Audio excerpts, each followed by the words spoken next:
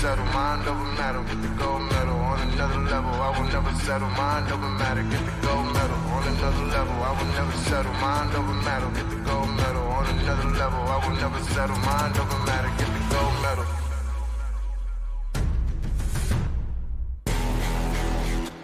Ain't got no time for no care.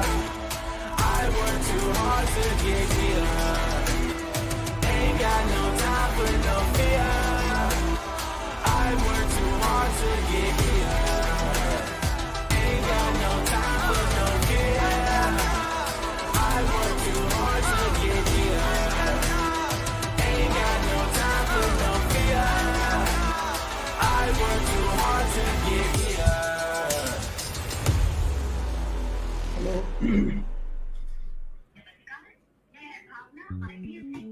Welcome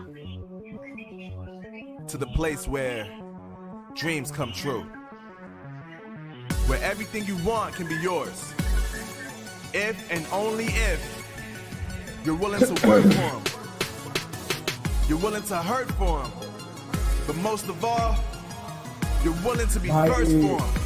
Look, I'm going straight to the top. I don't know how I would stop, like it or not. I got some goals that I'm hitting. You hear what I'm spitting? It's hot. Look what I got. Whole lot of passion and pain. The road to success is insane. Stay out my lane. Cause I'm on a mission. I'm getting what stands in my way. Yeah, I'm a beast. I wouldn't play with me, baby. The way that I'm training is crazy, and I do it daily. You wanna talk about drive? I got more drive than Mercedes. I've never been lazy.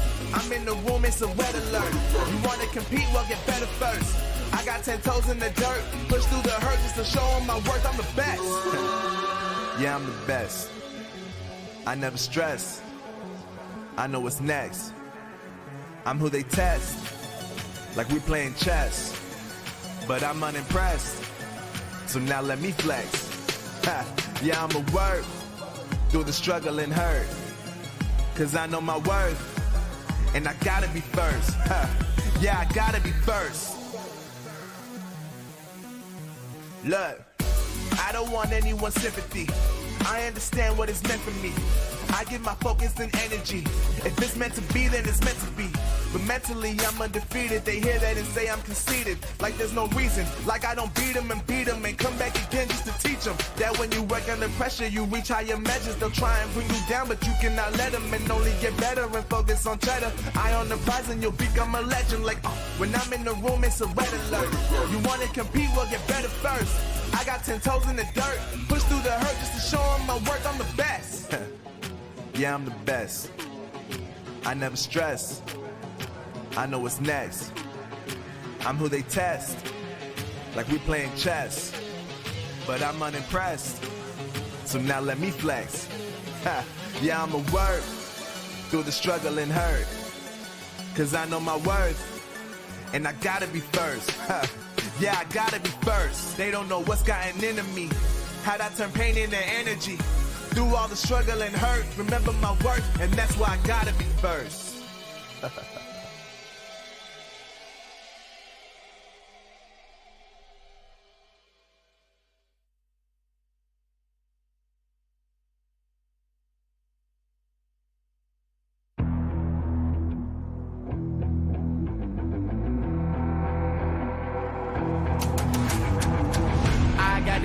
I'm on the mission, snap any minute, casually winning. Stop tripping on me, stop dissing on me. Yeah, I got a dream, can't take it from me. My fire's burning, now I'm always learning. Tell me where to go, man, I'm on a journey. Yeah, I can't explain it, I get excited. Keep it 300, King Leonidas.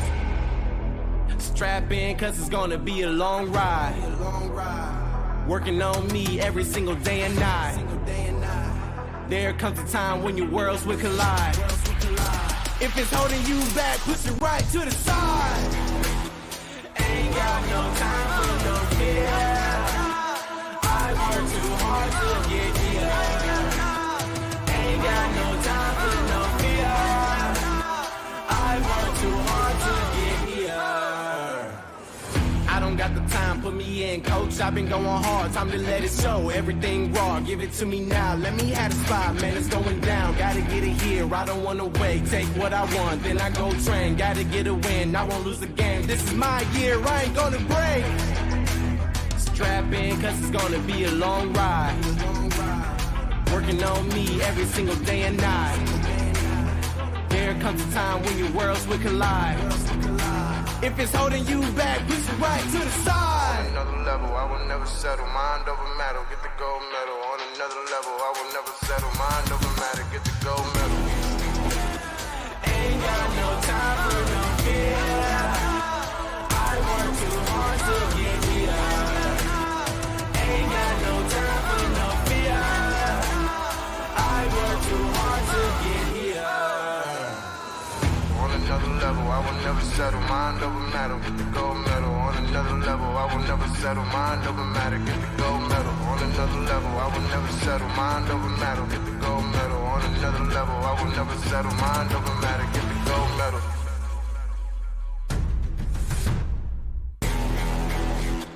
Ain't got no time for no fear. I work too hard to get here. Ain't got no time for no fear. I work too hard to get here. Ain't got no time for no fear. I work too hard to get here. Ain't got no time for no fear. I work too hard to get here.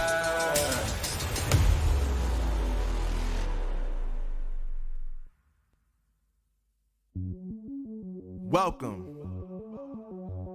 to the place where dreams come true, where everything you want can be yours, if and only if you're willing to work for them, you're willing to hurt for them, but most of all, you're willing to be first for them.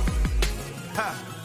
Look, I'm going straight to the top. I don't know how I would stop, like it or not. I got some goals that I'm hitting. You hear what I'm spitting? It's hot. Look what I got. Whole lot of passion and pain. The road to success is insane. Stay out my lane, cause I'm on a mission. I'm getting what stands in my way. Yeah, I'm a beast. I wouldn't play with me, baby. The way that I'm training is crazy, and I do it daily. You wanna talk about drive? I got more drive than Mercedes. I've never been lazy. I'm in the room, it's a red alert. You wanna compete? Well, get better first. I got 10 toes in the dirt, push through the hurt just to show them my worth. I'm the best. Yeah, I'm the best. I never stress. I know what's next. I'm who they test, like we playing chess. But I'm unimpressed, so now let me flex. Ha, yeah, I'ma work through the struggle and hurt, cause I know my worth, and I gotta be first. Ha, yeah, I gotta be first. Look, I don't want anyone's sympathy. I understand what it's meant for me. I give my focus and energy. If it's meant to be, then it's meant to be.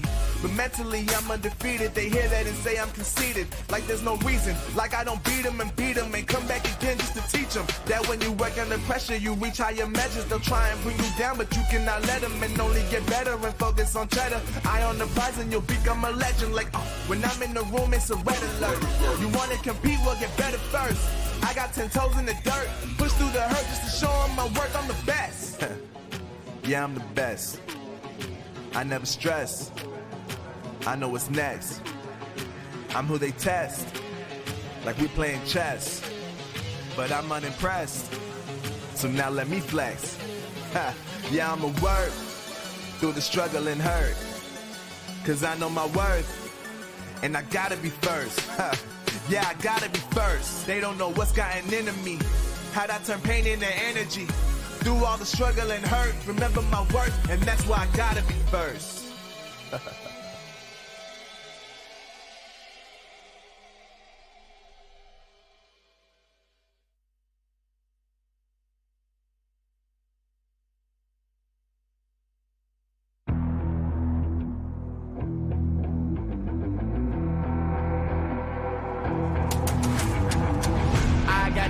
I'm on the mission, snap any minute, casually when it stop tripping on me, stop dissing on me. Yeah, I got a dream, can't take it from me. My fire's burning, now I'm always learning. Tell me where to go, man, I'm on a journey. Yeah, I can't explain it, I get excited. Keep it 300, King Leonidas.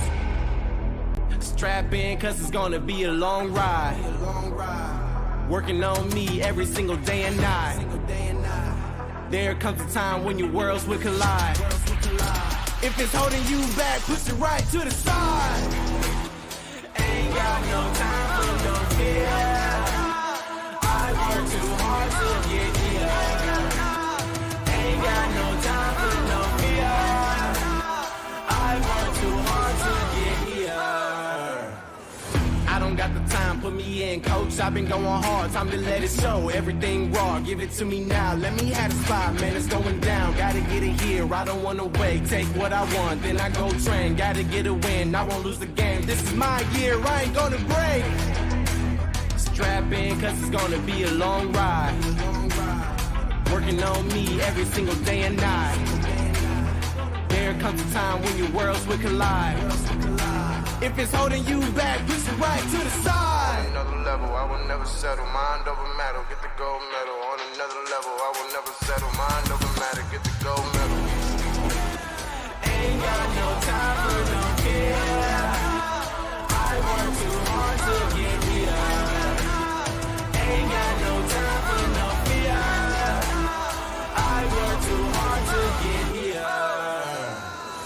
On another level, I will never settle. Mind over matter, get the gold medal. On another level, I will never settle. Mind over matter, get the gold medal. On another level, I will never settle. Mind over matter, get the gold medal. On another level, I will never settle. Mind over matter, get the gold medal.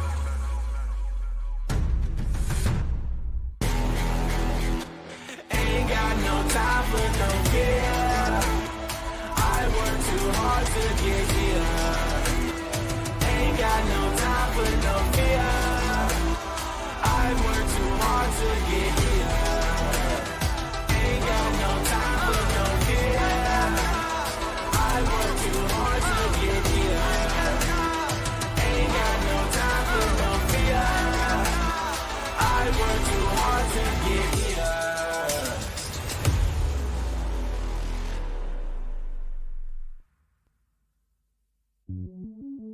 Welcome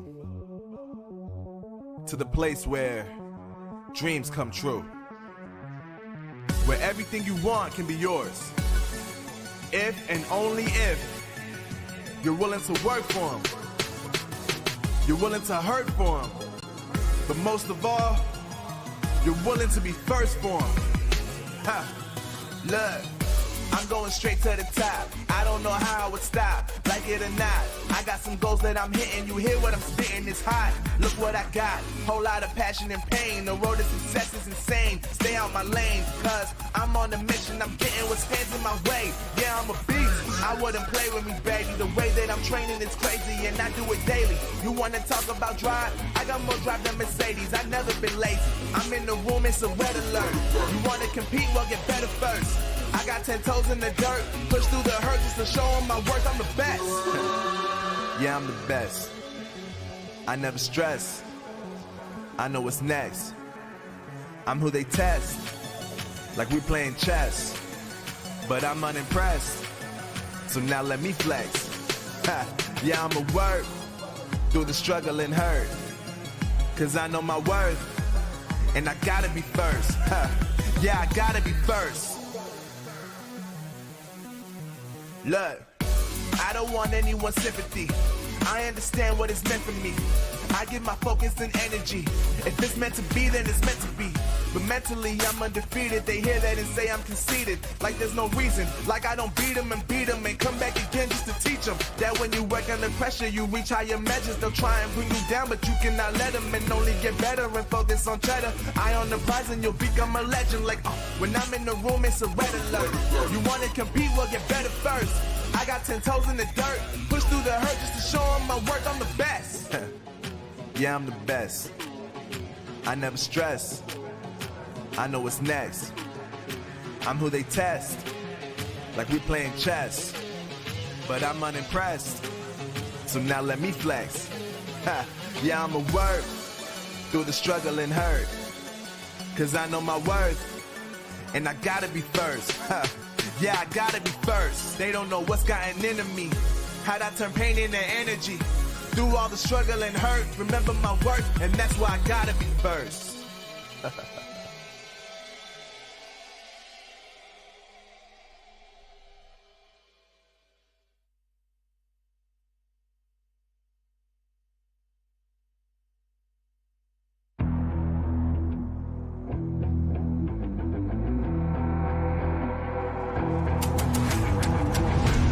gotta get it. I'm on the mission, snap any minute, casually when it stop tripping on me, stop dissing on me. Yeah, I got a dream, can't take it from me. My fire's burning, now I'm always learning. Tell me where to go, man, I'm on a journey. Yeah, I can't explain it, I get excited. Keep it 300, King Leonidas.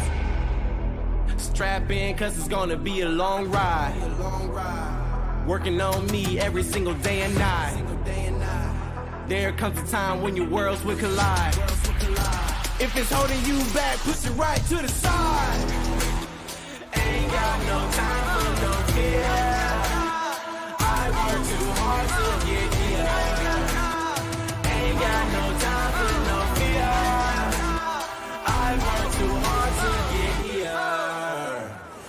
I don't got the time, put me in, coach. I've been going hard, time to let it show. Everything raw, give it to me now. Let me have the spot, man, it's going down. Gotta get it here, I don't wanna wait. Take what I want, then I go train. Gotta get a win, I won't lose the game. This is my year, I ain't gonna break. Strap in, cause it's gonna be a long ride.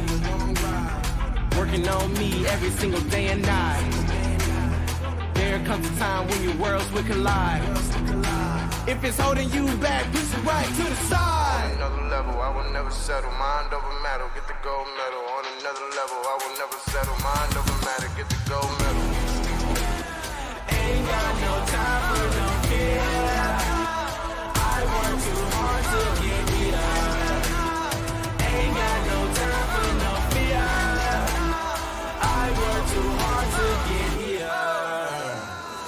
On another level, I will never settle. Mind over matter, get the gold medal. On another level, I will never settle. Mind over matter, get the gold medal. On another level, I will never settle. Mind over matter, get the gold medal. On another level, I will never settle. Mind over matter, get the gold medal.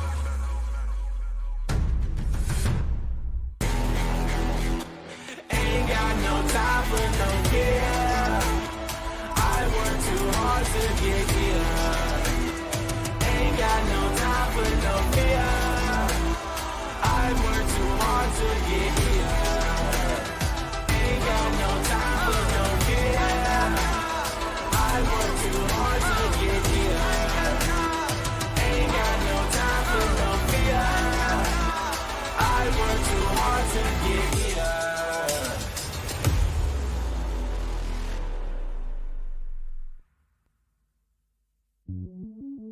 Welcome to the place where dreams come true, where everything you want can be yours, if and only if you're willing to work for them, you're willing to hurt for them, but most of all, you're willing to be first for them. Ha!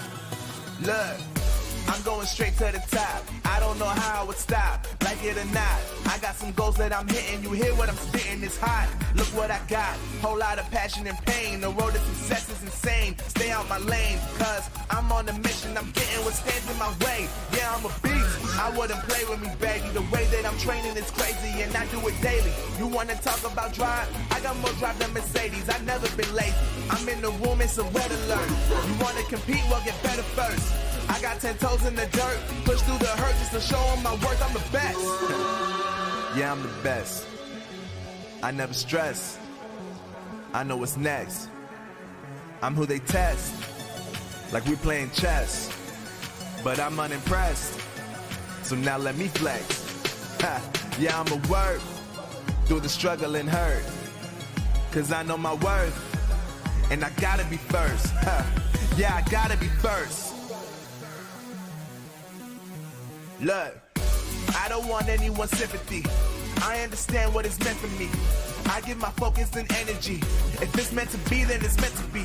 But mentally, I'm undefeated. They hear that and say I'm conceited. Like there's no reason. Like I don't beat them and come back again just to teach them that when you work under pressure, you reach higher measures. They'll try and bring you down, but you cannot let them, and only get better and focus on cheddar. Eye on the prize and you'll become a legend. Like, when I'm in the room, it's a red alert. You wanna compete, well, get better first. I got 10 toes in the dirt, push through the hurt just to show them my worth. I'm the best. Yeah, I'm the best. I never stress. I know what's next. I'm who they test, like we playing chess.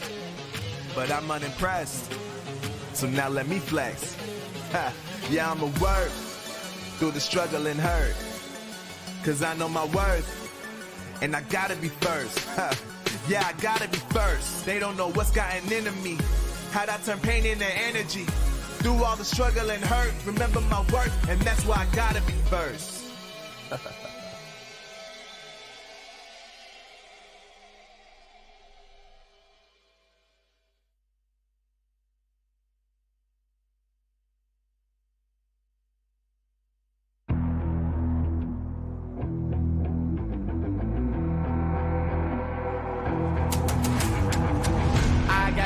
I'm on the mission, snap any minute, casually when it stop tripping on me, stop dissing on me. Yeah, I got a dream, can't take it from me. My fire's burning, now I'm always learning. Tell me where to go, man, I'm on a journey. Yeah, I can't explain it, I get excited. Keep it 300, King Leonidas. Strap in, cause it's gonna be a long ride. Working on me every single day and night. There comes a time when your worlds will collide. If it's holding you back, push it right to the side. Ain't got no time for no fear. I work too hard to get here. Ain't got no time for no fear. I work too hard to get here. I don't got the time, put me in, coach. I've been going hard, time to let it show. Everything raw, give it to me now. Let me have the spot, man, it's going down. Gotta get it here, I don't wanna wait. Take what I want, then I go train. Gotta get a win, I won't lose the game. This is my year, I ain't gonna break. Strap in, cause it's gonna be a long ride. Working on me every single day and night. There comes a time when your worlds will collide. If it's holding you back, push it right to the side. On another level, I will never settle. Mind over matter, get the gold medal. On another level, I will never settle. Mind over matter, get the gold medal. Ain't got no time for no fear. I work too hard to get here. Ain't got no time for no fear. I work too hard to get here. On another level, I will never settle. Mind over matter, get the gold medal. On another level, I will never settle. Mind over matter, get the gold medal. On another level, I will never settle. Mind over matter, get the gold medal. On another level, I will never settle. Mind over matter, get the gold medal.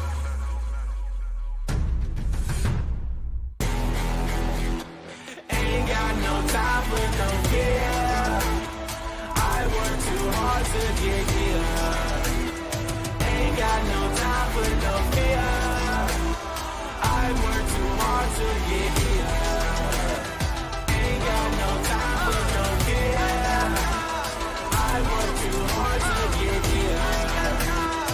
Ain't got no time for no fear. I work too hard to get here.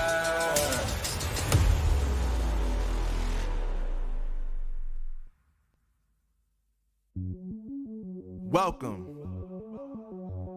to the place where dreams come true, where everything you want can be yours, if and only if you're willing to work for them, you're willing to hurt for them, but most of all, you're willing to be first for them.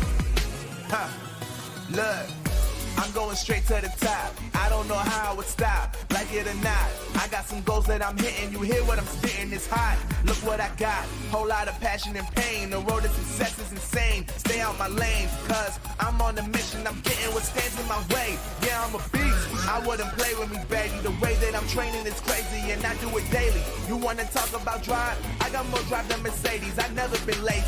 I'm in the room, it's a red alert. You wanna compete? Well, get better first. I got 10 toes in the dirt, push through the hurt just to show them my worth. I'm the best. Yeah, I'm the best. I never stress. I know what's next. I'm who they test, like we playing chess. But I'm unimpressed, so now let me flex. Yeah, I'ma work through the struggle and hurt, cause I know my worth, and I gotta be first. Yeah, I gotta be first. Look, I don't want anyone's sympathy. I understand what it's meant for me. I give my focus and energy. If it's meant to be, then it's meant to be. But mentally, I'm undefeated. They hear that and say I'm conceited. Like there's no reason. Like I don't beat them and come back again just to teach them that when you work under pressure, you reach higher measures. They'll try and bring you down, but you cannot let them, and only get better and focus on cheddar. Eye on the prize and you'll become a legend. Like when I'm in the room, it's a red alert.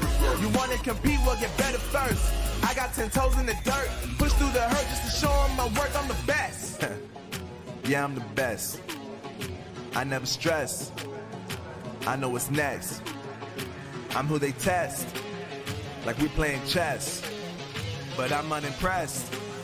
So now let me flex. Yeah, I'ma work through the struggle and hurt. Cause I know my worth. And I gotta be first. Yeah, I gotta be first. They don't know what's gotten into me. How'd I turn pain into energy? Through all the struggle and hurt, remember my worth, and that's why I gotta be first.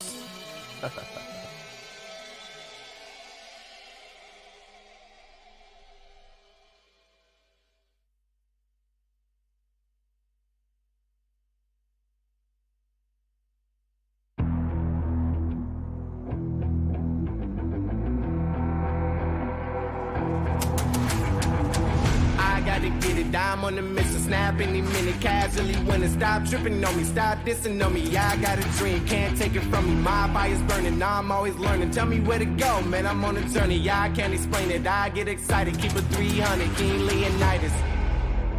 Strap in, cause it's gonna be a long ride. Working on me every single day and night. There comes a time when your worlds will collide. If it's holding you back, push it right to the side.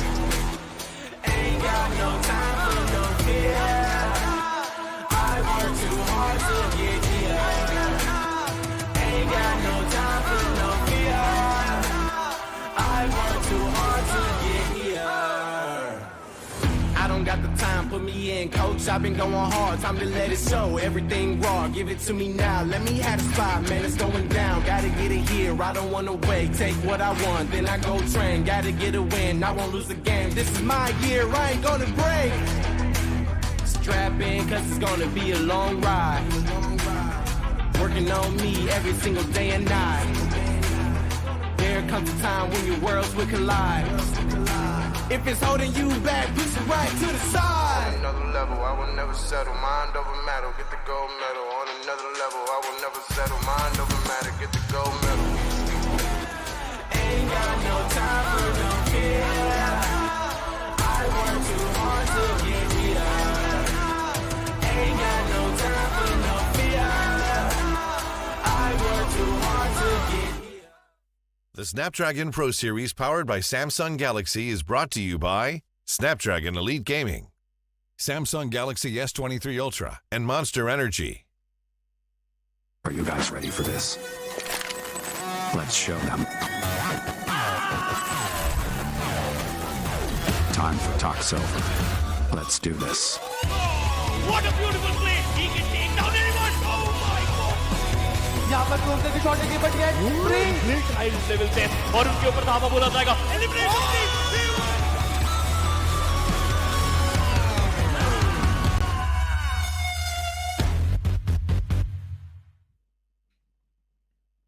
Hello and welcome. This is day number 3 right here in week 3, of course, where the final penultimate week is where we're looking at through the SPS lens of BGMI, where these teams, 32 teams, have all joined in together for quite a lot of action. I'm going to be your caster host, Blotter, joined on along with Necro to get us through the day and talking about all of this. We'll get started, but before, we need to give a huge shout out and thanks to none other than our sponsors, which are going to be none other than, well, Samsung Galaxy S23 Ultra, an incredible beast that is in your hands. Along with that, you cannot forget the Snapdragon Elite Gaming, where winning matters the most, and Monster Energy, unleashing that beast, which, as Necro was just mentioning in the green room, is going to be unleashed today from the teams that are on the final page of that overall standing, mate. Exactly. Today's the day. It's all about the teams on the last page of the overall standings, because we had a brief discussion about this yesterday as well. We had a pretty long discussion about what teams need to do in order to make a comeback as well. There are a couple of teams where we know pretty much the comeback is going to be next to impossible, especially the teams that are currently in the bottom four. But you never know. Anything can happen. One solid game, they can instantly propel themselves somewhere in the 25th or 26th spot, but still it's not going to be done. Consistency has to be the key, and considering you've only got 3 more games left in your hands, I'm not exactly sure what these teams can do, because they're going to be feeling a lot of pressure. Absolutely, and again, talking about the pressure itself, it is going to get surmounted and tenfolds itself, because like you mentioned, only 3 games is what they're going to be allowed to play. All of these teams, 32 teams, have been divided in 4 groups, but they only get to play 3 games throughout the entirety of the day. And within those 3 games, again, talking about, once again, the teams that are sitting at the latter half of the leaderboard, they've got a huge undertaking to be a part of. But with all of that, what are they working towards? Let's have a look at the format first and get that all described and cleared up, because we joined on with 8 teams from the open qualifiers that qualified, and we already had 24 invited teams. Thus combined are 32 total teams, from which only 16, only 16 teams will move into the LAN final.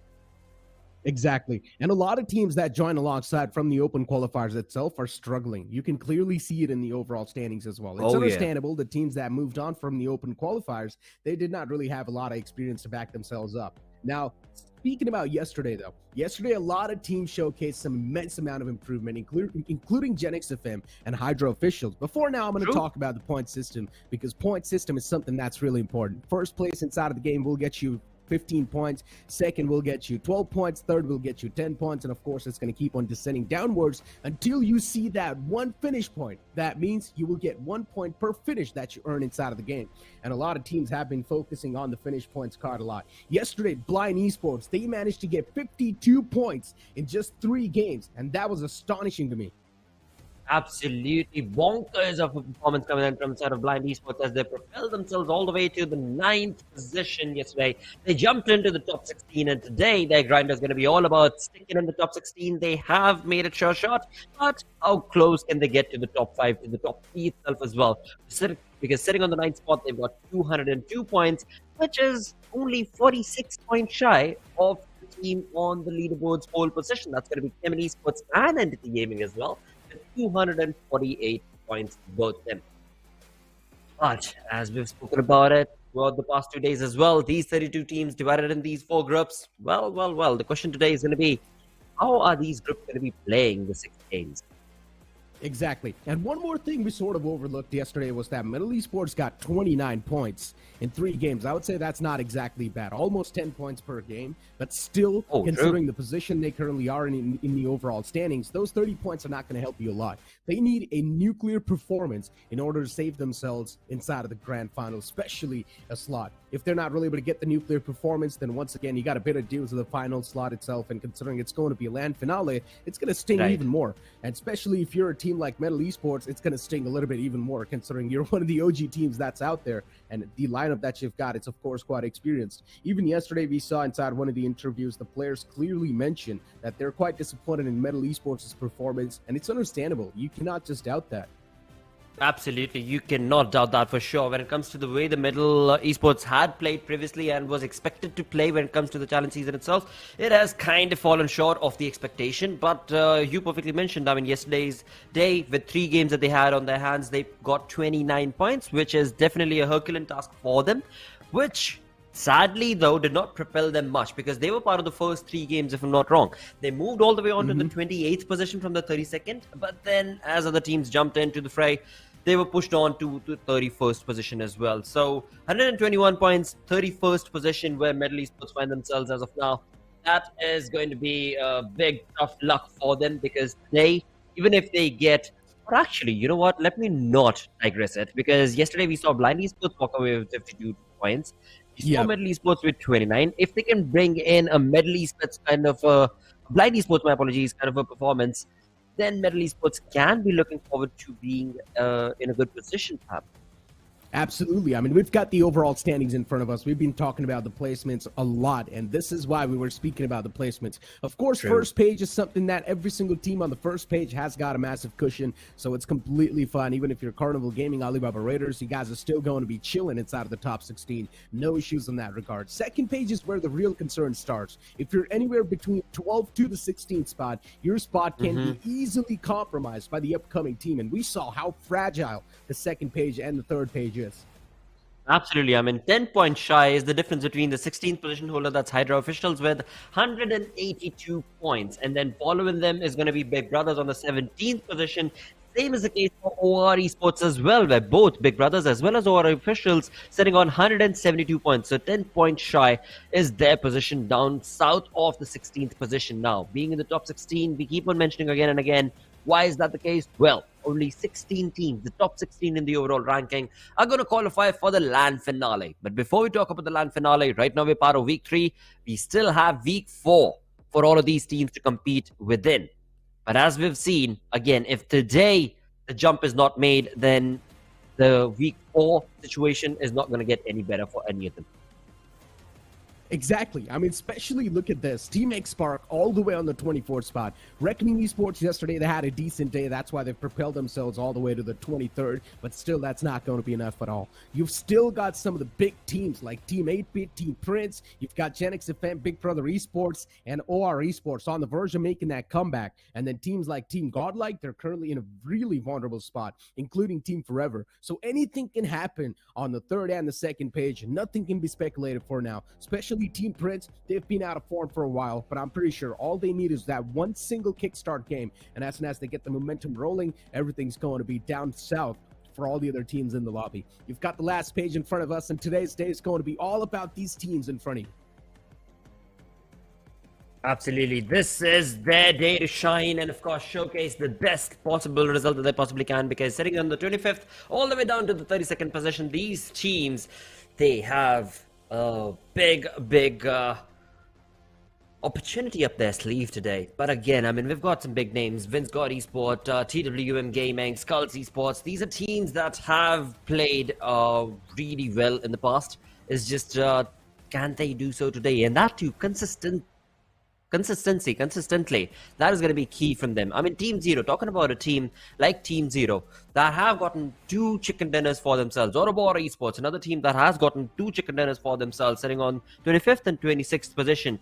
There's still a lot of expectation from the side of both of these teams. In fact, Team Zero yesterday got 26 points off the 3 games that they played, compared to AUTOBOTZ Esports walking away with only 9 points. So there's still a huge undertaking that if they played their cards right, they can very well propel themselves. But as you mentioned, right, all of these teams on the final page, FS Esports, Skulls, TWM, Vingod, Middle, they all need to do something out of the extraordinary. That is how they can get into a comfortable position by the end of the day.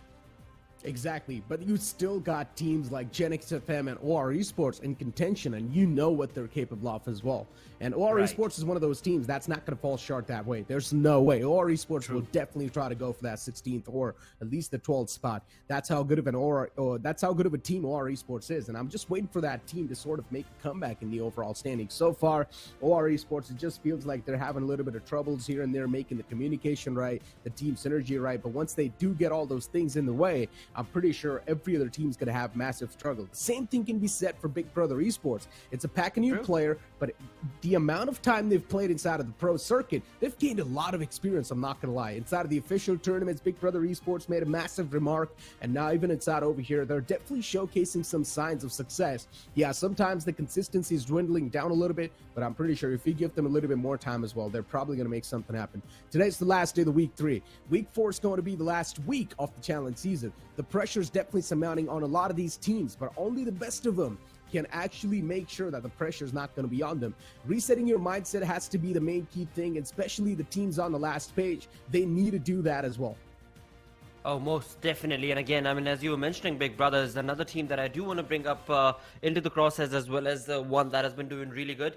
TTE, we saw yesterday. I mean, they're sitting in the top 16, top 12 positions. Same is the case for Gujarat Tigers as well. Now, both of those teams, the way that they've been able to rack up those numbers for themselves and get their place secured in the top 12, top 16 position is a really commendable approach. And today, I really would love to see how big of a jump, how high are they going to be able to propel themselves from that 10th and 11th position that they're on right now? Because high hopes from their side is going to be out there. And in all of this, Carnival Gaming, the consistency being key for them. Getting a chicken dinner from them yesterday was just a cherry on top with all of that abysmal play that they've showcased till now.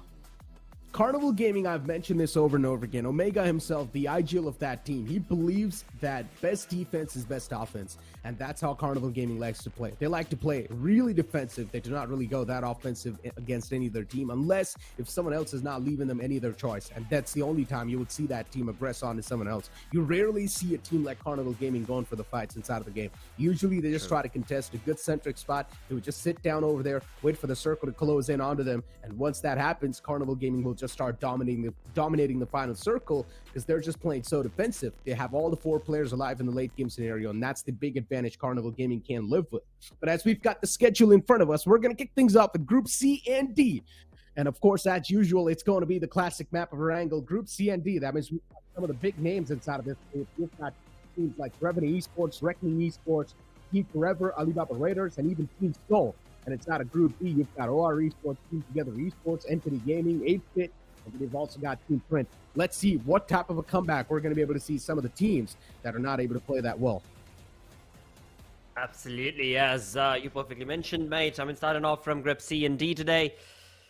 This is going to be quite an uphill battle right here for Group C and D, as we've got some big names in here, and one of those that you already mentioned that is going to be able to showcase a really good performance. I mean, Team Together, we already spoke about. Team Zero, we already spoke about. OR Esports, a team that is sitting on the 17th position, 10 points shy of the 16th position, are going to be playing the first 3 games. OR Esports, that would mean that they need to really up their game in all the 3 games if they want to be able to propel first things first in the top 16. In fact, I would say the top 12 itself, because once they're done with those 3 games, the other groups are going to jump in along. And that means if OR does not qualify in the top 10, top 12 position, they can very well be propelled down. Being in the top 16 for the first 3 games, being at the bottom of the top 16 in the latter 3 is not something that OR would want. But with that, exactly, the game starting off, Nikram. Exactly. Ladies and gentlemen, here we go. The first game of the day, as the Plain Flat Path starts all the way from Primorse towards the opposite side, which is going to be Milton Power. Now, this Plain Flat Path is completely dedicated to the southern side. We're probably going to be seeing a couple of drop collisions in the pit stops, and I'm super excited to see where the drop collisions are going to be. I want to see some of the big teams just go for the battle off the bat. Absolutely. That is what I would love to see as well. Right now, it is going to be a slowpoke affair, perhaps. In fact, I mean, we were talking about this before the game started off as well. That when it comes to today, I mean, we are expecting quite a quick, swift day from these teams, because today is the last day of the week.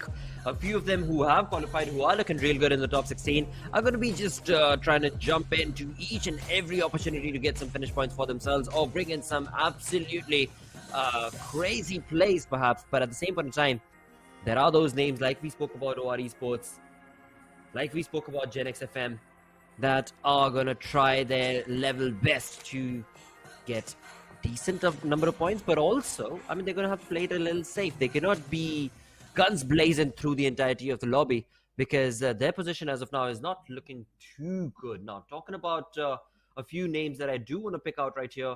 Well, first things first, as I mentioned, Gen X FM, they are sitting on the 19th position with 170 points. They've got a tough situation up their sleeve. Team Zero, sitting on that 25th position, are going to have to start racking up those numbers right here, right now itself. But also, with that, they're going to have to be real safe as to what fights do they choose to be a part of.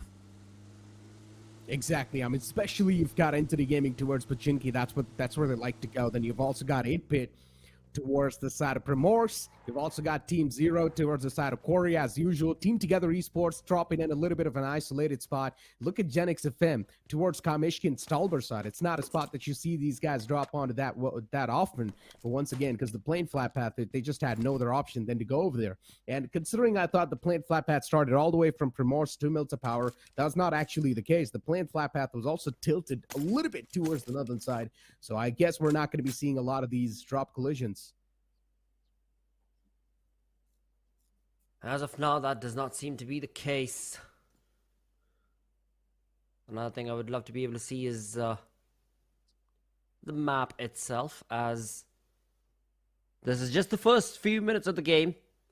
Apart from Revenant and FS, what other team that find themselves in close contestation against each other?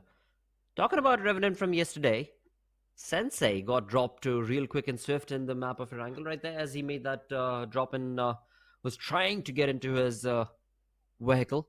Sadly, did not work out. In fact, even at the end of the day, the interview that we were part of, Sensei's name was brought up. And how there's expectation from the other team's members as well for a really good performance coming in from the side of Sensei. Though that was not the case, hopefully today is going to be that overwhelming day that we anticipate coming in from the side of Revenant and their squad. Team sitting on the 6th position as the day starts off with 213 points. Yesterday, walking away with 29 points was definitely a GG day for Revenant Esports. But in all of this, along with Revenant, Reckoning is another name that we should bring up actually, because they are not yet part of the top 16. In fact, they're not even close to the top 16. Yesterday, they walked away with 37 points, but they're sitting on the 23rd position. That is a team that is going to be jumping into this entire play as well. I mean, Revenant Esports is one of those teams that is known for the consistency. And that's what they're keeping up. This lineup of Revenant Esports, it's got a good balance of firepower and also tactical nature. Sensei being the IG brings in that tactical aura. Then you've got a man like Fierce and Equinox. These two men, they pack a lot of punch. And then you've got one of the best supports inside Indian region, which is Blaze. So it's got a good mixture of tactical and also the firepower. It's up to the IGL, which is Sensei, when he wants to utilize what. And recently, we've not been seeing Revenant Esports utilizing that firepower that much. They're not just going straight up head on into a fight. Instead, even they're trying to showcase a good mixture of both. A defensive and an aggressive playstyle, which I'm respecting, of course. It's pretty nice to see both of them being mixed up. And Revenant Esports, they realize what their strength is, and they're just trying to play around that.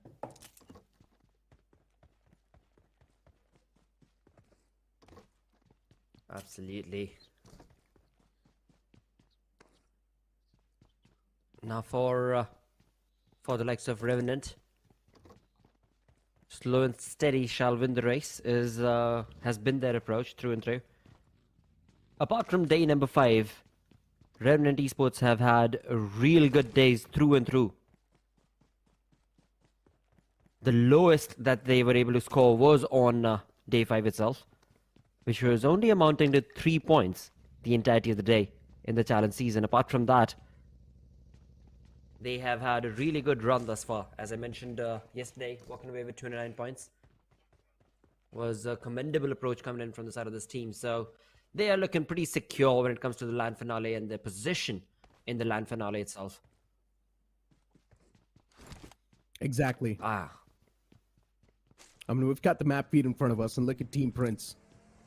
As usual, they like to drop towards farm. And once again, Wind God is quite inside of the shelter area. There's no one really around these teams, so at least for now, they're going to be super safe. No issues in that regard. They're going to be really safe. But then you've got teams like IQ Seoul. Once again, as we mentioned yesterday as well, at this point, those teams have got nothing to lose.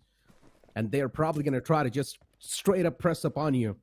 And that's what Seoul was doing as well. We saw those players take an individual fight.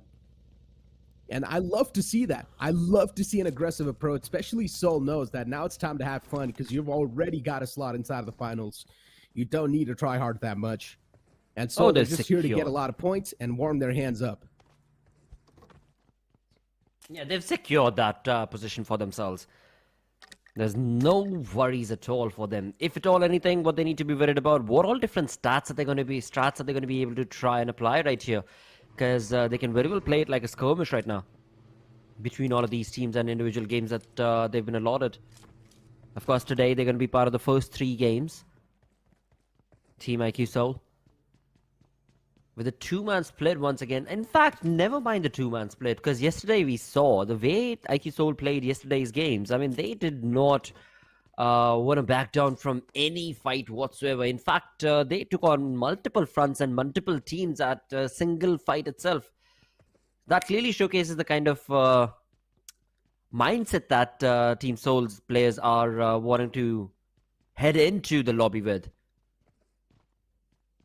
Like you had mentioned yesterday as well, there are quite a lot of these kind of mindset teams that are just trying to bait the other players to make the mistakes, and at the same point in time, all they are doing is warming up for week 4 and more so for the LAN finale.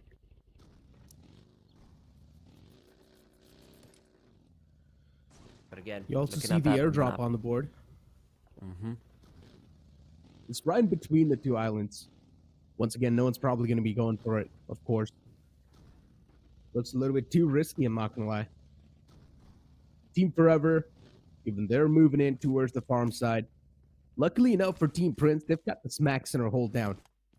So once again, no issues are going to be over there. Revenue Esports, they do not even need to leave that Milta area.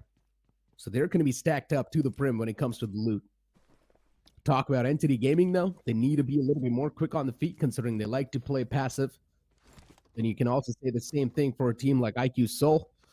IQ Soul, that team will try to play around the edges, considering they like to play a little bit aggressive. So they're probably going to be a hunting squad inside of the game. I want to see what an approach we're going to see from a team like Genix FM, because that team's not doing too hot in the overall standings. They need a lot of points, but at the same time, they can't easily make it inside of the top 15 as well. The consistency and passive play style has to be the way to go. Survival instincts, they need to kick in. Oh, that's quintessential, absolutely. There's no two ways about it. And with that, we've got some sprays taking place right here from the side of none other than Team Zero itself. A long-fledged spray coming in from Dux right here with the 4X. He was able to take on some lead against the vehicle. But that was all that was possible right there. It was quite an extensive spray, and if I'm not wrong, it was on the players of 8-bit. Nevertheless, for now, as we move ahead from Team Zero towards another team that's keeping their crosshairs is going to be Team Prince, as they have somehow gotten their crosshairs and figured out the information against Revenant, I believe it was.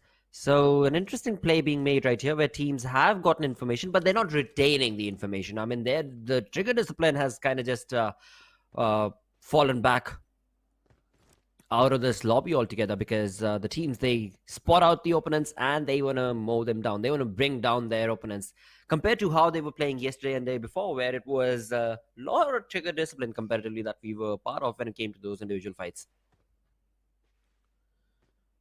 OR Esports and Genix FM right next to each other. Next circle shift's going to be on the way too. Gujarat Esports still in quite a solid spot towards shelter. They do not need to move a muscle. Genix FM, even they've got a decent amount of spot towards the off-centric side, a little bit tilted on the northern side. Prison is going to be a hot spot at this point, especially the little hills that surround Prison. That's definitely going to be a hot spot. This entire playing area is going to be really awkward for a lot of these teams. The adjustment has to be quick on the fly. While you see a team like Team Soul, they just do not really care about anything. They're here to get the fights. They're catching a lot of teams making that rotation. Alibaba Raiders could have been the one to get caught as well. Roman OG making that rotation, might get knocked out, and that's what exactly happens. What a beautiful spray that was from Ronnie as well in the back, but Knuckle catches him on the bridge lines. And Alibaba Raiders, they lose out on one of their key players inside of the game. Even Alibaba Raiders is one of those teams that is looking really comfortable in the overall standing. So even if they do lose out on that one single player, it's really not going to matter a lot. It's not going to be that big of a sting for the players of Alibaba Raiders. But still, it was a big, crucial man that should not have been taken down in the first place. Absolutely. Should not have been taken down, that's for sure. But again, that's what the players of IQ Seoul are known for. They're able to spot out, scope out the players, their opponents, and they don't wait for nobody. That's exactly what we see coming in from the side of IQ Seoul, as they were stuck on towards the Rozhok area. Now as the zone has moved away, they're going to be jumping in and making their presence felt at Yasnaya. And interestingly enough, as they make their entry onto Yasnaya from up north, we've got another team that's going to be in their close proximity and vicinity, and I believe that's going to be the players of Alibaba. Oh, never mind Alibaba, because Team Zero have caught on to the players of RGE, and those shots from the DBS are just hitting onto their targets one by one. AR's players are going down. Alibaba, along with, of course, RGE God. Right now in trouble. Oh, and what? Side OP with only a sliver of HP, he still managed to clutch it all. Takes down 2 players of Reckoning Esports all by himself. And that's DBS at its finest for you, ladies and gentlemen. One single shot from DBS is going to seal the deal. And Side OP, he placed that to perfection around the rock. It jiggles around the rock perfectly. Nicely done. Good mechanics being used from the side of Side OP. That's what we like to see. Team Zero. Finally, some signs of improvement inside of the performance as well.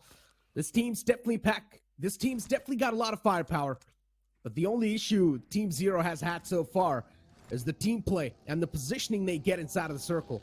Sometimes it's quite shaky. Maybe they just need to improve on that. And I guess the firepower is going to be on the point as well. No issues in that regard. But then still taking down a big name like Reckoning Esports is quite a big meltdown inside of the lobby.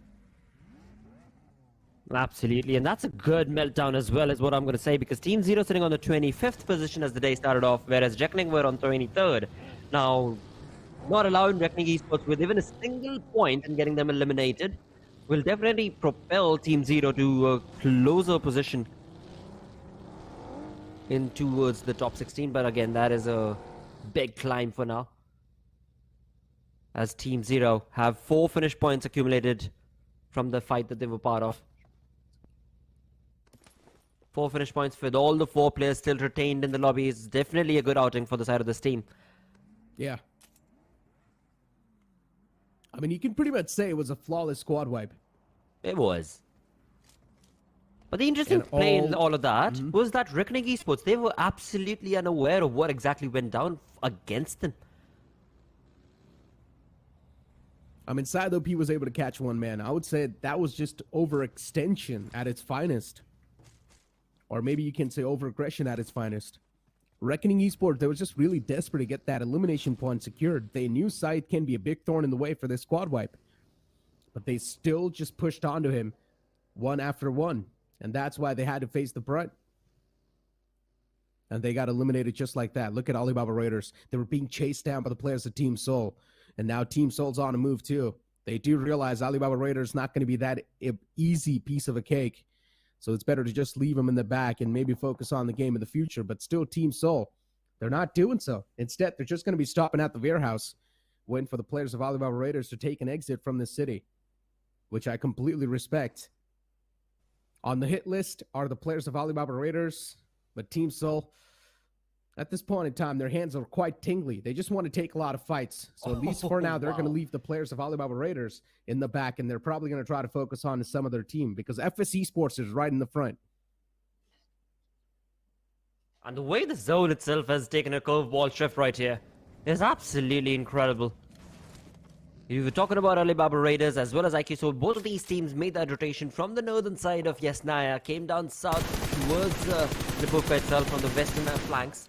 And that's exactly where the zone itself has constricted itself. Thus allowing Alibaba Raiders to be pretty much in the center of that area. But again, we are left with 15 teams. I mean, 57 players in total. Apart from Reckoning, all the other teams are still here. With decent number of players from their side. So this is going to get tricky. And right here, talking about tricky, it is going to be Entity getting in close-knit affair. But before that fight starts brewing, we've got Alibaba Raiders, the two-man army, against the four-man squad of Vinscott. They've been able to create an opening, and another nade to perfection being played right here from Duke. It is going to be annihilation for the numbers of Vingod, as Vingod are down to just a sliver of man. I mean, already the situation's balled down to a 2v2. And even OR Esports, now they want a little bit of piece of this pie. A third party on the way, OR Esports. They're looking high on adrenaline. Let's see what they can do. Their veins are probably pumping through. They want to get their hands bloody as well inside of the battlegrounds. They're tossing in quite a lot of utilities. But eventually, they do realize overextension inside any type of a circumstance is not a good way to go. And they're instantly going to try to back away from that one. WindGod Esports, at least for now, it's going to be a bit of a sigh of relief, but still, they've taken a lot of damage. It's only 2 players up in life. OR Esports instantly shifting their focus on the players of Alibaba Raiders, but even they've moved back a little bit. OR Esports, I'm not exactly sure what the game plan is, but they're trying to take fights against 2 teams at the same time, which can be quite detrimental later on. So you might as well try to just keep yourself a little bit more anonymous and just stay quiet, stay put.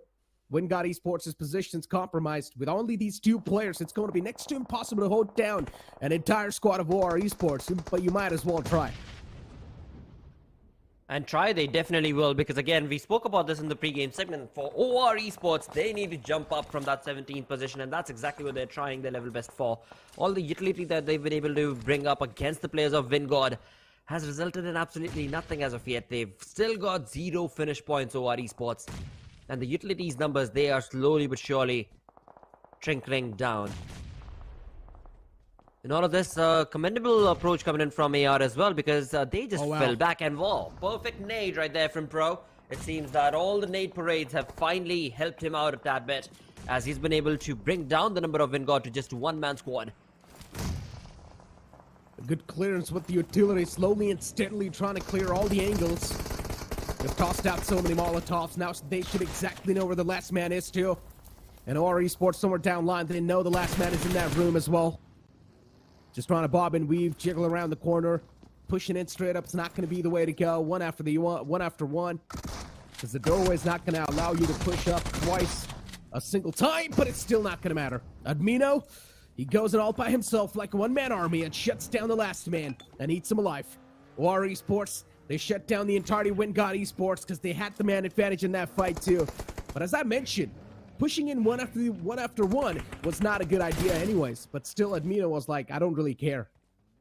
Gujarat Tigers too. Yeah, I mean, even Team Prince now is starting to take a lot of damage. 8-bit against the players of Team Prince. Even Prince is catching a lot of damage. Team Prince and 8-bit, both of them, they need to get into the zone right now. And at the edge of the zone as they find themselves towards the southeastern side, this is going to be tricky because as of now, the players of 8-bit, they've been able to spot down the players of GT. As Prince go down, now Gumla Boy is going to be in the crosshairs of Ronak with a Scarl and a 4x in his hand. He has been able to spot him. But again, trigger discipline being showcased right here from 8-bit Ronak. A really good decision right there. Does not want to overextend unnecessarily because he knows that he's at the edge of the zone. And as he moves up front with the zone that will walk away from him in another 45 seconds. This is not going to be the opening that Ronak was expecting, because all the players of Entity, right as soon as he starts spraying down, have moved into the perfect angles as well. So the cover for Comrade is going to be there. Even the last man from Team Prince gets caught on the investigation. And now you've got Team Forever taking a fight against Team Zero. Damage is being dealt equally in both the sides. But Team Zero, they've just got a better advantage. They've got a better angle. Yeah, it's understandable that they're also the center of attraction inside of this situation. Considering they've utilized so many smoke, everyone just wants to spam inside of that smoke and hope that they can find at least one single knockout. But Team Zero, they've got no other option than to just stay put over there. Genix FM, they take a fight against the players of IQ Small Soul, and they also deal a lot of damage against him. All the 4 players from Genix FM are still up and alive, and everything's looking quite good in the hood. Skillful spots out the last man of Soul. Knuckles behind the tree. Confirmations going away on both the sides, and Knuckle now, he definitely does have the intel to work around with, but can he make this clutch happen? And the answer is going to be no. He gets surrounded from both the angles. Well, the trouble brewing for Gen XFM is still not yet done because they've been able to bring down the players of Seoul, but right behind them is going to be the players of TTE as well. In the team in yellow is going to be TTE, but never mind that. A third party and annihilation coming in from the side of Team Zero as they spray them down. And TTE, they have taken a very hard exit right here from this lobby. Down left we have with 37 players, but Dark Lord along with his teammates, they're going to be stuck in the shack as of now. Now, when it comes to the zone itself, it's about 180, 200 meters away from Team Zero, and so many of the teams in the vicinity. Oh my god. Slaughter, this is incredible. Insidious is actually utilizing an AMR, and he can shoot people through walls with that weapon. That is crazy. AMR has the wall penetration ability, and considering there's a lot of shack inside of this final circle, he could just go for the spam on the walls. And he can probably try to find some tags as well. Let's see. I mean, Team iFlix definitely coming up with some different strategies on the board. And that one can definitely work out as well. Even Revenue Esports, they find themselves in a bit of a fight against the players of OR. One more man knocked out. Robin can be the second one to go as Ball is out in the open. Hands were busy, but Equinox misses the opportunity. Utilities being traded from both the sides, and even Admino now starting to close in, but this nade's going to catch a lot of damage. And it actually deals a lot of damage as well. Pro's got his hands on the nade too. Utilities exchange from both the sides, but Equinox is going to be completely fine. Instead, the nade finds the opening, but Dark Lord instantly catches the man slip by. Revenue Esports, this can be a really bad jump taken by Equinox. And this is what happens. Over-aggression and overextension at its finest. Equinox should not have went for the fight all by himself, but instead he did so. The overextension cost him his life. It absolutely did, but it's not yet done. As we move on ahead from one fight to the next, it's going to be Team iFlix, who with just one slip... Well, never mind. It was looking like a really good cooked nade, but Atanki had some other plans in his eye. It's just a sliver of HP. He's going to be mowing down the players of iFlix, and iFlix, they're not going to be standing up tall for long. Sadly for Atanki as well. He gets third-partied from the players of Revenant Fierce. Now, FS, they are in a bit of a hard luck right here on the western flank of the zone. But they've moved in towards the edge, but the numbers, it's not doing justice to them. FS Esports, they wanted to save that one single man, Atanki, but while they try to do so, they also lost out another man. That's what happens. You try to save one, you lose on the second one. The only time you should actually go for the resurrection is when you know the man's completely safe. And over there, the smoke was the only one blocking the vision, but it cannot block the bullets. Team 8-Bit still going for a spam inside of the smoke, hoping to find at least some connections. Revenue Esports, they've lost out on 2 players, and both of them are still just crawling for help. Fierce is the only man who's a little bit far away. At this point, Resurrection's going to be next to impossible. Blaze is going to be spotted out, so that's an easy collection. And 8-Bit, they're able to rack up some elimination points here and there. FS Esports, even they're on the verge of getting eliminated. For Entity Gaming, these are going to be some free points. And even they've got their arms open. They're welcoming any type of free points that they can lay their hands on. FS Esports on the verge of getting eliminated. But also, they can't stop this elimination happening too. If there is a successful resurrection, well, Entity Gaming, they've got a solid cover to play with inside the containers. And they're the only one who's controlling the majority of the circle too. Absolutely. They're the only ones who are in the zone itself. Behind them, onto the ridges, onto the edge of that, what is going to be 8-Bits players. And 8-Bits, their players, they've been held on to that ridge for a long, long time. But again, as you perfectly mentioned, when it comes to the zone, that is an entity's favor. Though at the same time, it seems like Team Forever are going to be making a flank. They're going to be making a move to get into the zone. But before they're going to be allowed to do so, they're going to be sprayed on down and left with just one single player. It all boils down to how Entity and Team 8-Bit are going to be playing this fight. OR's Admino, one final player remaining. A perfect nade cooked from Madman. Is this going to do justice? Is This is going to bring down, well, never mind. It's Entity who get the better half of that fight, as Troy is going to be eliminating the name of OR from this lobby. 4 teams remain, and now Entity swing along to get their attention focused on towards the players of 8-Bit. But from behind, FS have been able to revive their players. They're only a 2-man squad. They're going to be away from the zone, but now they've got no cover whatsoever. It's all in right there. Troy. He overextended, but thankfully he's been able to get into cover right behind the vehicle right now. Now Entity is going to be sandwiched. From one side it's FS, from the other it's going to be 8-Bit. Yeah, there's not that good of a position. Entity wiped out as well. A team that was controlling the majority of the circle too. A team that was dictating the pace of the game. They've been eliminated. Meanwhile, even Team iFlix, they're trying to move inside of the circle slowly and steadily. You can see them creeping and crawling their way in. 8-Bit's going to be the only bigger threat over here for teams like FS Esports and iFlix. Maverick, the only man surviving from the side of iFlix. I want to see what the game plan's going to be looking like over here. Insidious as well as in the back lines.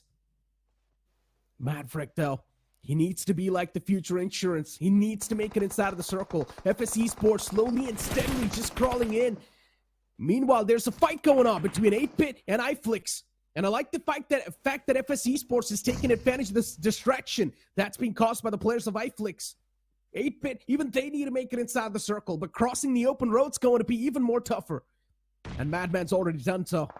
Now it's time for Ronan to cross on over. Maybe FS Esports can find that clean opening onto Mighty, but that's not going to be the case. Instead, iFlix, they've decided to take a couple of more shots. Now the wall of death is going to start to close in. FS Esports, they're catching a lot of hurt. Secrets gets knocked out, and even Aru is about to get taken down by the blue, but instead he still somehow managed to squeeze inside of the safe zone.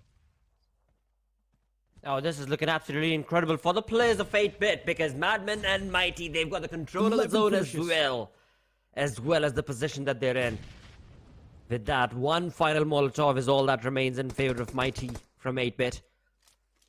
And like that, it's the end. What a perfect play right there for 8-Bit and their entire lineup, because this team, they were eyeing out for that incredible chicken dinner, and that's exactly what they've been able to accumulate. 11, 12 finishes, I believe, or maybe even 13 coming in for 8-Bit along with the chicken dinner.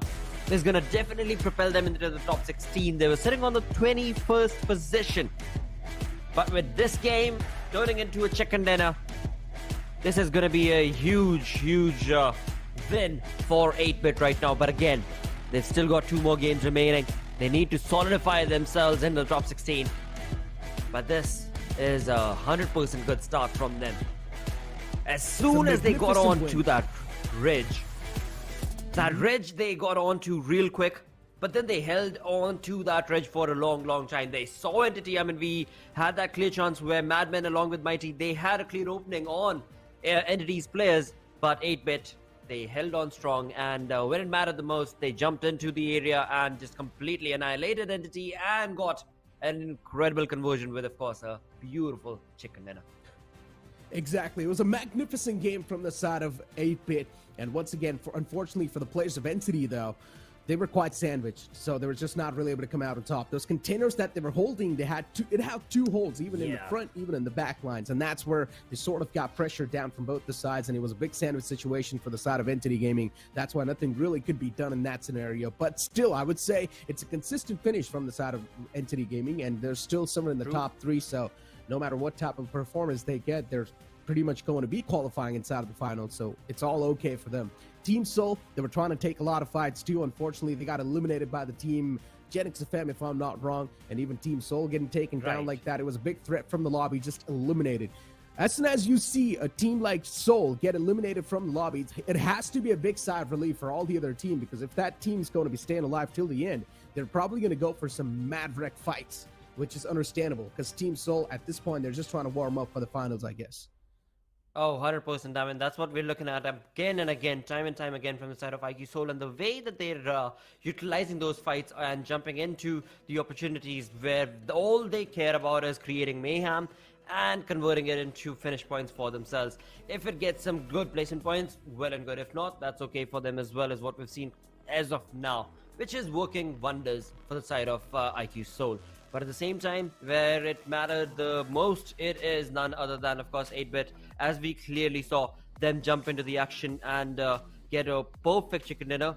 Now the biggest trouble is how big of a leap are they going to be able to make from the 21st position, where the 166 points is what they started the day off with. But we'll come back to that, because right now it's the highlights on our stream, and this is where you have IQ Soul and that perfect spray coming in from Ronnie, annihilate the invading team. Now, once again, you ask how big of a leap it's going to be in the overall standings by 8-Bit, right? And I think so. They've probably made it inside of the top 16. It has to be, because they had 166 points, and they also had 12 or 13 eliminations in that previous game. So 8-Bit, they've got a lot of points to back themselves up with that entire massive game that they got in the previous one. Without a doubt. But these highlights, even these are quite weird. A lot of fights were happening in the open grounds, and this is how Team Soul as well got eliminated. Last man was left over in the name of Knuckle, but Gen X FM, they played that perfectly. They had a 2-2 split, while Knuckle was distracted on the rest two players. The two players in the back lines got taken down easily. So once again, Team Soul, the performance in the previous one, but once again, they just do not really care. FS Esports, you got to give it to them. FS Esports, they do realize the depth of the situation, and they wanted to play consistently as well, and they've managed to squeeze themselves in the top 2, and I would say that's quite a good start. In fact, another team to bring up is going to be Team iFlick. I mean, the way that they were able to hold on strong the final 2 players and get themselves in the top 3 is definitely going to be skyrocketing and propelling them from that 20th position as well, and closer to the top 16. So definitely a good game, good start to the day right here for quite a lot of these teams that were not in the top 16 arena, so to say. So it all boils down to now, where are they going to be sitting at? How close have they gotten? How many points have been racked up by these teams? What team I do feel bad for is going to be Reckoning Esports, as they tried, but again, the position that they were in, it just did not favor them. I mean, for Reckoning Esports, it's a whole other story. Once again, the inconsistency continues. They started the day off with 23rd position in the overall standings, and the issue has been that Reckoning Esports, they come up with one solid game, and then after that, the performance just comes crashing down, and that's what's happening once again. They had the momentum yesterday as well, but then yesterday we did not really see that consistency carry on forward. So that's a big issue for Reckoning Esports, and they need to find a solution to that issue. But as we do see the MVP from the previous game, it's going to be Madman with 6 elimination points and 50% finish contribution. As I mentioned, 8-Bit, they had 12 elimination points and had 15 points chicken dinner. They had a solid game in their hands. They most certainly did, and that means that when it comes to Madman and his finish contribution, being at 50%, the teammates have been able to accumulate and rack up quite a big number as well. That's amounting to about 12 finishes in total along with the chicken dinner. So definitely a kudos play being showcased right here from the side of 8-Bit, with 15 points coming in from the chicken dinner and 13 points with the finish point. This has been a good start to the day for them. Now, all they need to do is rack up the exact same number all over again in the second game that they're going to be playing. But moving away from that towards the stars of the match, well, we've got Team Zero's Shadow right here being the best companion, and rightfully so, because he has 3 rescues along with an assist right there for his team. I mean, especially Madman, right? He had a Madman performance, but then you see one man from Team Zero, Shadow 7, a team that's not doing too good in the overall standings, and then you see a man like Shadow 7 just coming up with best companion. I guess Team Zero, as I mentioned, they're definitely showcasing some signs of improvement. We've seen Team Zero pull off some incredible performances in the past, but the problem has been consistency for a majority of these teams. Every single team inside of the competition, they're some of the best teams that the Indian region has to offer, but it's all about performing when it matters the most, and some teams are just not able to perform when it matters the most, and that's why they're currently at the bottom page in the overall standings. You've got the match rankings though. Team 8-Bit with 27 points, FS Esports with quite a good performance as well with 16 points, Entity Gaming, once again the consistency continues, but then you see Team Zero. They only managed to get 1 placement point, but 11 finish points, and that's going to give them 12 points in total. That's incredible.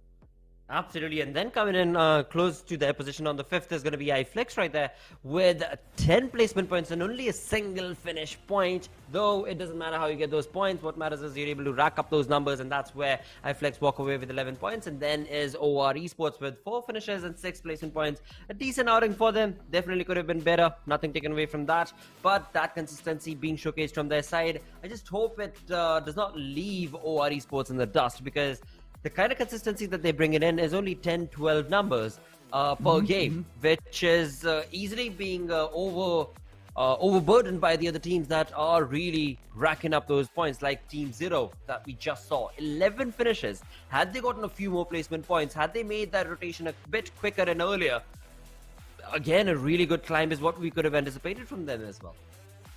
Exactly. I mean, talk about climb, as I mentioned, 8-Bit, they've got a massive climb now for this game. And it's going to be a big red zone for all the other teams that were in the top 16, because they've got another challenger approaching them. OR Esports, Big Brother Esports, yes, they were already there, but now you've also got 8-Bit inside of the run. It's going to be even more tougher. And that's why I always keep on mentioning this. Week 3 was going to be really important, and it still is. You've still got 2 more games to make something happen, especially if you're inside of Group C and D. And if you're not able to make a lot happen, especially teams like Team Zero who are not having that good of a performance, well, then you might as well bid adieu to the finals. For now, we've got the overall standings. We'll be able to find that out if 8-Bit has made it inside of the top 16 or not. The first page is still the same. Nothing really changed. Absolutely. We're still looking at the same numbers. I mean, Alibaba Raiders right there on the 8th position without a chicken dinner with 211 points are looking A-OK as of now. They have been on that 8th position previously as well. So that's going to be a GG play for them. As far as the others are concerned, of course, we had Chemin Esports not playing this game. Thus, they've been jumped back down, and Entity have taken on that lead, sitting on a really good part of the zone when it comes to this previous Erangel game. But as we move on ahead towards the second page, now that is where a lot of heads are probably going to be turning, second and the third page, because a big climb and jump ups has been expected, and that is what these teams have delivered as well. So let's quickly move on ahead and find out where are the teams on the second page are going to be. Oh my god, 12th spot. Beautiful turn of events for 8-Bit right there. And what a jump. I mean, talk about that. 21st is what they were at, and 12th is what they've been able to rack up on just one single game's performance. I mean, he just reversed the numbers. He just put the 1 in front of 2. And now 8-Bit, they're on the 12th spot in the overall standings. That's a leap that I'm speaking of. Damn. And that was a magnificent game that the players of 8-Bit pulled off in the previous one. And as I mentioned, that's why it's so fragile on the second and the third page. The overall standings are something you just can never trust on. And now just imagine this. Godlike, they've been pushed all the way down to the 16th spot. Even Team Forever, they're on the verge of being eliminated from the top 16. Hell, why are we speaking about Team Forever? Even Global Esports, they're currently inside of that danger zone. Now we'll take a look at the third page of the overall standings and find out how exactly things are looking like. Even Big Brother Esports, they've been pushed down in the 21st spot. Genix FM, slow and steady moves on the board. iFlakes as well doing the same thing. Hydra officially has been kicked out of the top 16. Absolutely. And again, I mean, the kind of performance that we saw right here from Team Zero with 1 placement point in 11 finishes or 10 finishes is definitely the reason why they've propelled themselves on the 24th position. They need to keep racking up those kind of numbers in the next 2 remaining games that are set up in store for them, if they are to get closer and closer towards the top 16. But at the same point of time, I mean, Reckoning Esports, a tough luck affair right there for the first game of the day has not gone in their favor, and a team that is sitting right underneath them right now is high on them. That's going to be Team Zero.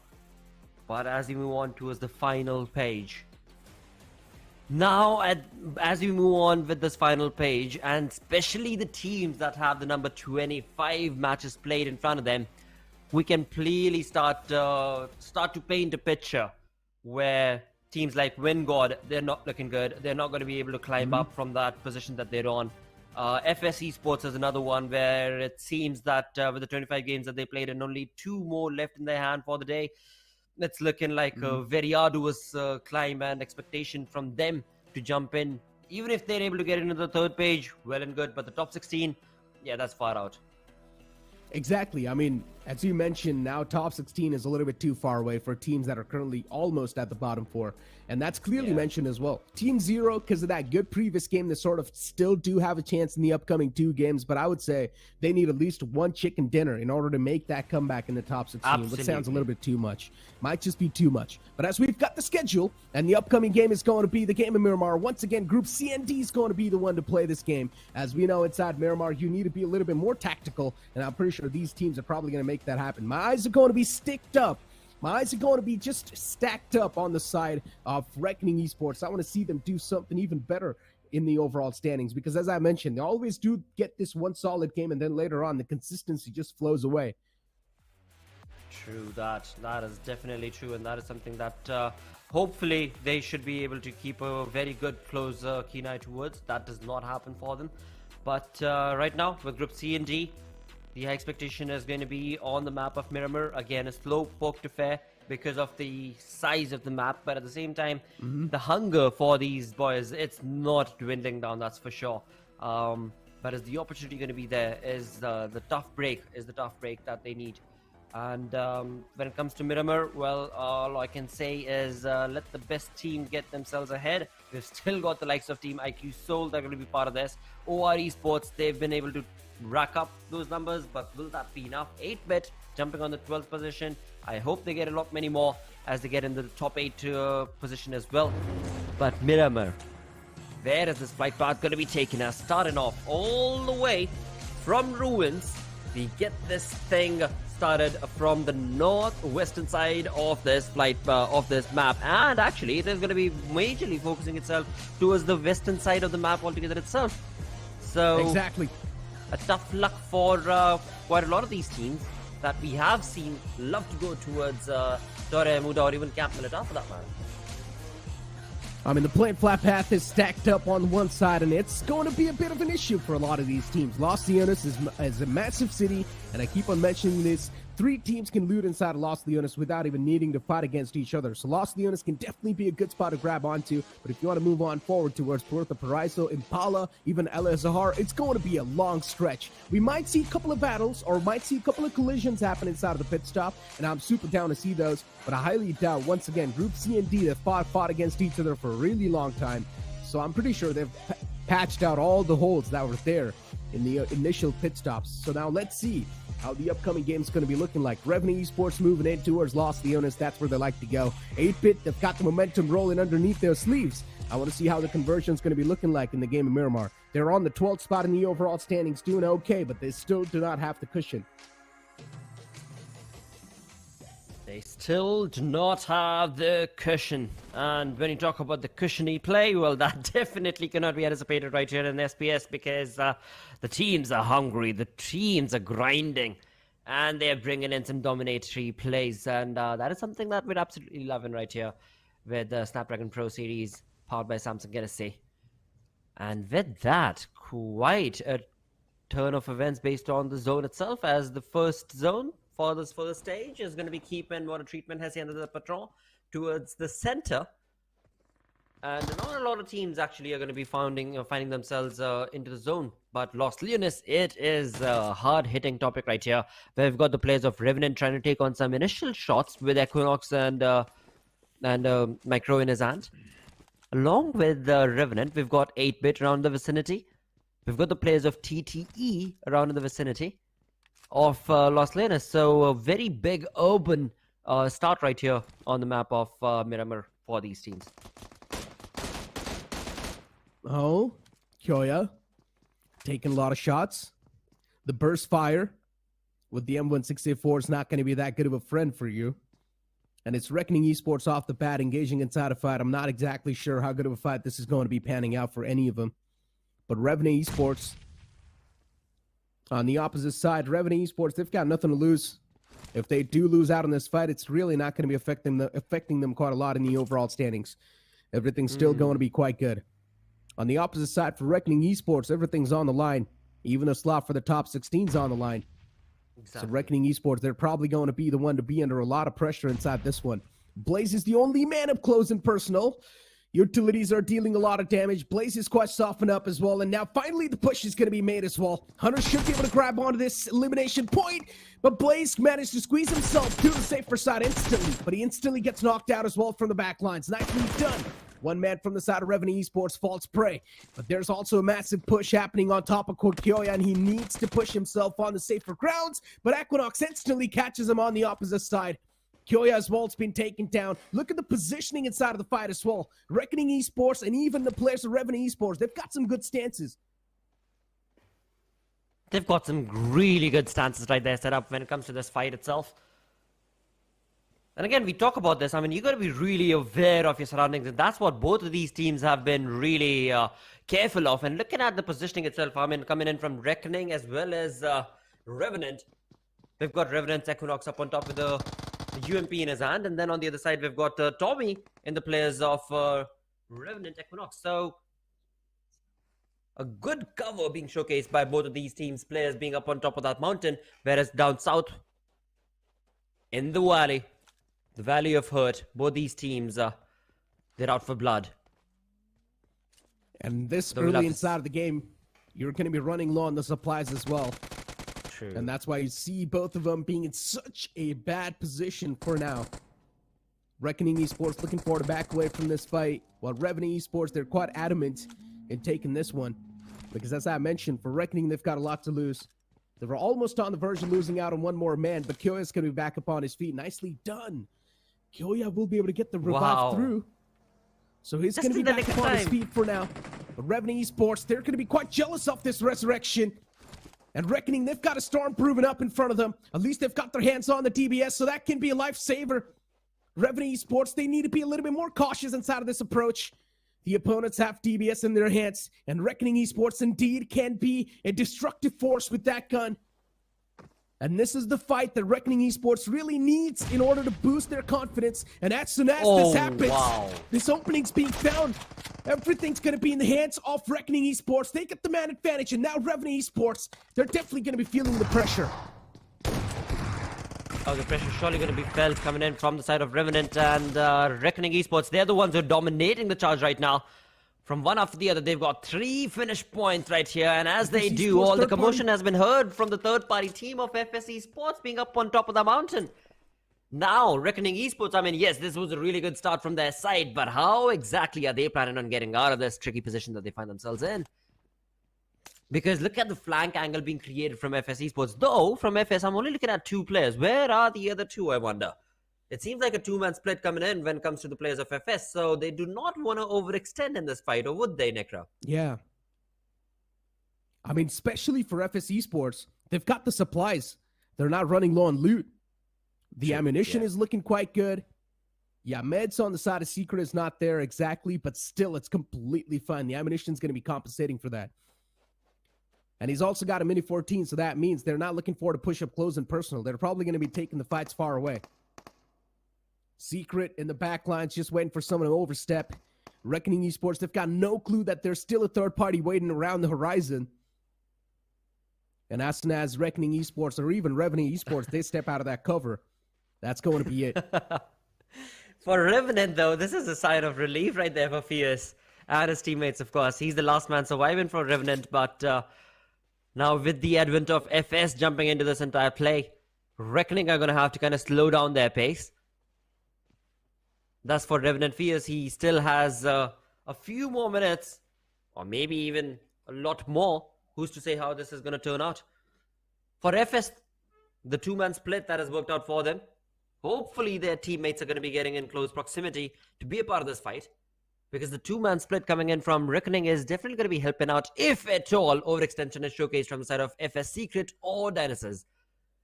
Yeah. Because one of those lads falls down, FS is not going to be able to provide a very quick revival.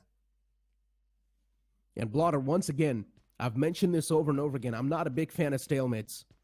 Yeah, that's so true. So much time. True. 1,300 meters is so much time, though. And especially, you can utilize this time to loot up even better, position yourself inside of the circle even better. But you're wasting this time, and considering the circle's not on top of you, that's even a big sign of concern. Reckoning Esports now starting to get a little bit desperate inside of the fight. They want to make a push happen against the players that are left over, Revenant Esports. But Reckoning Esports, I guess they do realize the fact that this stalemate's not going to pan out that well. Fierce finds the opening, though, and that's really good news for Revenant. At least maybe Fierce can be the man to put a full stop to this fight. Maybe he can pull off an insane clutch, but that also sounds a little bit too much. DBS in the hands of Punk, and he's looking forward to just connect that one single shot. That can be the decider. He's moving slow and steady. Reckoning Esports' players, they know what's at stake. But interesting trigger has been showcased from FS's players right there, as they allowed Punk to go out in the open and jump into this entire compound and building, and now Kyoya, along with Punk, they're going to slowly push on ahead to be able to bring down the final player right here from the side of Revenant. As Fierce, he is counting his stars right now. But in all of that, from outside, from far away, FS's Dinosaurs along with Secret have opened up the fray against the players of Reckoning Esports, where one of them has gone down. And Fierce, again, he's just holding on to this thought. He is just holding on to his dear life for as long as he possibly can. And that third party that has opened up in the name of FS Esports has definitely provided a sigh of relief. But in all of this, I mean, you have to give commend where it's a commendable approach coming in from Fierce. By all his lonesome, he's held on strong against all of these players, but not for long, because it seems like Punk's DBS is going to be doing the trick. Oh my But before he does, Fierce, he still has something to prove, but not before the Blues catch up to the hold of these teams, and that in turn is going to be the end and demise of Revenant Esports. So very good play from Fierce, being the final man surviving for Revenant. Though sadly, no finish points or placement points right there as they get eliminated on the 16th position. But now this is the hard-hitting fact. For FS, they are here. For Reckoning, eesh, tough trouble brewing right around their compound. FS Esports, all the 4 players surrounding the players of Reckoning Esports. This fight was not worth it for the players of Reckoning Esports at all. They should have disengaged when they had the time. Even though they got 4 elimination points stacked up, but it's really not going to matter. This is going to be costing them the game. Even the Blue Zone stealing a lot of damage. Reckoning Esports, they do not have enough supplies to patch themselves up. And the Blue Zone's just going to keep on dealing a lot of damage on top of them. What can Reckoning Esports do other than being suffocated to death? They just can't do anything. They can't fight back at this scenario. They do not have the designated scopes. They do not have the required loot. Neither of the meds. Reckoning Esports is screwed massively. And you can see the map feed as well. The circle just shifted up north once again. The only team that's got a solid position inside of the circle, I would say, is Team Prince. But even Team Prince, they're having quite a tough time inside of the game so far. They're just not really having the momentum locked up for them. Yeah, it's all about the momentum, right? I mean, for momentum, Team Prince is definitely in a bit of shackles. At the same point, right next to them is going to be the side of Team Soul, IQ Soul, and up from north is going to be Gen XFM making that rotation from La Cabrera. So still a lot that can very well go down in this game. But when it comes to the teams that are stuck in this stalemate, Reckoning against FS, both of these teams, I mean, they need those points to get closer to the 16th position. FS, the day they started, they were sitting on the 27th position. Reckoning, they were sitting on the 23rd. Yeah, this is... both of those teams, they don't need that kind of a plan right here. Without a doubt. Insidious falls prey. Wind God. Good start inside of the fight. Good nade as well. Rex. Been able to catch that elimination instantly. Good conversion. FS Esports, still this fight continues. And the players of Reckoning Esports almost about to fall prey. All the players in the front lines, and once again, keep this thing in mind. They do not have enough meds to patch themselves up. The players are quite vulnerable. Nate tossed out. It's going to at least find a couple of more knockouts on the fray, and it exactly does so. FS Esports, even they're losing out on one of their players. A lot of damage is being dealt on both the sides, but Reckoning Esports, they're a little bit more on the receiving end of things. Hunters gets caught out as well, and Reckoning Esports, what? They somehow come out on top inside of the fight. What just happened? FS Esports, what a big blunder that was. But even Reckoning Esports gets eliminated in return. They do walk out with 8 finish points though, so definitely a sigh of relief right there for Reckoning Esports. Even though they get eliminated quite early on, they get to eliminate 2 squad wipes before they themselves get jumped out of this lobby. So decent outing right there for Reckoning, nothing taken away from them. FS Esports, tough luck. Revenant, they were just none the wiser, as they got 0 points in all of that. But there we have it in the feed that we can clearly see Team Prince against the players of IQ Soul. Now, Team Prince, we were mentioning how they have not really jumped into those aggressive stances. This time around, it seems like it's them who are taking on those shots against Team Soul itself. But the opening in that fight was created by Team Prince itself. But let's see if they are going to overextend to get more finish points converted over there. A while ago, you saw the banner. A beautiful day. And I'm not sure how beautiful of a day it's going to be for Reckoning, FS, and Revenant. 3 teams getting wiped out in that same building. especially FS Esports, a team that had the most advantage. Even they get screwed up. And you want to hear the funny part? Reckoning and FS Esports, both of them are quite desperate to get the points. And both of them got wiped out. I feel even bad for FS Esports because they got next to none points. I think so they only got 2 elimination points secured up. So, yeah, I mean, votes continuing for both the sides. I'm not exactly sure what to say over here. FS Esports, they've got the firepower, but for some reason, they overextended in that fight. They should have known one fact, that these two teams were fighting from the start. So one thing is for sure, they're not going to have enough resources. And FS Esports should have just counted on top of that. And once again, that's what happens when you try to take advantage of 2 people fighting. Karma will always hit you, my friend. Ouch. An ouch play right there for FS. What seemed like an easy point conversion. Actually, you know what? In the end, eventually, Reckoning Esports were able to get 8 finish points. So, even though no placement points, it's still a decent outing for Reckoning. They needed those points. They've been able to accumulate 8. It's still an okay play. For FS, like you perfectly mentioned, a sad turn of events. Because they were the third party. They were supposed to be the third party. Ended up providing more points to the teams. GG though. I'm not gonna lie though, this DBS meta has sort of made things a lot much more easier for teams to clutch out in.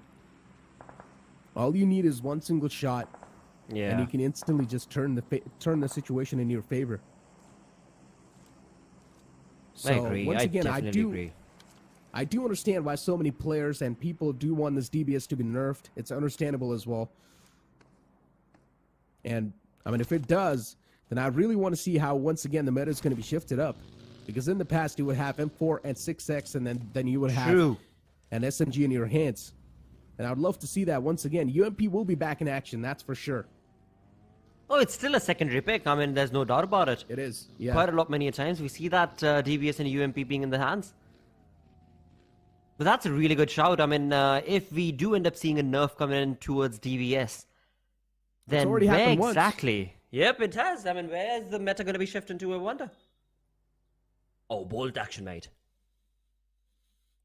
No, it's not going to be happening. Bolt action in BGMI, it's a little bit too hard to use. It's we gone. need too much I precision. don't think. Maybe we can't see a little bit of more DMRs. Yes, without a doubt, we can. Just like right now, Robin, though. I mean, he wanted to go for a couple of shots with that Mini 14, but once again, you need to understand, even if you can't put on a 6X on the M4, why would you even need a Mini 14? You can just use automatic gun and control the recoil. You saw that fight right there. The man had a Mini 14 in his hands, and he took more damage than he actually did damage on the opponent. Absolutely. And these are the kind of mechanical things that you talk about when it comes to the lull in the game at times, and that's exactly what the map of Miramar is for. In fact, I remember long back in the day, you used to call it the podcast hours of Miramar. Yeah. I mean, I had pitched an idea, right? Once in the past when I was casting with Shadow. To make the airdrops a little bit more viable, maybe you guys can add a resurrection kit, a revival kit. That can revive players in just seconds. Oh, wow. It's not too overpowered in my opinion. The God of Hand. It's not too overpowered in my opinion, considering going for an airdrop comes with a lot of risks. But at the same time, that revival kit can be so important that you can get a knockdown teammate instantly back up in 3 seconds. So it's also worth forgoing. And we might as well see a lot of fights as well over airdrops, which it should be in that way.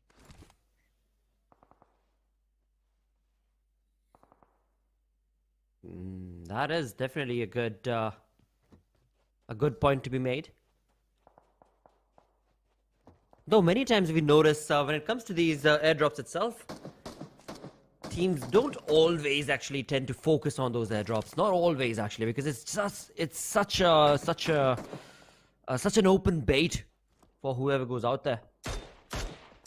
Oh, the shutter. Oh, this could be a Kraken shot right there from Robin OR.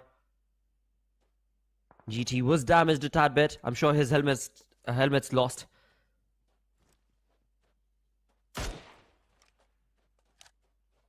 But again, Team Prince. Now, when the day started off, where exactly did we notice Team Prince at? They were sitting on the 22nd position. And as far as the jump up is concerned, Team Prince, they've got a tough break that they need right now. Because right above them was 8-bit, and 8-bit from 21st position has moved all the way to the 12th. So Team Prince sitting on the 22nd position, they need a game plan and a gameplay that is going to give them at least 22-25 pointer minimum from a single game. Which is definitely not an easy conversion. But look at Entity over here in the map. The way that they've spread themselves out. They are counting, and they're definitely, counting on the plan that maybe, just maybe, the zone might shift towards them. Oh, it won't though. Even iFlix on the southern side. They're looking quite okay. Maverick and Crypto next to each other. Then you've also got Entity Gaming. Look at the split the players of Entity Gaming have on the left side. Yeah. You see Gamla Boy, Troy, quite far away from each other. And then there's two players all the way on the northern side from Entity Gaming. I'm not exactly sure what type of a gameplay they're trying to bring on the board, but whatever they're trying to do, just make sure that you don't get picked off. Getting the res back up on the fallen player is going to be next to impossible. Because the amount of distance you've got amongst each other. They still need a breach inside of the safe zone, and that's when the real problems are going to start to knock their doors, considering Gujarat Esports as well is looking for the breach in from the same side. And we might just see a big fight happening in front of us soon enough. Big Brother Esports against the players of Alibaba Raiders now. And both the players, or both the teams, they've got themselves a bit of a ridge to play around with. Seoul can be the big third party. But once again, for Team Seoul, inside of this game, Seoul's playing this one quite passively. They're playing this one quite defensively. Maybe Team Seoul, they want to get their first spot in the overall standings back. I'm not exactly sure what the game plan is, but still, how can you shut down those instincts, those voices in your head that keeps on telling you to go for the fights? And I believe that will happen from IQ Seoul, because the position that they've held towards the northern side of the zone, they've got a lot of information coming in towards their side, but Big Brothers right now, they're the ones in control of the spray, Seth, against the rotating team of AR. Where Alibaba Raiders, they've been able to get away from that spray as of now, but what is happening over here? Team Zero's two players against an entire lineup of OR, a two-man split in OR, and they are not going to be able to stand. Zap goes down, Pro has already been knocked. It is a 2v3 affair right now in favor of Team Zero. Oh, never mind. Dark Lord, as soon as he entered, has been dropped down to absolutely nothingness, and from far away, IQ Soul, you were mentioning, Necro, they have jumped in as a third party in this fight as well and taken down the numbers against Team Zero. Oh, look at Seoul just surrounding the compound from the outskirts. They're just rotating around. Even Team Together Esports, they're on a move inside of the game. OR Esports, the numbers are definitely dwindling down slowly and steadily, but Pro's going to be back up on his feet. So OR Esports, they're going to be back up with a three-man squad. Team Seoul, they've got their own troubles brewing up. They need to deal with the upcoming circumstance against Team Forever. But this fight keeps him going up. Shadow 7 gets knocked out and finished. Duck still in the back line. So you can see the shift in the pace as well from the side of Team Zero. And Duck gets spotted out. He's right around the corner. The push is happening as well. Good jiggles. And it's not gonna matter. Admino shuts down the last man too. Duck shot of the game. And OR Esports, nicely done, especially Admino. What a good jiggle around the corner that was. Team Seoul, even they engage in a fight against the players of Team Forever. And things are not looking that great for Team Forever too. They're in quite a dicey spot. For Team Seoul, they've got all the players up in life. The man advantage in the favor of Team Seoul, and Nate's being exchanged as well from both the sides. Mafia's quite low. He's getting pushed up close and personal. Mafia catches the first man, his power knocked out. Still one more to go on the back lines, and Mafia now has got the entirety of Team Seoul crashing down upon him. But Mafia gets taken down as well. Team Seoul, nicely done. Good backup, and the timing on that backup was incredible as well. But then you've still got one more man alive from the side of Team Forever in the name of Omega. And Omega's right around the corner as well, and the A-Kim's going to catch him slacking. Omega's not going to be able to do much. In fact, anything whatsoever at all. And Soul is going to get the better laugh. And last laugh in that fight. The 5 finish points converted from their side. So definitely a decent outing for Team Soul as they get racking up with those numbers. Gen XFM, the team that we saw rotating from the northern side, have found themselves pretty much in the smack center of the zone as of now. They take on those shots against the team, a TTE. A perfect nade played to perfection coming in from Gen X is going to be annihilating the positioning of TTE. wonderful conversion for Gen X FM as far as the rotation was concerned, but now they need to hold on strong to this compound and right close in their vicinity. There are quite a lot of teams, and the noise that Gen X FM have already made, the crosses are going to be set up against them. Gen X FM, all the players inside water treatment. They spot out Soul. They can see those little skulls as well, just moving around. They're still waiting for a static player, and that's going to be next to impossible to find. Team Prince as well, now tossing out a couple of utilities against 8-Bit. They can hear all the sounds around them as well. 8-Bit going for a desperate rotation inside of the safe zone, and they're going to find that rotation too. But finding a good placement inside of the zone is going to be tough. They instantly ram their vehicles on the water treatment side, but Team Prince is going to be around the corner, just looking down on them. And Team Prince too now, they're going to be on the move as well. Wall of Death is starting to deal a lot of damage. Admino's in the sidelines too, from the side of OR Esports. And I guess Team Prince, they do have a little bit of an idea what exactly is going on right next to him as well. Entity Gaming, they get in a fight against the players of Wind God as they've managed to find the opening. Well, Entity Gaming not able to stand true and tall against the players of Wind God for long, as two of their players, Gamla Boy and Troy, do go down thanks to the nades. A revival is going to be there from Pakar towards Gamla Boy. Troy is going to be waiting for his turn, and as he does, a one good cooked nade from Wind God. Well, never mind, Wind God themselves are going to be utilizing this opportunity. But that nade, if cooked to perfection and thrown to cause, can bring down the numbers of Entity. But that's not going to be the case. On the counter, Entity's Pakar is going to be drawing the first blood right here against Wind God as their numbers dwindle down. All the three players revived. Now it is a push coming in from Pakar, where Entity with the DBS in his hand is going to be annihilating Wind God. It is just a 1v1 situation between these two lads. Not for long as Pakar takes him down. Nax annihilated. Wind God is no more to be seen. Entity Gaming, they cut off the windpipe of Wind Gods. And now IQ Soul, even they're on the verge of collapsing against the players of OR Esports. And as soon as IQ Soul, they collapse on top of the players of OR Esports. OR Esports, they're not going to have any answer to give to them. Team iFlix, even they've got their own problems brewing up. Good utility utilization from the side of 8-Bit. Crypto instantly knocked out. The amount of utilities that are being poured up against the players of iFlix, it's now really starting to be a big sign of concern. Even the Wall of Death is now starting to move up close and personal. Madrek needs to make it inside of the zone. He's got a band in front of him. But what can he exactly do? Maybe try and go for a med strat for a while and slowly and steadily squeeze himself in inside of the circle? That can be the only option that I see that's available. And that's what probably Madrek's going to try to do. 8-Bit, they've got no clue that there's one more man in the back lines, and Madrek can have a really good shot at just backstabbing the players in the front. While Team Soul at the top, they're just looking down and raining down hellfires on the team.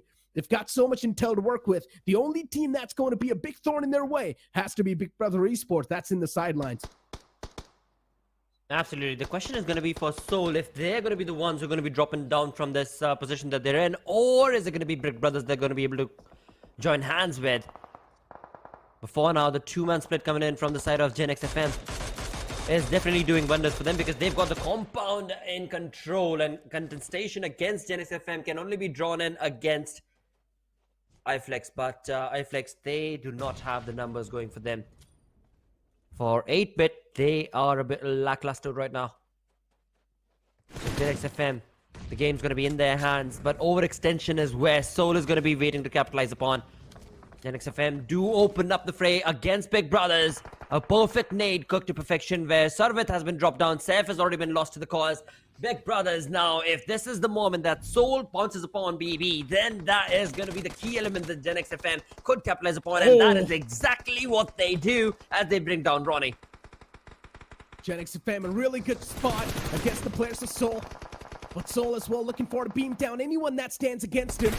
Even Big Brother Esports can be a big thorn in the way, but still Team Soul, they've got their own line of sight against the players of Gen X FM. 8-Bit as well can now try to be a big stopper. They can be a big speed breaker as well. But at 8-Bit, they've got their own problems brewing up against the players of Gen X FM. And 8-Bit, they make sure that Gen X FM are going to pay for everything they try to bring up. And 8-Bit, they've managed to almost shut down the entirety of Gen X FM. Ronick gets caught out in the open. He gets caught slacking. One more man to go in the name of Mighty. Can he make something happen? Team Soul on the verge of winning this game too. They've got the man advantage. They've got all the 4 players up and alive. Team Soul, look at the way they've played so far. They know exactly when to aggress. They've got the perfect timing inside of the final zone. And Team Soul, they've got the man advantage too. 8-bit, one more man to go in the name of Mighty, and they can't do anything. Soul, they've lost out on 1 player inside of the fight, but it's really not going to matter. 3 players against 1. What can you do? And even 8-bit, they get taken down from the game. But keep one thing in mind. 8-bit are being really consistent. First game a chicken dinner, second game a second place.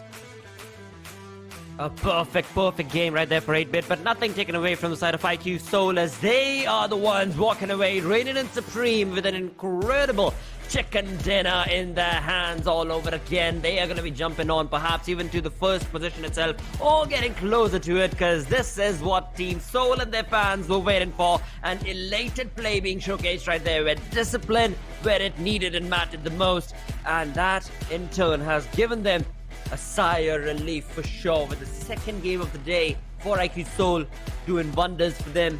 This is what the fans were waiting for, but at the same point in time, nothing taken away from Gen X FM. I mean, they played their cards right for as long as they possibly could. They opened up the play against Big Brothers with that perfect nade. JD Gaming, he held on strong all by his lonesome against the progressing players of 8-bit as well. But again, I mean, Soul and their experience, they just held on to that king of the hill situation for the longest time. And there was nothing that could bring them down from there. The chicken was theirs. I mean, once again, in this last game, you clearly saw with how much of a team play Team Soul was playing. Before this game, Team Soul was just not really caring about a lot of stuff. But then I guess Team Soul was like, it's time to make a comeback, guys. It's time to show the lobby what we're capable of. And I just love that good mixture of having patience before showcasing that aggression too. Team Soul had a really good mixture of defensive and passive nature in that previous game. And that's something that really worked out with them. Over here, off the bat, we saw some weird fights happening between the players of Reckoning Esports, where Fierce was doing a lot of damage. Unfortunately, in the end, he could not really get a lot done. He got taken down, but still, Reckoning Esports for them, and even FS Esports with the third party, for both of them, the game got spoiled. Absolutely, and as we moved on ahead from those 3 teams taking off heads against each other, then we moved on towards critical clinical finish being showcased right here from OR Esports, as I may know. But then this is the moment where we saw IQ Soul come into action, and of course kicking into 5th gear, they started getting those points for themselves. Entity, they were stuck in this small little area for a long time against the players of Vingod, where both of them traded against each other. It was eventually in the end Pukar from the side of Entity who got the better half of this fight, where he jumped on along with his DBS and annihilated the competition in the name of Avi. But this is where JD Gaming, again, he held on for as long as he possibly could, but he was the only player surviving. And against the players of IQ Soul, who had a wonderful positioning in that final zone, there was no way anybody could deny Soul for that chicken dinner. I mean, as I mentioned, Team Soul, they had the high ground to play with in the end. They had a lot of intel as well, and they were just raining down hellfire from the top. You just could not do anything. The only thing that was keeping the teams at the bottom safe were the smokes. And of course, they were trying to shroud themselves inside of the smoke, but we know smoke have a limited time of usage. After that, they just fade away easily. And that's why whenever the smoke started to fade away, Team Soul were getting some clear line of sight against the players of Gen X FM. Even Big Brother Esports was in the fray too. And Big Brother Esports 2 from the top was doing a lot of damage against Gen X FM and even 8-bit. You saw Ronak too from the side of 8-bit just get caught out in the open like that. Unfortunately, he couldn't really do much, and in the end, it was all down to Mighty. So Mighty, of course, could not really deal against 3 men of Team Soul who were doing quite phenomenal. They were also looking quite in a massive firepower. And of course, you can't really do much when you're the only man surviving. But you still got to give it up to Gen X FM, though. They've showcased a massive improvement. I want to see the same momentum carried on forward. Oh, 100%. There's nothing taken away from Gen X FM, as well as they, like you perfectly mentioned, I mean, they held on strong to that position for as long as they possibly could. I mean, we saw them being in the really weird, at the same point of time, precarious situation in that compound towards that water treatment area, and they held it on for as long as they possibly could. When they were forced to get out because of the zone, that is when they took on a very critical hit, as well as gave a hit against Big Brothers. And as soon as that nade against Big Brothers was dropped in from Gen X FM, that was a clear sign and indication for Soul to just jump in and take on those perfect opportunities into finishes. And with that, let's move ahead. Let's find out first, where is the Has to be someone from MVP Seoul. going to be coming in from? It is Knuckle from IQ Soul with 5 finishes and still only 45% contribution done. Okay, so Team Soul's lineup was supposed to be Manya as the IGL, Knuckle as a really good support, and then you've got S-Power and Ronnie as the assaulters. But now Knuckle being sort of that support role as well, he's doing a really good job in the fragging department. It's not the first time we've seen Knuckle play this well. Instead, Knuckle has done the same thing once or twice in the past as well. And look at the stars of the match. Knuckle was the only star in that entire previous match. He was doing a good job as the best companion as well. Of course, that's his job as a supporter. But then he was also doing a good job in the elimination aspect of the game. And he was also over there with 5 finishes. This is incredible stats from Knuckle. This is bonkers coming in from Knuckle right here for the side of Soul, of course, and the fans as well. As we do know, the fans are going to be super duper happy with this performance coming in from Soul's Knuckle. And being the MVP as well as the stars of the match clearly indicates that you were reigning in supreme on the map of Miramar, and that's what Knuckle did this time around. And as we progress on ahead towards the final game of these two groups, where Soul is going to be seen all over again one last time for the day, I wonder how big of a hitter is this team going to be, because you mentioned it on the map of Miramar itself. We were part of, I believe, stage 3 and 4 in transition, where you mentioned that Team IQ Soul, they've been part of that northern side of the zone for a long time, but they haven't made a lot of noise. And that's exactly when they jumped into action. I mean, look at the match rankings as well. 26 points accumulated from Team Soul. That should propel them in the first spot in the overall standings. It ought to. Then you've also got Gen X FM with 18 points. Nicely done. 8-Bit with the consistency with 16 points. Big Brother Esports with 14 points. Not really doing that bad in the previous game. Now, even Big Brother Esports is back inside of the race for the top 16. They've probably made it inside of the top 16 if I'm not wrong. Then you've also got OR Esports with 8 points, slowly and steadily marching in. Reckoning Esports with 8. Reckoning Esports need a little bit more points in order to bring themselves back inside of the race. Team iFlix with 7. Entity Gaming with 7. WindGod Esports with 5 points. FS Esports, another team that was desperate, but they only managed to get 3 points. Absolutely, and as we progress on ahead, this is where we would love to be able to see how the overall ranking has played out for all of these teams, because after all, that is what matters the most. Where is the overall ranking? Who are the teams? Which ones are the ones who are going to be jumping and keeping their place secure in the top 16? We saw 8-Bit bring in a very consistent play for themselves, which is going to be working perfectly for them. And with second game also on that consistent radar, it is just perfect play that 8-Bit could have anticipated from this final day of week 3. But now those kind of questions can be brought on towards the other teams, like you mentioned, Big Brothers. OR, how big of a leap are these teams making? Have they even made a leap into the top 16? If so, where at? Big Brother started off on the 17th spot at today's day.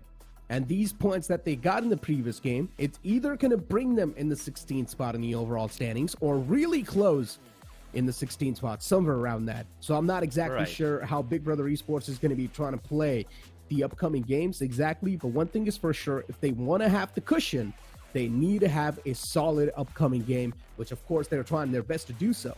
Now, as I mentioned at the start of the day as well, today's day is going to be all about the teams that are on the last page. For example, WindGod Esports, FS Esports, who are still not able to perform, including Team Zero.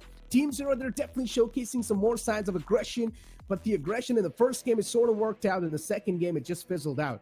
So I'm not exactly sure what they can do as well. Maybe Team Zero, they need to bring in a little bit of more passive approach. They need to know when to push on, when not to push on, especially that fight they try to take inside of the compound. It just completely did not work out. They got annihilated by that team. Absolutely bamboozled, they definitely were. But when it comes to the overall ranking itself right now, that is where the crosshairs are going to be drawn, because IQ Soul have found themselves once again on the lead, on the pole position with 271 points. And at the same point in time, they've got 5 chicken dinners. This is absolutely annihilating kind of a play being showcased on the side of IQ Soul. But hey, nothing taken away from them, as this final game, they're just going to be probably solidifying that. And then you've also got Alibaba Raiders moving up a spot on the 7th spot in the overall standings, which is completely okay. Then you look at the latter half of the board and look at Team 8-Bit on the 9th spot in the overall standings. Team Together Esports moves down a little bit in the overall standings, which is completely okay. To the 10th spot, Blind Esports, they've moved down a spot themselves on the 11th. Then you've still got Genix FM on the 12th spot. Genix FM as well making a big leap in the overall standings. And look at this, Big Brother Esports on the 15th spot. Even this team's in the contention. Now keep this in mind, Blotter. The upcoming game is going to be really important for teams like Genix FM, Big Brother Esports to achieve that cushion. Now as you do move on forward to the 3rd page, this is where you see a little bit of more upsets, but still it's quite fragile. Any team can make a big leap in the first half of the board. Absolutely. 1 point shy is OR Esports right here on the 17th position from that 16th position, 191 points.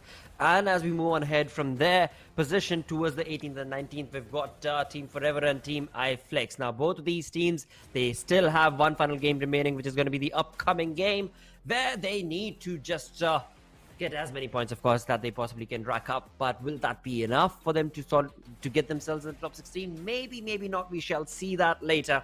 But right now, it all focuses once again on this final page. FS Esports, they were part of that fight. Was it required? Was it necessary? You can probably go back to the drawing board with that sort of a questionnaire. Same perhaps can be the question for Vingod as well. Is it enough for what they're doing right now on this final day of week 3? Perhaps it isn't. I mean, all they can do is have a fight against themselves when it comes to the games that they're a part of, which is going to be the final one for them, and question it to themselves, what can they change? Last game for Group C and D is going to be Erangel. Once again, you're going to be back on the classic grounds, and every single team inside of the game is going to be comfortable. And Erangel, as I mentioned, being the comfort zone of all the teams, everyone's going to be performing in a really good way. Team Seoul, now they've achieved the position they wanted to have. They're probably going to try to go once again aggressive inside of the game, which is going to be a bit of a menace and a bit of an annoying thing for all the other teams who are trying to squeeze themselves inside of the top 16. But hey, you got to deal with that nuclear performance because you guys have not been able to perform that well. I want to see what type of a switch we're going to see in the play style of Team Zero, because they're definitely tuning things a little bit here and there. Sometimes they're going really aggressive. Sometimes they're playing really passive. I want to see a good mixture in both. I want to see that notch right in the center. Absolutely. And like you perfectly mentioned, for the side of Team Zero, the one thing they need is a really good fragging game along with a chicken dinner. That is what they need, because, I mean, no matter how hard they try, the points that they are still in deficit of is exactly that chicken dinner that they need. I mean, they're sitting on the 24th position with 153 points till now on this day 3 of week 3. They've had good games the past 2 games, but in this final game, they need to get a chicken dinner because they're sitting on the 24th position with 153 points, and the team sitting above them, Team Prince, on the 23rd position is at 167 points. So that's a big margin that this team is going to have to, cover up. 14 points is what we're looking at, and that for Team Zero can be covered with good frags and a chicken dinner. Is it possible? Definitely. Is it required? Oh, they need to be hell-bent on it. But in the same lobby, you're playing against teams like IQ Seoul, OR, who are not going to let it go that easy. I mean, at this point, let's be honest, the teams on the bottom half of the board, they just need to be desperate. Not just desperate, they need to be obsessed with the chicken dinner. Exactly. That's the only thing that's going to save them. If they're not obsessed enough, well, they're going to fall out from the grand finals. They're going to fall out from the LAN finale. But there's going to be thousands of people watching them in the arena duke it out on the chairs they're sitting and on the massive stage that's waiting for them. So I'm pretty sure that should be an enough motivating factor for all these teams. Team Zero, yeah, that's another conversation. We also need to speak about Team Forever and FS Esports. For now, let's speak about FS Esports. FS Esports, for them, no matter what fight they try to take, they always get out of that fight with a lot of damage dealt upon themselves. They need to find a way to take fights and flawlessly come out on top, or at least get 1 or 2 elimination points stolen away and instantly back away. Overextension is sort of being a big problem for the players of FS Esports, and they need to find a full stop onto that overextension, and they need to find a middle ground. I wonder if this Erangel is going to provide them with that, because I believe it is a little too late for FS Esports. Whatever genie they had to call out of the bag should have happened tomorrow, should have happened 2 games prior, because right now this is going to be their final game. And also, that means that this will be their final game for week 3. That will give them a total pool of 3 games remaining in week number 4, which is just not enough. You want to be able to climb from that 4th page all the way into the top 16. So a dire situation that FS Esports find themselves in. Just like they were in the map of Miramar, they overextended. They thought that they were going to be able to pick out real good, easy finish points, rather ended up giving away points to their opponent team. So a lot of things that perhaps will need to be thought about in terms of how FS approaches a fight, how they decide to take on a fight, and how they wish to close it in terms of the finish points itself. But anyways, enough said right there against the team, because right now it is all back to the plain, clear drawing board, where it is match number 3 on our screen, starting off with Erangel all over again. The final game for Group C and D is over here as the plane flight path starts all the way from Quarry towards Stalber. Now, if teams do want to move on forward towards Rodrupnoy and Milta, it's going to be a long stretch, especially for teams like Chemin Esports that like to go towards Milta. It's going to be a tough one. Even going towards Farms is going to be a little bit more of a stretch, so let's see how the adjustments are going to be looking like on the fly. Now, we had a lot of conversations about teams that were not able to do good, and one more team that has to be a part of the conversation has to be Team Prince. It's been 2 games so far, and Team Prince, they've only managed to get 3 points per blotter, and it's a big sign of concern now. It is a big sign of concern. That is for sure, because this week number 3's final game for Group C and D is a make and break game in terms of the momentum they want to be able to start off with when it comes to week 4. This is something that on day 1 of week 3, Scared actually brought out and said, the way you finish your week, the momentum with which you finish your week is probably how you're going to be starting off your next week. And for that, a few of these teams, I mean, they are slacking quite a lot. A team that's not is 8-bit. So what is your expectation coming in for 8-bit this time around? I mean, the first 2 games, they've done wonders till now. 8-bit is the only team that has managed to secure the most amount of points today. 43 points accumulated in just 2 games, Blotter. And that is incredible. My, oh my. Yesterday, we saw Blind Esports get around more than 50 points, but over here, you've got 8-bit in just 2 games, 43 points. If they manage to get more points inside of this game as well, they might just surpass Blind Esports. So let's see how the gameplay is going to be looking like for 8-bit. And looking at the circle too, the circle's quite interesting. There's still military base involved as well. Reckoning Esports moving in towards the military base.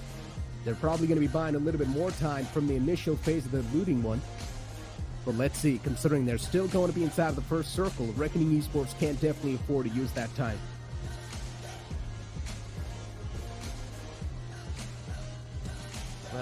Well. For now, as we look at Revenant Esports slowly trying to make a break right here, right next to them,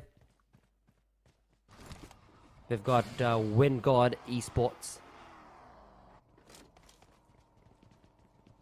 who found a decent compound to start things off with. In close proximity, once again, Wingod will find themselves against the players of IQ Soul. Again, no fight can be expected as of just yet between these two.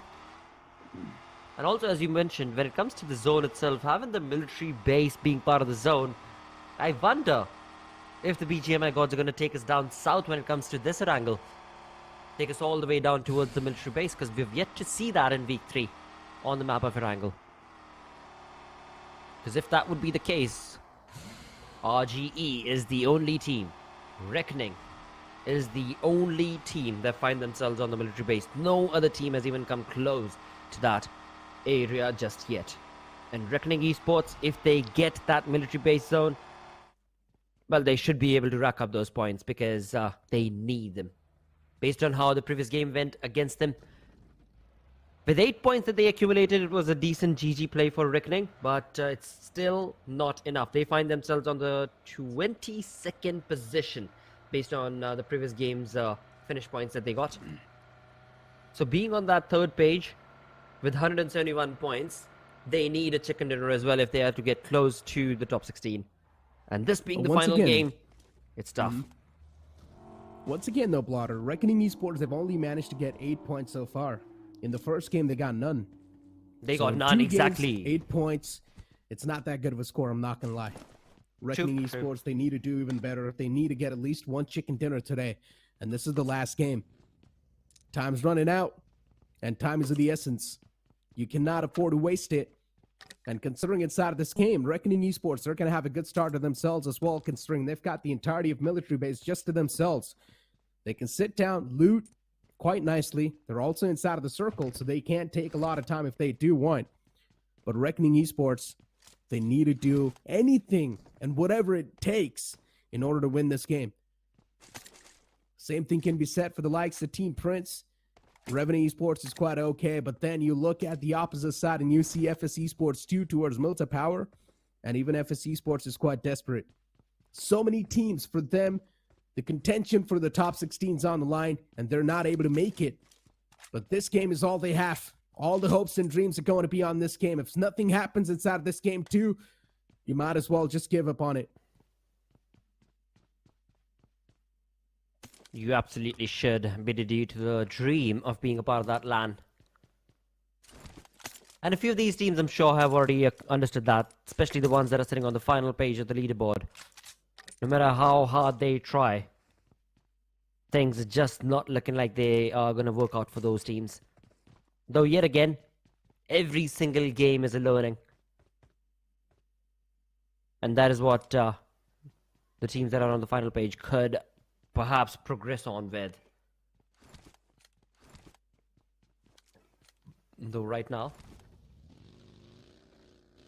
on the map of Erangel, every single time we've noticed the entire lobby of these 32 teams, they take it real slow. Because everybody is well aware of their surrounding areas. Everybody is well aware of where they should anticipate their opponent teams to be. And that in turn provides us with a bit of a slow start to every single Erangel. Though that's A-okay. Because what matters the most is when it comes to those fights, they should be won fair and square. And for now, when it comes to the positioning of all of these teams, they are scattered across the entirety of the board of Erangel. I mean, so far, it is quite a slow start. I thought that because the planned flight path, we might just see some initial collisions happen, but that was not the case. Teams are quite okay. They're quite cozy in their own drop locations. Nothing really happening out of the ordinary, out of the box. Everyone just chilling in their own drop locations. 8-bit as well towards the Fair Pier area. Considering there's no OG in the group, 8-bit can afford to go for that Fair Pier. If there's OG playing, then they instantly drop towards Primorx, which is quite a quick adjustment, but still. And looking at the circle as well, you just never know what's going to happen. What if the circle shifts down south completely? It's a hard shift. It's going to be even more better. More spicier games for us.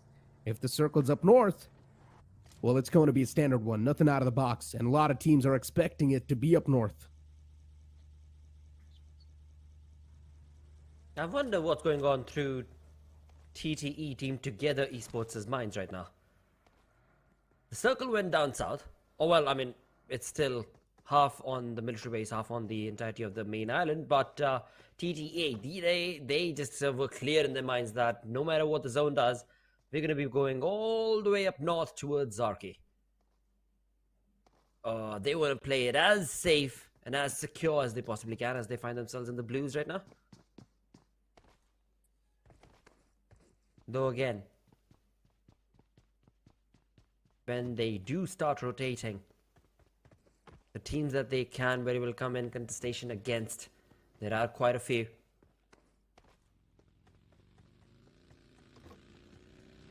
As of now, everybody's in a safe spot.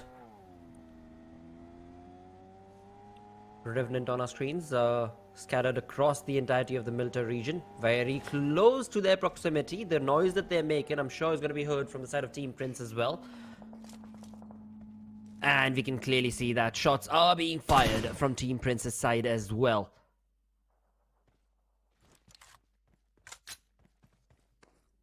Though the distance is quite a lot.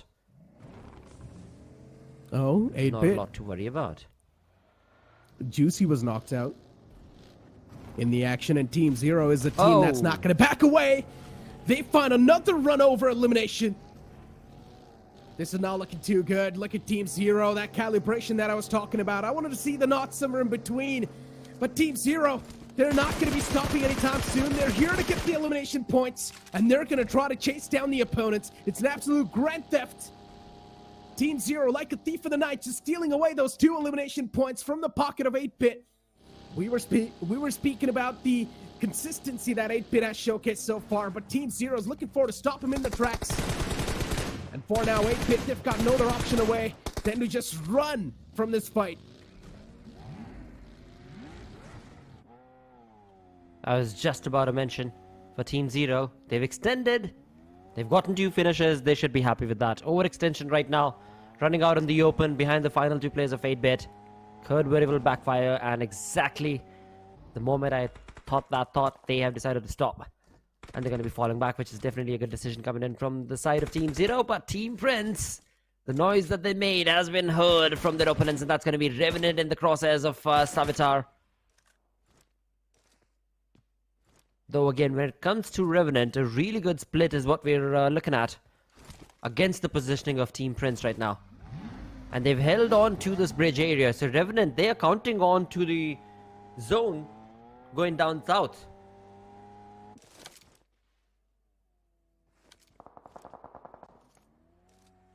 But again, this is a slow poke.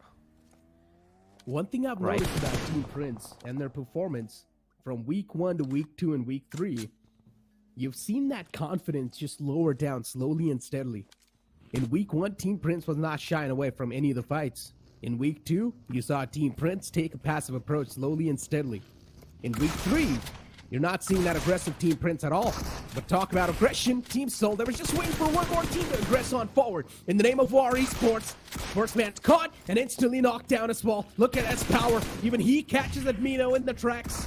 Nicely done, Team Soul, they working together. And look at Knuckle just making that off angle. Robin spots out the player, but Team Soul, they've still got the man advantage inside of the fight. And OR, it's a systematic dismantling. They've been taken down and dusted. Eaten alive, OR Esports was not even a competition for Team Soul.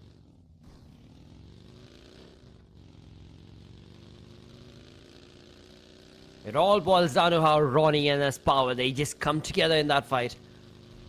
And as you perfectly mentioned, just a perfect mechanical approach being showcased from the side of these 2 teams, and the synergy being on point has resulted in OR being the first team to get annihilated from this lobby. Though now the rotation that IQ Soul have made, we saw that there was another team in the crosshairs right close to them, but never mind that close team, because it's going to be iFlex on our screens against the rotating team of TTE. A late rotation that we showcased from the side of TTE all the way from north has now resulted in them being in the crosshairs of none other than iFlex. Where TTE, they've got 2 of their players dropping down already. I mean, TTE, they've been having their own struggles inside of the game. And now they face up against Team iFlex, a team that's been quite desperate to get some blood on their hands. And TTE, they cannot get out of this situation harms-free. AKM in the hands of Mox, looking forward to at least get a jump shot in. But Stagger 2 is playing quite safe this time. Is catching a lot of hurt, that's for sure. Even Crypto and Maverick. Maverick on top of the house. I'm not exactly sure what the game plan's going to be like for Maverick, but he can definitely convey a lot of calls for his teammates. He can hear all the footsteps, but Insidious finds the initial knockout. Beautiful utility utilization from the side of Team iFlex. Good clearance of the rooms as well. And now iFlex is probably going to be looking forward to push up close and personal against the players of TTE. iFlex, they've already found the man advantage inside of the fight. It's a 3v4 scenario. For Team Together Esports, Invader and Stagger are the only 2 players in the upper floor. And even Stagger gets knocked out of the Molotov. Nicely done. Look at the utilities utilized from the side of Team iFlex. Insidious has been found. It's all down to Invader. It's a 1v3. Can he make something happen? Mox is in the front lines. Utilities tossed in from both the sides. But nothing's going to be found. Invader's quite low. He needs to patch himself up. He's got 3 first aids in the back. And he utilizes 1, but it's not going to matter. Crypto's utility is going to be even more precise. That was some real good utilization of those utilities coming in from iFlex right there as TTE get eliminated without a single knock-off finish on their board. And not just that, Blotter. One more thing I'd like to mention over here is that iFlix, they took down all the players of TTE with utilities. They did not use a single gun in that fight.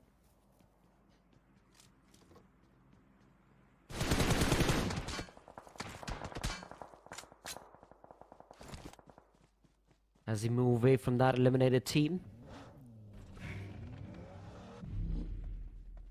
The players of Big Brothers find themselves in the blues as they try and make an entry from the northwestern side of the zone. In close proximity to them were the players of Gen XFM. But again, for now, Big Brothers, they have troubles of their own brewing. And on the other side, we've got Entities Nades calling out the names of none other than Team Forever. With a DBS in Pukar's hand and Gamla Boy helping him out. Who's going to get that last laugh in this entire play because the Molotov has done its trick and that will be the end of Always right there with Team Forever. Losing out on one of their players, Team Forever. The way that they had created the split has not really worked wonders for them.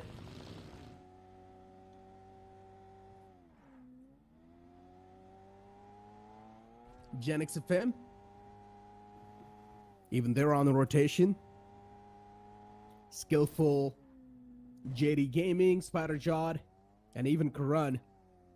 This side of Gen XFM, they're looking okay in the overall standings. So I guess that has to be a big sigh of relief for them. But do they have the cushion? Absolutely not. This is the last game for this group, and Gen XFM are not going to be playing the upcoming 3 games, so they need to make everything happen in these upcoming 1 game, which is currently going on. And so far, they've got all the 4 players alive, and they're not that far away from the circle as well. Interesting rotation, though, going all the way outside of the blue. And looking forward to rotate in from the Pochinki side. I want to see how this one's going to work. Because once again, they're not going to be having any type of information from where they're going to be breaching in. They're going to be stepping inside unknown territory.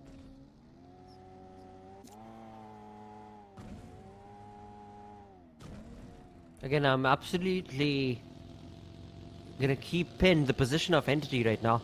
And the way that they've gotten themselves pretty much in the smack center of the zone. We'll come back to if that plays out fair for the players of Entity or not. Because on our screens, we've got the players of Team Prince in close proximity to the players of Team Zero as well. 3 teams around in this area, but for Team Prince, this is a do-or-die opportunity as they've got the compound, they've got their targets, and Team Zero. How exactly are they going to be able to create this opening right here? A few bops here and there. Team Zero, they've managed to get 3 points so far inside of the game. It's a really solid start. And Team Zero is only one of the few teams that have actually managed to get any type of elimination points in their hands. Team iFlix with 4, Soul with 4, and then you see Entity Gaming with only 1, and Gen XFM with 1 too. So not a lot of points have been scattered so far. But a lot of teams have taken individual damage, and that's going to be stinging in the upcoming stages of the game.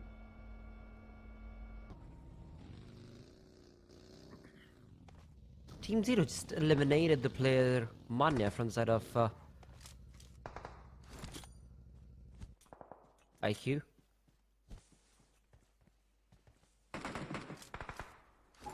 Though again, they haven't really pushed against the team that I anticipated them to, which was Team Prince. They're still... we can see them in the minimap right there. The team in purple, that's going to be Team Prince. So laid back play being showcased right here from Team Prince, from Team Zero, my apologies. As they want to play it safe first. But as they play it safe, Big Brothers on the other side of the map altogether towards Pochinki. The hills behind Pochinki, that is where Big Brothers find themselves in. A 3-man army being showcased on the side of Team Big Brothers against the players of AR. Now, Alibaba Raiders, they have a compound to play and work around with. Though for Big Brothers, They're in a tough luck call. Because they're in a good position in the center of the zone, but they're out in the open. They don't have a lot of cover to work with, and there we have it. As soon as I bring it up, they have the map. Big Brothers 4 now, they're looking okay, but behind them we can see are going to be the players of Regicide. We've also got the players of 8-bit as well. Now, Reckoning and 8-bit coming together right there can be trouble brewing for the players of BB.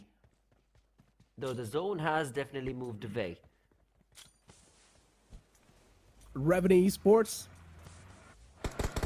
Look at Sensei. He's the only man just moving in forward. He's scouting out so many grounds for his teammates. While Big Brother Esports, they've got a solid dip to play with. But they need to leave this spot as well and make it inside of the circle. And considering Big Brother Esports is another passive team, they need all the information they can get. For now, I'm going to hold on to that thought because you've got another fight brewing up. Genix FM in a brawl against the opponents. And WindGod, they're doing a great job keeping the players of Genix FM off at bay. WindGod Esports, you do not really see this team take a lot of fights that often. But once they do, sometimes things do not really pan out that well for them. But inside of this fight, they've definitely managed to give the players of Genix FM a good teaching. WindGod, I mean, they find themselves on the 28th position, whereas for Genix FM, they're on the 12th. So, nothing taken away from Genix FM and their play. Because they still have one final player remaining to be able to get some placement points from this game. This is going to be the final game from Genix FM as well as WindGod. So, WindGod sitting on that final page. They needed those points and decent amount of points accumulated for them. Is A-okay for now, but just not enough. Nevertheless, they are trying. They are slowly but surely utilizing the opportunity. And right now, the opportunity's onus is going to be in the players of Team Forever against the players of Revenant. Now, Revenant, they are in the top 8 position. They're looking absolutely secure when it comes to that LAN. But nobody wants to take it that easy. Being at the edge, at the western edge of this zone, Revenant are only gonna move away once they've cleared out the entirety of the compound of Team Forever. They've got 0 finish points as of yet, so Revenant, they are gonna be hungry for those points. And best part right here for them is that there's no team around in the vicinity to trouble them. They've got the lay of the land, unless, of course, we've got the players of IQ Soul from up above, who could bring in a third party. Oh, are we? Knocked out WindGod Esports. Players looking forward to move inside of the house. Even the wall of death now starting to close in. WindGod Esports, this desperation, this crash that they showcased against Reckoning Esports.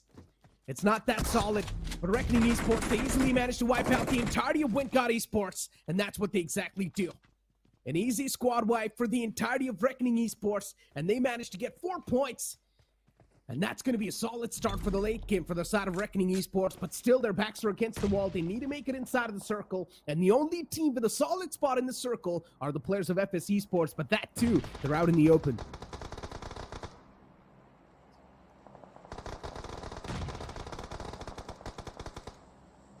For Revenant and Team Forever, this extension of this fight is trouble brewing for sure, because the zone is slowly going to be moving away from them.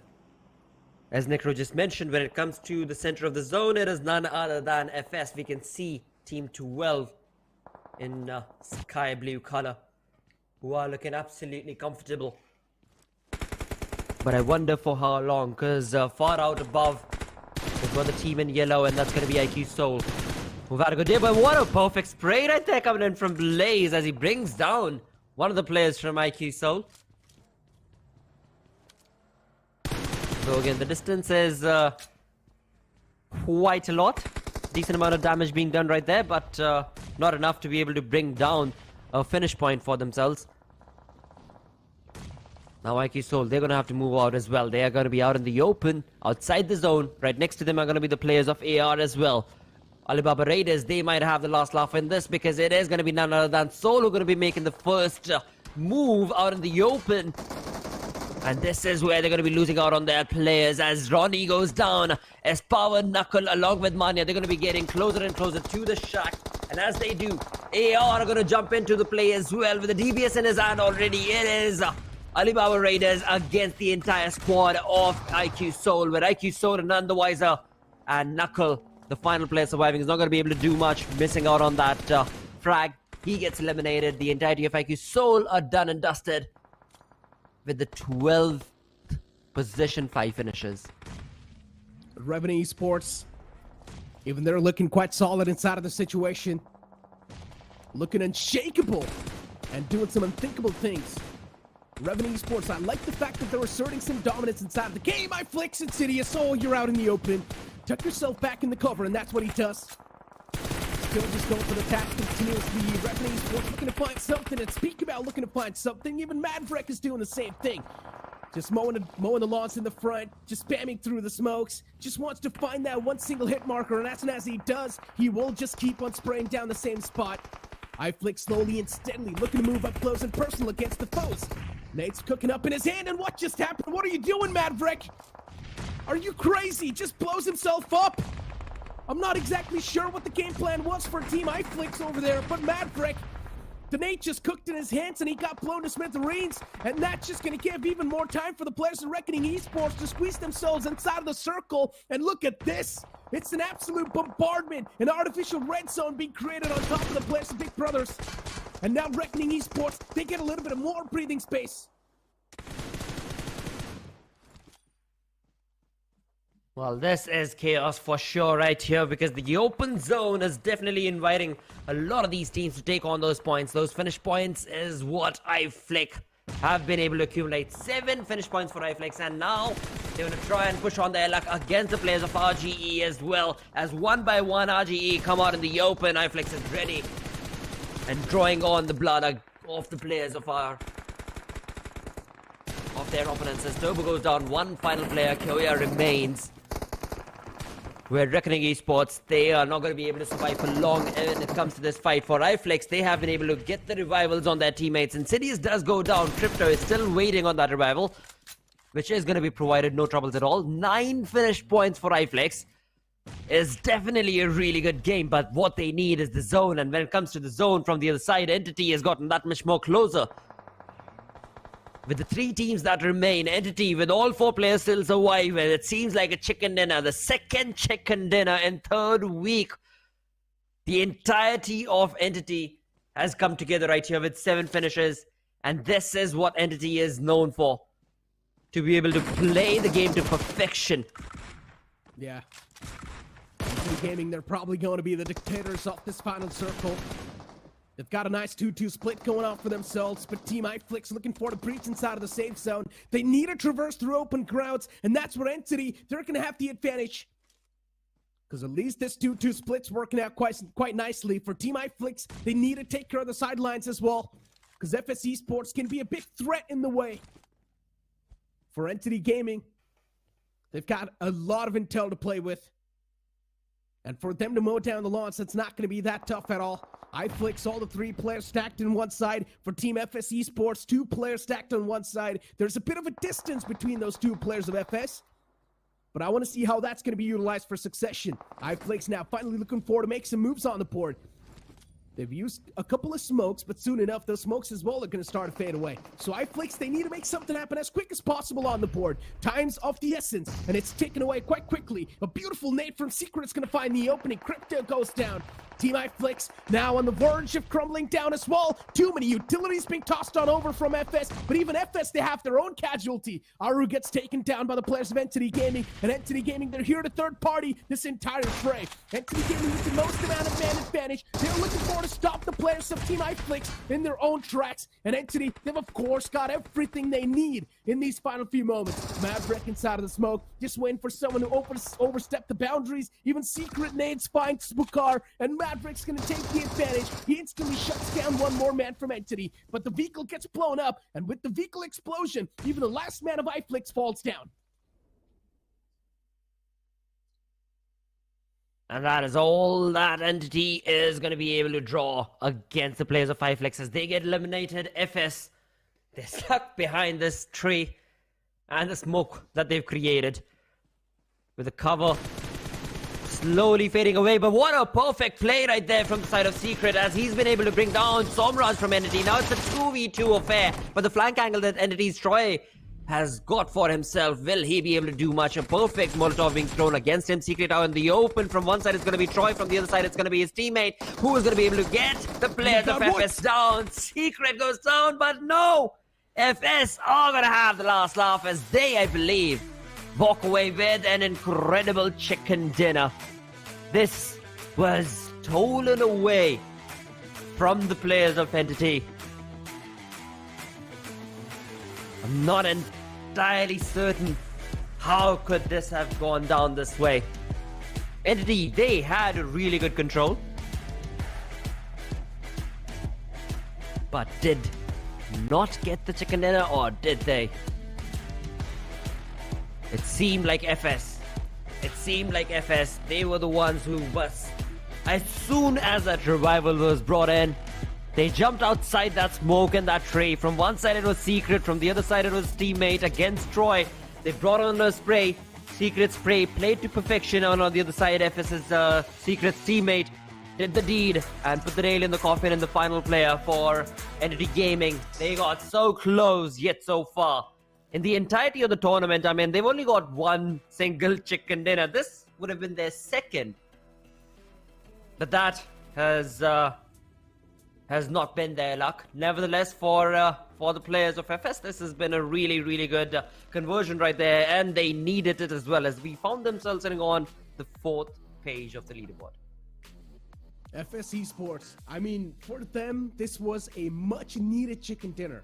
I'm not exactly sure how many elimination points the players of FS Esports had, but definitely these 15 placement points is going to be helping them quite a lot in the overall standings. And as I mentioned, FS Esports was one of those teams that we all were counting on. They were also on the last page of the overall standings, so they needed all the points they could get. In the final few moments, I'm not exactly sure what exactly happened, but one thing is for sure, FS Esports, they showcased and they played with the patience quite nicely. They were not really taking a lot of part in that fight. Instead, they were just using the utilities. You saw Secret tossing out a couple of nades over here and there. That gave the advantage to the players of FS Esports in a really good way.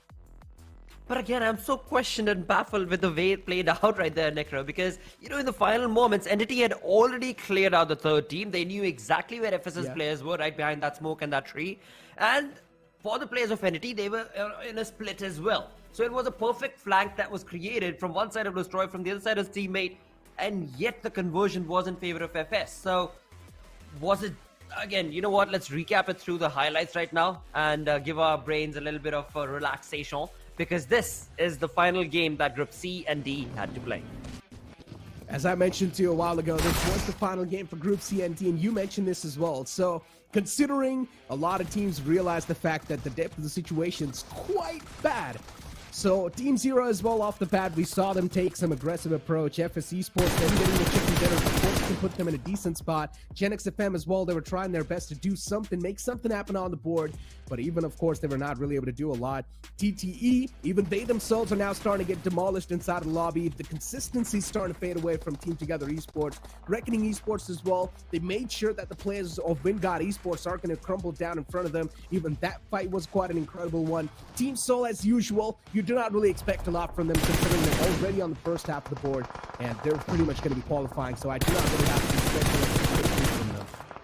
Absolutely. Nothing taken away from the players of IQ Soul and the play that they are actually making as well. But now with these two groups done, it is time for Group A and B. But before we talk about Group A and B itself, of course, there's the MVP and the stars of the match to bring up from this game. And this time around, the final three teams that remain in that final moment, the final tri-circle that was created between these three teams, they were all looking pretty good. I mean, Entity sitting at, what, 9 elimination points. We had FS, I'm not entirely sure. Entity had 9. FS, I believe, had 7, if I'm not wrong. But we'll, of course, confirm that. But who will be the MVP is where the question is going to be drawn. Could it be an Entity's player? Could it be IQ Soul's player? Could it be FS's player? Well, we're going to soon find out. Has to be someone from the side of Entity Gaming, I'm not gonna lie. Entity Gaming, they had a decent game as well. And they were not just proning down. They were not just playing completely safe. Instead, they were also playing to take the fights, which is completely understandable. Entity Gaming, Revenue Esports, all these teams are still in the safer grounds, and it's completely understandable, too, that they want to play for the fight. So I'm not going to be shocked if it is going to be at least someone from the side of Entity Gaming. But once again, I'm going to keep on elaborating on this fact. FS Esports, at the last game, they clutched up. If they wouldn't have made this chicken dinner happen, I'm pretty sure for them to make it inside of the top 16, it would have just been a massive dream. But now that FS Esports, they got the chicken dinner, it's going to be a big leap in the overall standings, and it's going to help them at least stay somewhere close to that top 16 spot. And now the teams inside of the top 16, they've got another challenger approaching, so they need to be a little bit more careful. The teams that were barely on the edge were Big Brother Esports and a couple of more teams, so I'm not exactly sure how that's going to be panning out. But for now, let's move on forward and take a look at the MVP of the previous game, because it's going to be an important one. It's going to be Aru from the side of FS Esports with 60% finish contribution. Well, that's definitely a commendable approach coming in from Aru from FS Esports with 6 finishes, 60% contribution being accumulated from his side to the entirety of the lineup of FS Esports. Points. As you mentioned, is going to be a big jump and lead from FS Esports itself. At the same time, let's have a look at the stars of the match, and that is where Aru, he just brings himself up in the name for finisher as well as going all out, but it is Knuckle being the best companion with 3 assists and 2 rescues done by him. It's going to be 25 points in total, Blotter. So that's a lot of points accumulated from the side of FS Esports. Yeah, exactly. And then you look at best companion being Knuckle once again from the side of IQ Soul. Aru as well being the finisher once again for that previous game. I'm not going to lie, Entity Gaming, they should have had that last game, but Entity Gaming at this point in time, I highly doubt they even care a lot, because they have got themselves in the top 3. They've got nothing to lose as well. Everything's really looking good for them. But as we move on forward and take a look at the match rankings, FS Esports with 25 points, Entity Gaming still consistent with those 20 points. Team iFlix as well as trying to stay consistent inside of the run. Then you see Reckoning Esports 2 with 15 points accumulated, Team Forever with 8, Team Zero with 8 points, Revenue Esports with 7, and Soul with 7, Alibaba Raiders with 4 as well, WindGod Esports, a team that desperately needed a performance out of the last game, but everything went south, especially when they took a fight against Reckoning Esports.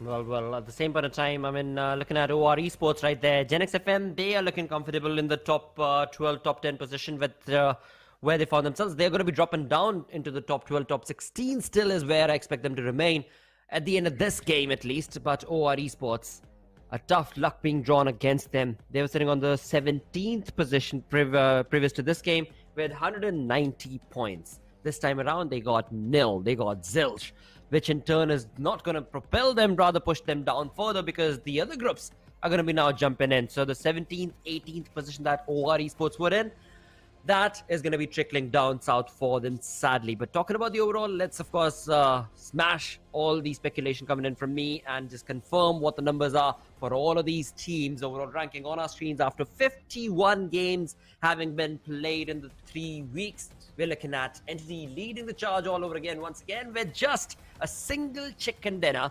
288 points is what they've got. 70 points shy is the 8th position holder, Carnival Gaming. You know what the crazy part is for Entity Gaming, especially when Somraj and his team was not able to perform. A lot of people started to raise a lot of fingers on Somraj, and now that he's finally able to play this well, I'm pretty sure a lot of the fans are going to be super nice about the fact that Somraj is once again making a comeback inside of the scene. This was missed out all the way back a couple of years ago. Somraj was one of the best IGLs, and now once again, it seems like he's probably going to be one of the best. He's on that curve, at least that's what it looks like. As we got the second page of the overall standings, and this is where things are going to be a little bit more important to see. Gen X FM on the 13th spot, Team Together Esports dropped down all the way on the 11th, but look at Team iFlix. They're so high up on the 10th spot in the overall standings. Team iFlix, they've taken a massive leap. And then you move on to the third page, and you see a couple of more upsets. Big Brother Esports, once again, kicked out of that top 16. Absolutely not what we anticipated to see, but again, they will have another climb to the ladder in week 4, because for this week, number 3, Big Brother's games are done. Global Esports is going to be jumping into the fray, along with the likes of Team Godlike, Hydra officials, in the upcoming games that are left for the day. But talking about the way things have played out, I mean, as we move ahead with the teams that are still yet to play this final, these 3 final games, they've got Team Zero after 27 matches, sitting on that 25th position. So Team Zero, again, they're trying to climb up that ladder, but it's just a hit and miss from their side. At the same time, all the other teams that are sitting from the 29th all the way down to the 32nd position, well, that is a big jump from 127 points on the 24th position. It is not an easy one to climb to 161 points. 127 to 161 in 3 games. Yeah, that again, I cannot really say much. I shouldn't even say much because, as you perfectly mentioned, Blind Esports, right? They got what, 42 points or something like that in one day? That was yesterday. More than 50 points. More than 50 points is what they got when it comes to Blind. So yeah, 52 points. There we have it. So that clearly indicates that if you get that good a game on one particular day, then you can definitely propel yourself in the top 16, and that is what I hope to see from these teams that are done for the day. Now, once again, I've been mentioning about this team quite a lot. I'm not going to lie. I understand I might be kind of annoying, but I'm still not able to understand the downfall of Team Prince because the lack of confidence is clearly visible. And I'm not exactly sure what's going on wrong with the team. But one thing is for sure, that Team Prince, they're eating themselves with all the overthinking that's coming in from their side. And you're also seeing a lot of overcommitments inside of the fight. I just feel like you should stop overthinking a lot of the scenarios and just do it. Instead of just waiting and thinking about everything that you want to do inside of the game, you might as well just try to take a step because everything that you're doing is just not working out anyway. So you might as well try to do something, right? But for Team Prince, things are just collapsing down, and team play has to be the way to go. And Team Prince, they're choking quite a lot. I just hope that choke is not going to be seen tomorrow or the next week as well. But ladies and gentlemen, we've got an interview lined up with someone. So let's move on forward and take a look at the interview. Hello sir, कैसे हैं आप? Hello कैसे हो? बस सांसें चल रही हैं हम सबकी, बट फिक्सेस आप कुछ बोलना चाहेंगे? जेडी गेमिंग, क्या सीन चल रहा है? मतलब आप इस टूर्नामेंट के अंदर कुछ अलग ही मुकाम पे पहुंच चुके हैं। प्रिटी श्योर आपके काफी फैंस बन चुके हैं। वो क्लचेस के बारे में बताइए। पहले तो वो एरांगल का मैचअप जो 3 प्लेयर्स को आपने डीबीएस से गिराया था, उसके बारे में बताइए। इतना कुछ नहीं, वो सिचुएशन ऐसी बन गई थी कि मार दिया। ऐसा कुछ खास नहीं था, इतना लगा नहीं था कि बड़ी टीम है, डर के खेलो। उस टाइम पे टीम का क्या रिएक्शन था? आपकी टीम का क्या रिएक्शन था कि जेडी ये क्या कर रहे हो? ऐसा कुछ हुआ मतलब?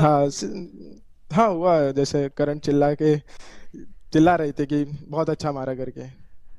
अभी तो आप टॉप 16 के अंदर अपनी जगह बनाए रखी है। उम्मीद करूंगा आने वाले मैचेस में भी अच्छा रहे। बट एक टाइम था जब आप स्ट्रगल कर रहे थे, बॉटम पेजेस पे थे। फिर ऐसा क्या चेंज किया कि अब चीजें थोड़ी बेहतर हो गई है?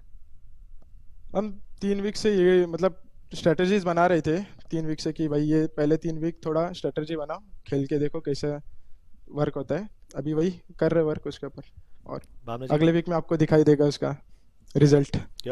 जी हाँ, रिजल्ट तो जरूर दिखाई देगा। बट व्हाट हैपेंड रॉन्ग इस एरांगल में? आप लोग पोचिंकी में एंटर करने का प्रयास कर रहे थे, वहाँ पे विंड गॉड के प्लेयर्स ऑलरेडी मौजूद थे, तो what happened wrong in that particular fight?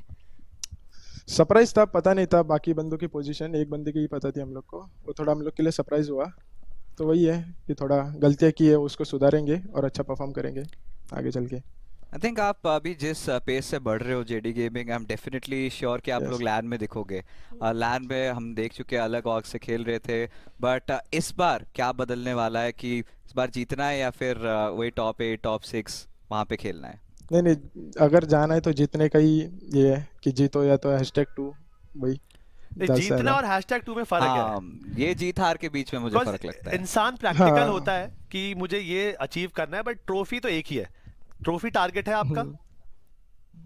Trophy, हाँ ट्रॉफी तो है। अगर नहीं तो डोमिनेट करके जाना है कि बंदों को, हाँ कि ये टीम थी जेनेक्सएफएम की आई मार के चली गई, बहुत अच्छा खेली टूर्नामेंट। चलो यही रखना है। मैं अपना फाइनल क्वेश्चन फेंकूं या आपको कुछ पूछना है? तो मैं अरे आपका है भावना जी, आप जैसा बोले वैसा करेंगे, आप बताइए। सॉरी, मैं एक्चुअली जानना चाहती हूँ आपकी टीम में मेन असॉल्टर कौन है? क्योंकि अगर आपके स्टैट्स देखें, every player is getting too many frags. ऐसा कोई नहीं, सभी मारते हैं टीम में। कभी आइजल मारता है, कभी सपोर्टर भी मारते हैं। टीम असॉल्टर्स सब मतलब, हाँ नाम भी वैसे ही था पहले इससे। बट अब आपका समय आपने हमें दिया, thank you so much. But जाने से पहले एक सवाल, कोई एक ऐसी टीम जिसने आपको बहुत ज्यादा इम्प्रेस कर दिया, लाइक आप उनको देखते हो एज नो समथिंग कि भाई ऐसा खेल सकते हैं, ये बढ़िया खेल रहे हैं, क्या करते हैं ये, कुछ ऐसी कोई ऐसी टीम है अभी आपके पास? मेरे लिए तो सब टीम सेम है, सब अच्छा ही खेल रही है। इतना मॉडेस्ट मत बनो ना गुरुजी, बता दो ना एक नाम जो बहुत अच्छा खेल रहे हैं आपके हिसाब से। अच्छा, केमिन खेल रही है मेरे हिसाब से, मेरे को केमिन लगती है। बट आपका गेम प्ले तो बिल्कुल अपोजिट है। केमिन थोड़ा पैसिव खेलती है, आप बिल्कुल शोर शराबे से खेलते हो। हम वैसे ही है, वो दिमाग से खेलते हैं, हम थोड़ा गन गेम से खेलते हैं, अपोजिट अट्रैक्ट। और चलो ये बात भी सही है। अब एक अगला सवाल, फाइनल सवाल ये है कि कोई ऐसी टीम जिससे आपको बहुत उम्मीदें हैं कि भाई इस टीम के पास वो सारे मसाले अच्छी डिश के, बट डिश खराब बन रही है, परफॉर्मेंस नहीं आ रही। नहीं ऐसी कोई टीम नहीं है। फिर मॉडेस्ट। चलो थैंक यू सो मच। नहीं ऐसी कोई team. Thank you so much, आपने टाइम दिया, अच्छा लगा आपसे बात करके। Best of luck for the further matches. Thank you. अच्छा ठीक है, ध्यान रखिएगा। Okay, thank you, all the best. Well, there we have it. Gen X definitely bringing up decent answers to the questions, of course, and as he perfectly mentioned as well from JD's side, that we should be anticipating different play being showcased from him from the final week. As of now, they've done okay. They found themselves in the top 16, but not for long, of course. Necro, as we were just talking about it, they're sitting on the 13th position with 198 points. 5 points shy on the 16th position is Orangutan with 193. So most certainly, Gen X is going to be dropping down from the top 16 in the next 3 games. But hey ho, we definitely do want to see what they do in week number 4. Because today they're done. Exactly. I mean, look, consistency is the key. Yeah, inside of this week, Gen X FM, they've definitely done quite nicely, but you never know what's going to be holding up for the upcoming weeks. Gen X FM, they do have a decent bit of cushion, but is that cushion really enough? My answer is going to be absolutely not. They needed to perform a little bit more better in order to solidify themselves inside of the top 16, because the upcoming week, it's just going to be a hell. Let's be honest. Everyone's going to be trying their best to either spoil someone else's game or either trying to squeeze themselves barely inside of the 16th spot. So even the teams at the bottom page, they would either try to spoil someone else's game or still they would have some hopes in making it inside of the top 16, which sounds a little bit too much, but still, you can always keep the hope up, and that's what keeps the world going. But ladies and gentlemen, before we continue the show and before we shuffle the groups as well, we need to give huge thanks to our sponsors too. And of course, starting off with Samsung Galaxy S23 Ultra, and then you've also got Snapdragon Elite Gaming and Monster Energy Unleash the Beast. Now, Blotter, we know groups are going to be shuffled up, and also some new set of maps are going to be back inside of the fray. Sanhok, Vikendi, and Erangel, of course, especially Sanhok being one of my favorite maps, and it's a complete zone-oriented map. You really need to respect the zone. Absolutely, and this is where, again, when it comes to the groups that are going to be dominating and jumping in now, we've got Blind Esports, we've got the likes of Chemin Esports, we've got Global Esports, with, of course, the likes of God's Reign, as well as Gujarat Tigers, WSB Gaming. So quite a lot of these teams that we want to be able to see bring up their gameplay and game plan as to how exactly is that going to be changing. We're going to find out in just a few minutes when the game starts off on the map of Sanhok itself. But in all of this, Carnival Gaming, I wonder if today they're going to get another chicken dinner or not, because I really want to be able to see that kind of a play from them. They like to play it safe. They like to keep it very, very low-key open. But today is going to be the final day of week 3. I just keep my fingers crossed they get another chicken in the bag. I mean, here we go, ladies and gentlemen. The Sanhok is now starting on the screens, booting up on the screens as the plane flap pad starts all the way from one side of the map, and of course it's going to be ending to the opposite. Now, Sanhok being one of the maps where the plane flat path really barely makes any type of difference. I want to see where the upcoming circle is going to be starting from. Considering Team IQ Souls not playing inside of these groups, one thing is for sure, even if the circle is going to be on Camp Alpha Island, you're not going to have that big of a threat, especially in the name of Team Soul just taking the game away. Instead, it can be 50-50 which team's going to be taking it home. Before now, as we do see off the bat, a couple of teams took an exit, including Hydra and the players of Skulls. There might be a little bit of a drop collision on the southern side, but I still want to see how the settlement is going to be looking like over there. Now, Team X-Spark and Global Esports dropping out towards Camp Alpha Island. Team X-Spark towards High 10. X-Spark being one of those teams that is desperately looking for the points. Global Esports, one of those teams that does not really have the cushion, but is looking forward to find the cushion inside of this game of Sanhok. Finding a cushion, especially when you do not really have the circle in the game of Sanhok, can be a little bit challenging, but it's not next to impossible. as we do have to circle too. It's going to be a standard circle, nothing out of the box, but we do see a couple of fights going off the bat. OG is going to be the one to get their hands dirty this time, and they've already managed to take down one of the players and get the advantage stacked up in their favor. OG up against the players of TWM. This is going to be an interesting fight. You also see GT in the fray too. I want to see how this one's going to be panning out. Orangutan, this is not looking too good. Even WSB's around the corner. This is going to be a hellhole. I want to see how OG can come out on top. OG, they've got the firepower to back themselves up, but especially when you're going to be going against some of the teams that are not doing too good inside of the game. 4Shot Esports and GT. This is going to be an interesting one, especially Gujarat Tigers is one of those teams that you cannot underestimate at all. Oh, most certainly. I mean, Gujarat Tigers, the way they've just taken on that baton of aggression and pushed in ahead has been absolutely incredible. But it seems like right now in that feed, we've got the players of 4Shot taking on some sprays. But in all of this, a third party, can that be expected against Hydra and 4Shot? Because it is OG around in the vicinity. That is going to be closer and closer as well. Again. This is slow and steady progress right now. Both of these teams know that they're in... Squatter. 4 teams inside of boot camp. The GT, OG, you also see the players of WSB, and then even 4Shot Esports. Well, 4Shot Esports, they've already pulled out. The GT, they've lost out on one of their players a while ago. And that too, Shadow. He's supposed to be the IGL for the team, and now Shadow's not inside of the game. It's going to be a big issue for Gujarat Tigers. And Gujarat Tigers, even they've been doing quite okay in the overall standings, but they do not have the cushion at all. So this game's going to be important for OG2 and even for Gujarat Tigers. Both of them are barely hanging on the cliff. Utilities cooked up by Clutch God, looking to find the opening. This early inside of the game, you're not going to have a lot of resources as well. And even WSB, they're probably looking for to pounce on top of the opportunity and make a third party happen. AKOP can be caught. His back's quite exposed.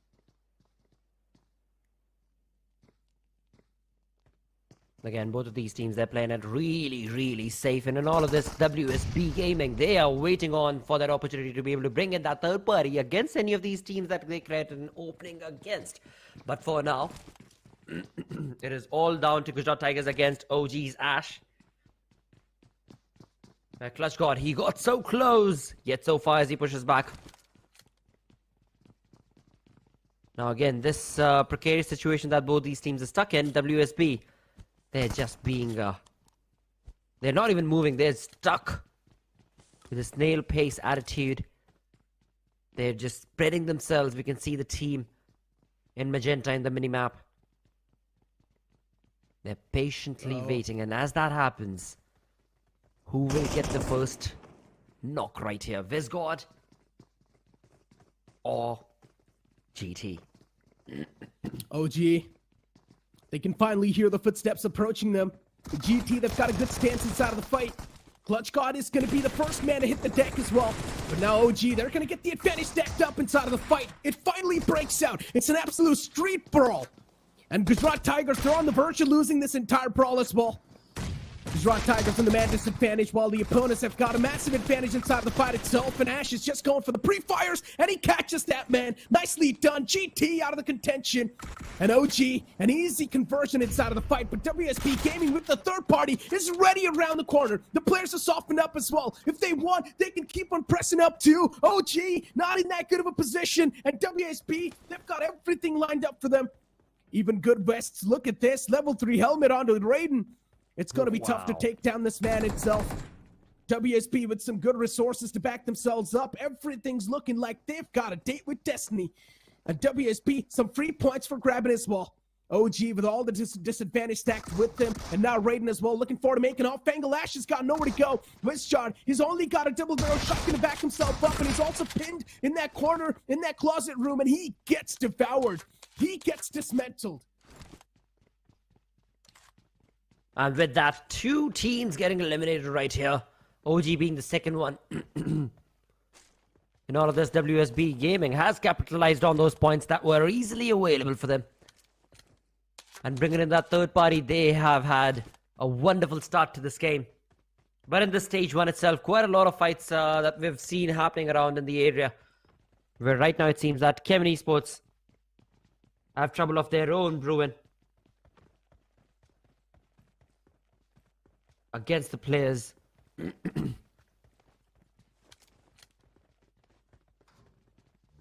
Though again, when it comes to the zone itself, well, there we have it. Skulls and Chemin Esports. Skulls were the first ones to be able to create that opening and that first shot. But right now, that nade being cooked to perfection against Dope can very well be detrimental to the positioning of Skulls, as all three of them are so close. But the DPS in Dope's hand. Now, this is where all he needs is to find those skull-cracking shots against the three players. And look at that in the mini-map. Chemin Esports, they have themselves scattered. But in far from the back, Bilju, he just jumps in to the opportunity to create that flank and absolutely tries to bring in that cover fire for his teammate, but not for long, because as we were mentioning, when it comes to Chemin Esports and their flank that they've created, the fanned out approach, Skulls Esports, they're not going to be able to survive for too long. Phoenix is the final player who's trying to give in that revival to his teammates, to R2. Lucifer's going to be jumping into that play as well, but again, that nade is going to just be done and dusted, and that will be the end and demise for the players of Skulls, as they do walk away with 4 finishes. Decent conversion right there. But sadly, that's all that they're going to be able to cook in this game. Because Chemin Esports, with all 4 players still surviving in stand, and they've been able to accumulate 4 finish points as they annihilate Skulls Esports. 12 teams remaining with 46 players, and we're still part of stage 1. So an aggressive start to the Sanhok. WSP, they started off with 5 elimination points. Chemin Esports with 4. TWM and Team X-Park with 1 each. That's a really good start for a lot of the teams off the bat. 4 teams eliminated inside of the game instantly. Only 12 teams left over, and you're still inside of the stage 1. Oh man, what's just going on inside of this game? Sanhok, things started off in quite a menacing way. And now Metal Esports and CG, even they've taken a little bit of blows here and there in the guts. For Metal Esports, this is the only day. But I'm not going to lie, I've given up on Metal Esports at this point. I'm not seeing any type of improvement from this team. We're seeing the same performance being continued from them. They're not really trying to bring anything new to the table. Even if they are making some adjustments, I'm not able to see them clearly. That means they just need to work a little bit more harder. Gain some more intel on the opponent teams. Do a little bit more analysis when they're back at home. They just need to do a little bit more hard work, I guess, in general. Because there's a lot of teams just moving up miles ahead of you. And Venom is busy staring at the ground and thinking about his future. Well, Kevin, we know the kind of playstyle that they bring to the table, which is going to be, of course, on a slow poke play. That is what Kevin loves to do. And that's what Venom seems to be waiting for. Right behind around the area is going to be TWM, looking forward to somewhat of a mid-strat strategy as well, it seems like. So the 3 teams that are outside, we've got Chemin Esports getting closer and closer to get into the entry of the zone from the south. TMW is still waiting in the blues. Global Esports from Camp Alpha have yet to make their entry into the zone. But in all of this chaos, Blind Esports on our screens as they find themselves very much in the center of the zone, surrounded by a lot of the teams. And it is none other than Metal, who've got a perfect compound right next to Paradise Resort. They've got the information against the position held by Blind Esports as well. Where Metal Esports, they thankfully have a compound working for them. But will that be enough? As Necro did just mention right now, when it comes to all the changes that Metal Esports have made, they've just come in a little too late. We saw the playstyle coming in from them yesterday. That did change their position from the 32nd position. But as the other teams came in and played their rounds, Metal Esports was brought down to 30th. So a tough luck affair. Next time around, they'll have to be a bit more proactive from the start of the tournament itself, because getting active in week 2 or 3, or rather week 3 itself, because week 1 and 2 has just not been in their favor. Week 3 also is just a hit and miss for Metal Esports, sadly, till now. Pretty much. Metal Esports, I mean, they've got a couple of threats lingering in the front lines, especially Top Dog. He can sense it. And Metal Esports, they're not looking too good when it comes to resources as well. A couple of players have gotten no first aids onto them. While look at Omega, this man is stacked up. He's like a thief. He's got 7 first aids, 4 nades, 2 smokes. He's got everything the world ever needs. And also a lot of ammunition. Carnival Gaming, I guess they're ready for a big defense. Even Neo's got 9 first aids. One thing is for sure. Carnival Gaming, they're going to be going for a med strat. because every single person from the side of Carnival Gaming are going to stack up those utilities, those meds onto that one man, and then he's probably going to stay outside of the blue and just keep on going for the patches. You've got WSB still holding the boot camp area. Then you've got the players of God's Ring inside of the entire Paradise Resort. Right outside is going to be the players of Metal Esports who've taken a bit of blow in their gut, but it's not going to be that difficult for them to recover from that blow. Godlike, a team that's been struggling for a long time. They're in the smack center, but let's see how well they're going to be utilized that position in the future fray. Even CG in a good spot with the high ground. They can get so much intel to play around with and work around with. Chemin Esports on the bottom side. Even they're looking quite good. AUTOBOTZ on the top right. Everything's looking quite good. At this point in time, considering there's not a lot of teams with the competition, everyone's going to be feeling at home. Absolutely, but that's only a matter of time before the zone makes a move, and as it does, the teams are going to be pushed out of their comfort zone. Talking about being outside the comfort zone, Global Esports, I mean, they made that rotation all the way from Camp Alpha Island. They're still in the blues, still making that rotation, still not yet entered the zone. From Camp Alpha all the way down south towards Ruins, they've made an entry from Kampong to get into the zone. And as the zone moves away, now Global Esports is going to find themselves behind the players of Chemin Esports. They will have to come back to that and see if Global Esports likes to overextend or not. Another late rotating team that's on our screens right now is going to be the players of TWM. They held their position out in the blues for quite a long time.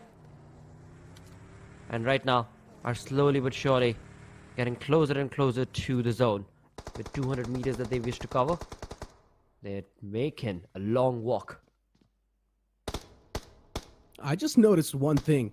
Global Esports started off from the Camp Alpha Island, and now they're all the way towards Lakabi. That's a long rotation they've taken all the way from the southern side. Let's see how much well it's going to pan out. They still need to breach inside the safer lines. The Wall of Death is definitely going to be causing a lot of issues if you're not going to have enough meds to patch yourself up and tank it. Chemin Esports on the southern side inside of the circle are probably going to act like guardian angels. They're not going to let anyone breach in from that point. So even that's going to be another tougher approach. Right in the smack center, you've got 4Shot Esports, a team that has seen a lot of struggles inside of the competition. But let's see how well it's going to work out for them. The same thing can be said for Team X-Spark, a team that is supposed to be a star-studded lineup, but even Team X-Spark is struggling quite a lot. In general, the challenge season has been super weird. The teams that you expect to perform are not able to perform. The teams that you expect not to perform are actually able to perform. Things are happening vice versa. And AUTOBOTZ in the elimination feed, even they get themselves engaged in a fight against the players of God's Ring, that too. They've managed to invade the territory of the Gods, and Justin's taken down.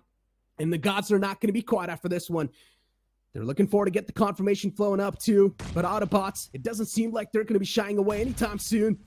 Confirmation found on a Justin God's Ring, now taken down to a 3-man squad. And for AUTOBOTZ, they're going to have some evil smirks on their faces. This is real good conversational push, a very synergistic push coming in from the side of AUTOBOTZ, of course, against the players of Gods, as you perfectly mentioned. And God's Reign, they have none other than Delta PG jumping in with a very precarious flank angle right there that he was able to create. Same is the case for Shogun as well. But Shogun from GDR, he's far back. Now both of these players, Delta and Shogun, they need to somehow be able to utilize their plays and their positions to perfection against the players of AUTOBOTZ. Now AUTOBOTZ, they need to regroup. Survey has been dropped down. So has his teammate as well. So a two-man split coming in from the right of AUTOBOTZ, and that is where God's Reign are going to be pushing on their luck to be able to create the perfect opening and utilize it in terms of points. But finish points are just not being diverted to the players of GDR as they keep going down. Spills with another DBS. This is ridiculous. Trades happening back and forth, and bodies falling down like flies. Mr. Spray's wall now wanting to get his hands dirty inside of the fight itself. God's Reign, they've done a great job in taking down 3 of the players of AUTOBOTZ, even though they had the man disadvantage in the fight. Mr. Spray, he can sense the threat approaching in front of him. The DBS spams are going to be on the point as well, but still Mr. Spray's not able to find that crucial connection. Inside of the smoke lurks a dragon. He's looking to just fire around the corners as well. But AUTOBOTZ, that dragon is now starting to be quite annoying. That's why Mr. Spray is just going to back away and instead play for the resurrection. Good flash. Mr. Spray being blinded. The only thing he can see in front of his eyes is white. And Destro instantly goes for the patch-up as well. He's going to find the resurrection on the fallen Godlike. And here comes the push. It's going to be a two-pack. But Godsreen, they lose out in their IGL. A big key to the treasure is now gone. And now Delta PG is gone for the patch-up. The only first aid he had available is used inside the match. And Delta PG goes for the fight, and he comes out on top as well. Godsreen, they somehow managed to clutch this one at the skin of their teeth. And they're going to keep on moving forward inside of the game. But look at the amount of damage they've taken. 3 players have been taken down, and now it's all down to Delta. He probably needs to go for the Met strat. Well, this was a very difficult fight right there for God's Reign. Delta's not going to be able to do much, but right now we move ahead from one fight to another where WSB Gaming against the players of TWM are in a bit of a kerfuffle as WSB have got the momentum with 5 finishes already converted. And now Raiden with a DBS in his hand. It's a 1v1 situation, but it seems like his teammate's gonna not be able to provide that cover, sadly. It's gonna be Kyulma who's gonna be able to bring down his opponent, and this is not what we expected from WSB. Right in front of them is the opponent, but their numbers have dwindled down. It all falls down to the final player ban. And it's a 2v1 situation where we can clearly see Ninze, he is pushed on against the player. The final player of WSB. The Blues have caught up to them as well. Who's going to get the last laugh right here? Is it going to be TMW or WSB? WSB do go down. This was a lackluster fight coming in from WSB. Sad turn of events right there. They had the momentum. They had 5 finishes, but it was TWM getting the final finish right there. And the final knock converted. Thus, WSB get eliminated. 19th with 30 players is what we're left with in this lobby. And on our screens, it's going to be Global Esports against the players of Godlike. 9 teams still left alive inside of the fray. And Global Esports is one of them. They lost out in Slug, a man who packs a lot of punch. But now Global Esports looking forward to take a fight against the players of Godlike. This is going to be an interesting affair. Especially Mavi's still alive inside of the game. Let's see how well he's going to be able to direct his team. Beast, Ninja Boy, these 2 godly players inside of the fight can definitely turn a situation. But let's see how well the situation's going to be panning out. That's the main question. Carnival Gaming as well, a team that believes that best defense is the best offense. But this time, I believe Carnival Gaming, they need to go on a little bit of an offensive foot. They cannot play defensive anymore. They need to go for the offensive stance, and that's what they're looking for to do. Chemin Esports as well, just pouring out a lot of pain and hurt against the opponents. And the amount of damage they're inflicting inside of the fray as well is too much. Backs against the wall, Chemin Esports, they need to make it inside of the circle. And that's what they're starting to do. Godlike 2 around the corner, they can be a massive threat. Chemin Esports out in the open, going for a Mayday push, going for a Mayday rotation, and they actually pull it off too. Chemin Esports, they find themselves a temporary spot. It's not that great, but you gotta make something out of nothing. Absolutely, for Team Godlike, again, they need to make an entry into the zone from the western side of this entire area. And up above them is going to be Global Esports. Right below them, it's going to be Carnival Gaming. So Godlike, they're going to have to fight it out if they want to be able to make their presence felt inside the zone. And inside the zone, Chemin have made an entry from down south where right across their compound, it's going to be 4-Shot Esports. Chemin Esports, they've lost out on one of their player. There is going to be Honey getting so very close up and personal from the side of 4-Shot.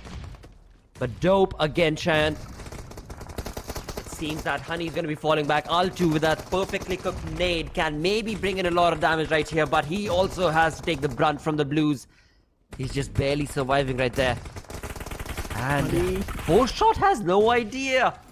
Honey! What? He saw his death approaching him. And he could just do nothing. And now Altu, he finds a clear line of sight. What is the players of 4-Shot Esports doing? Where are they? There's no way. They have no clue where Altu was. 4-Shot Esports, the presence of mind just seems lacking, Blotter. That's just an absurd play right there that Chemin has been able to do. But right here, absurdness continues on the map of Sanhok as it's going to be Metal one by one. They peek out and Beast just does what he does best, absolutely annihilating and spraying down the heads of his opponents, as now Metal Esports are left with just the one final player, Top Dog. But Top Dog is going to have to hold his horse all for himself because it is a 2v1 situation against him. Ninja Boy, along with his teammate Beast. In fact, it's a 3v1 where Global Esports, they are going to be looking really good in terms of the way that they can dominate.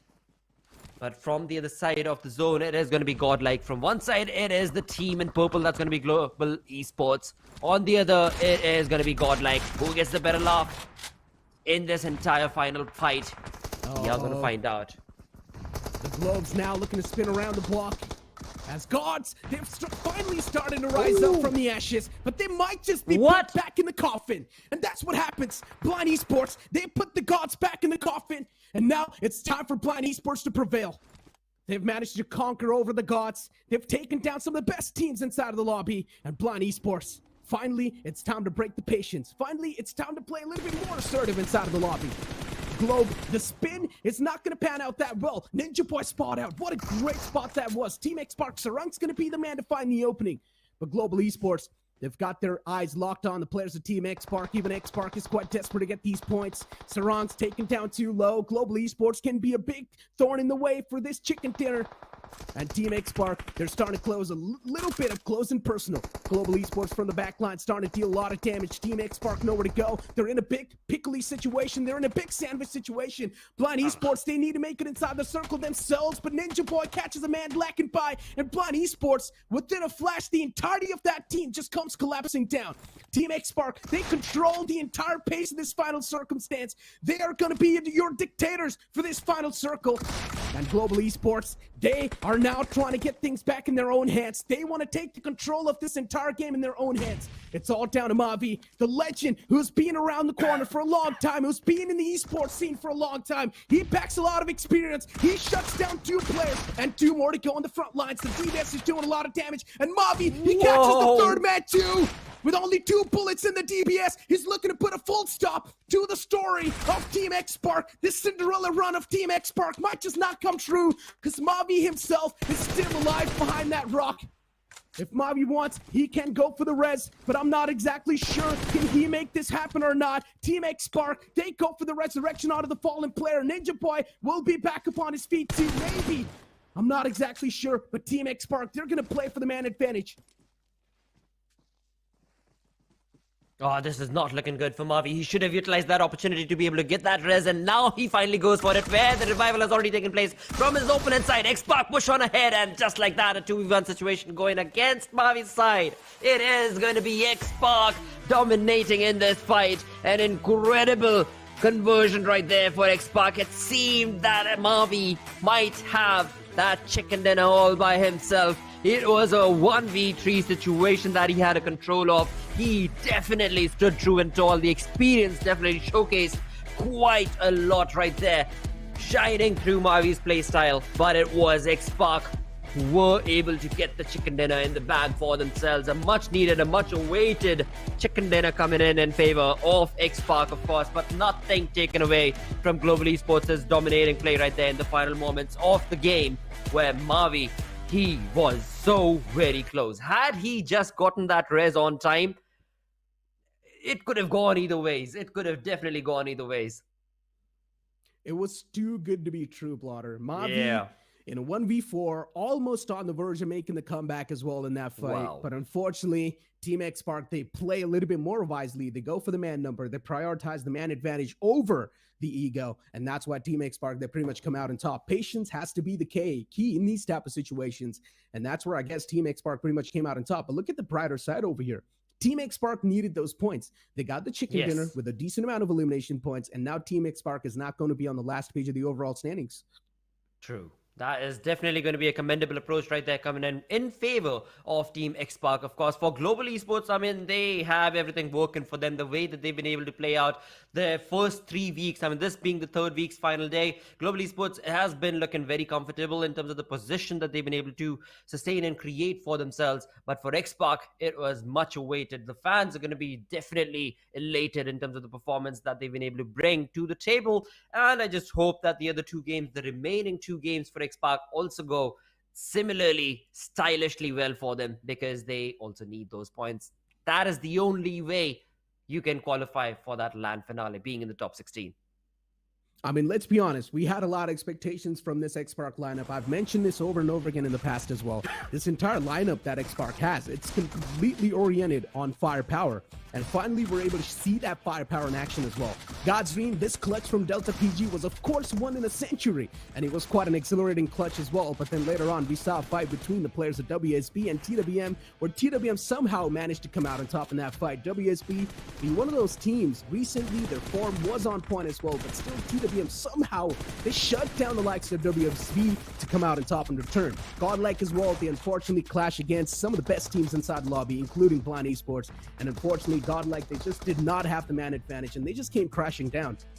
Oh, that moment right there, the way the cheeky play was showcased on the side of Blind Esports, that was unexpected for GL, of course. But in that final moment, it was those 2 final teams. And in turn, it was X-Park who got the final chicken dinner. But Mavi, what an incredible player right there for Global Esports. And of course, the experience that he's been able to accumulate over the years was clearly showcased so perfectly in that final moment. And again, we want to be able to see how many points did X-Park walk away with from this game. And then, of course, we're going to find out how big a leap in the overall ranking was this team able to create for themselves. But another wonderful thing to bring up, as I was mentioning, was Blind Esports and their play. The cheeky play that they held on strong in that final corner moment right there against Godlike was perfect, because Blind Esports also walked away with decent number of points and thus solidifying their position in the top 16. For a moment, I thought that Team X-Park is probably going to be the one to be in the sandwich situation between Blind Esports and Global Esports. But no, instead, Global Esports apparently had a clear line of sight against the players of Blind Esports, and that's where Team X-Park got a lifeline. Technically, Global Esports was the one to give the lifeline to Team X-Park, and that's the only reason why Team X-Park sort of prevailed and came out on top in the end, because man advantage is something that really matters. If Mavi wanted, he could have went for the resurrection onto the fallen player, but instead... Mavi, for a moment, thought that maybe there's going to be a push-up coming in the future, but instead, that was not the case. X-Park just played with a little bit more brains, played with a little bit more calm, cool nature, and that's why they came out on top. But it's complete fine, though. Global Esports is still in the top 16. They're looking pretty okay in the overall standings. Team X-Park is the one that needs the points desperately, so it's understandable why Team X-Park wanted this chicken dinner much more than Global Esports. Absolutely, and of course that is what the fans wanted to see as well. The sign of relief from the side of X-Park Showcase, thanks to that chicken dinner that was presented from them to their entirety of the fan lineup itself. Now again, when it comes to who's going to be the MVP and how this game fared out, it was a chaotic mess through and through when it came down to the Sanhok map, because there was just so many fights taking place left, right, and center that it could have gone either ways from that MVP list to the stars of the players. But that's what I am waiting eagerly to be able to see as to which direction are we going to be moving with the MVP. As we wait on for the MVP, another team to bring up is going to be TMW and WSB. Now, TMW, they were looking very comfortable right there, but never mind that. We are going to come back to that conversation, because it is Altu from Chemin Esports getting the MVP with 5 finishes and 55% finish contribution. Exactly. I mean, Altu with, as you mentioned, 55% finish contribution, and I guess majority of those elimination points as well came in against the players of 4Shot Esports. You saw clearly the presence of mind from the side of 4Shot Esports was not exactly there in that fight. I'm not exactly sure what they were trying to do over there, but 4Shot Esports, things could have been played much more in a better manner. But unfortunately, they were not really able to do so, and that's why 4Shot Esports just were not able to win that game too. With 55% finish contribution, Chemin Esports once again keeping that consistency rolling up inside of the game. That's desperately needed for them, because once again, if you are a team that is looking forward to take the first spot in the overall standings, then you might as well try to keep the consistency flowing up, just like how Entity Gaming is doing. Now, as we do see the stars of the match, the best companion is going to be Dreams, the IGL of Team X-Spark. And then the finisher is going to be Ninja Jot, as usual. He's supposed to be the man to pack a lot of punch in that team. Absolutely, and that is what is going to make a big difference right there, and that is what he did do as well. At the right time itself. And X-Spark, like we've been talking about it, this was the kind of play style that the fans were waiting for to be able to see, and that is what the team has delivered so perfectly in just the right time as well. With the stars of the match being favored by Chemin Esports and X-Spark players, now it all boils down to the match ranking and the amount of points that were distributed on the Sanhok map. We still have to figure out how big a leap has Team X-Spark made. With 7 finishes and a chicken dinner, 22 points in total is what they've been able to accumulate. But will that be enough is what we need to find out, because for Global Esports, well, it's just another day in the office as they get 19 points, and for Chemin Esports as well, because they're going to be looking comfortable in the top 16 position. I mean, look at Carnival Gaming. You wanted to see Carnival Gaming as well, and I guess, Blotter, somewhere down the line, you maybe cursed them, because this is the only game that I've seen Carnival Gaming not do that great. Only 1 point accumulated inside of that previous game. Gujarat Tigers and Hydra officials got none, so of course that's going to be a little bit of a tough pill to swallow for them. 4Shot Esports with 3, Skulls Esports, another team that needed desperate points, but unfortunately no conversion from their side too. AUTOBOTZ Esports, same thing can be said. Pretty much the latter half of the board that you see inside of these match rankings, most of them are on the last page of the overall standings too, and that's not looking good at all. It is not. Again, you know what? When it comes down to good as well as another team to bring up right here, that is going to be in the name of Gujarat Tigers. Now, Gujarat Tigers is going to be another team that we wanted to be able to see bring in a really good play from all of these teams. But you know what? It's just not happened. Like you were mentioning as well, you know, it is looking like I seem to have cursed these teams, Carnival Gaming, Gujarat Tigers, even OG for that matter. It has gone against them. But hey, you know what? The best part is we're still left with 2 more games remaining. So there's still another 2 hours of action where anything and everything can change. I mean, as you mentioned, you've still got 2 more games to go. And anything can happen in those 2 games, especially even if the team that is currently at the bottom of the overall standings, if they do get even 2 chicken dinners, they will be back up in the overall standings. Once again, maybe somewhere in the second page, but let's be honest, getting 2 chicken dinners back to back, especially if you're a team at the bottom, and especially if the stats are not looking that great, do you expect such a drastic improvement? Answer is no, absolutely. It's not going to be happening unless there's going to be God specially with you, given some godly powers. Then it's only possible. But with a realistic point of view, it's not going to be possible at all. So the teams at the bottom, the woes are going to keep on continuing. The same thing can be said for TWM Gaming as well. They did wipe out some of the big mammoths inside of the lobby, including WSB. But WSB, they still managed to stay consistent with 8 points. So even if they did get eliminated from the game quite early, it's not going to be hurting them at all. Absolutely. It is nothing, it's not going to be troubling them whatsoever at all, like you perfectly mentioned. And that is something that they need to be, I mean, I'm sure they're going to be happy with. It's just that as we progress on, and you keep on mentioning as well, you don't want to be from the 12th into the 16th position. You want to be able to solidify yourself at the end of the day. And that is something that, of course, I want to be able to see as well these teams do. Like Blind Esports does pretty much every single time that they play, they are able to get decent amount of points consistently for themselves that get themselves around the top 16 or confirmed in the top 16. Same for CG as well. Now it all brings to the conversation that these teams that were underperforming, especially on week 3's final day, they've started picking up the slack. But is it a little too late is what I wonder. I mean, I just want to look at the overall standings and find out where exactly Global Esports is. Because the last time when we saw the overall standings in the previous 2 groups, Global Esports was barely hanging on the ledge. And now this game of Sanhok, Global Esports did phenomenally well, especially when you saw that rotation all the way from down south, starting from the Camp Alpha Island, moving it all the way from the southern side, and still managing to get yourself in the top 2. It's quite a massive statement, I'm not going to lie. It was a brilliant rotation made from Mavi himself. And for a moment, I thought it would not work out, but still somehow it worked out for the side of Global Esports. They got a solid compound hold inside of that fight, and they were doing quite a great job. Even a top 2 is more than good enough.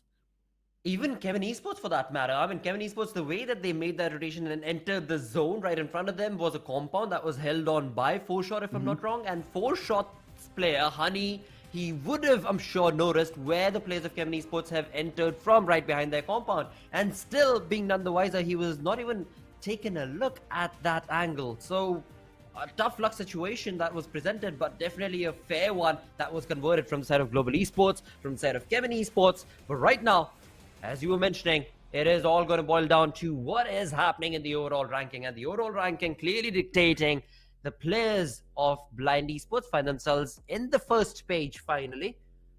Along with that, WSB Gaming, Chemin Esports, I mean, these teams, they are looking real good in terms of the climb of the ladder. I mean, WSB in the top 4. What do you think, Blotter? They're Yeah, looking that's quite nice in that position. That's perfect. I feel like it's quite deserving too. WSB is a group of new players, yeah. and now they're able to make it inside of the top 4. It's definitely quite a massive, stark statement these guys have pulled off. But once again, usually WSB do tend to choke when it matters the most, and it's probably going to be the finals as well. That's going to be the real test for WSB in the LAN finale. True. As we've got the second page of the overall board, Carnival Gaming being pushed down on the 9th spot. It's still okay. They still do have a bit of a cushion to work with, but not that much. Global Esports on the 11th spot. Global Esports now, all they need is consistency, and once they do propel themselves somewhere in the top 8, they should be good. Absolutely. Right now, as we move on ahead from that 16th position to the 3rd page, now this is where Team Forever, they're still holding on by a fine line. Well, again, not really a fine line, because Gujarat Tigers, with the first game of the day that they've played, they're sitting exactly on the same number of points, 195, as Team Forever on the 17th. Following them down close is going to be Hydra Officials. That is going to be playing the upcoming game. With 182 points, they sit securely on the 22nd position. So the climb up from Hydra Officials as well is not too difficult. It's only 13 points that they need to make in order to come into the 17th position, or maybe in the top 16. But is not that easy, because the upcoming game is going to be played on the map of Vikendi. And the conversion on Vikendi, it is a hit and miss. Exactly. And then you look at Big Brother Esports, Gujarat Tigers on the 18th spot.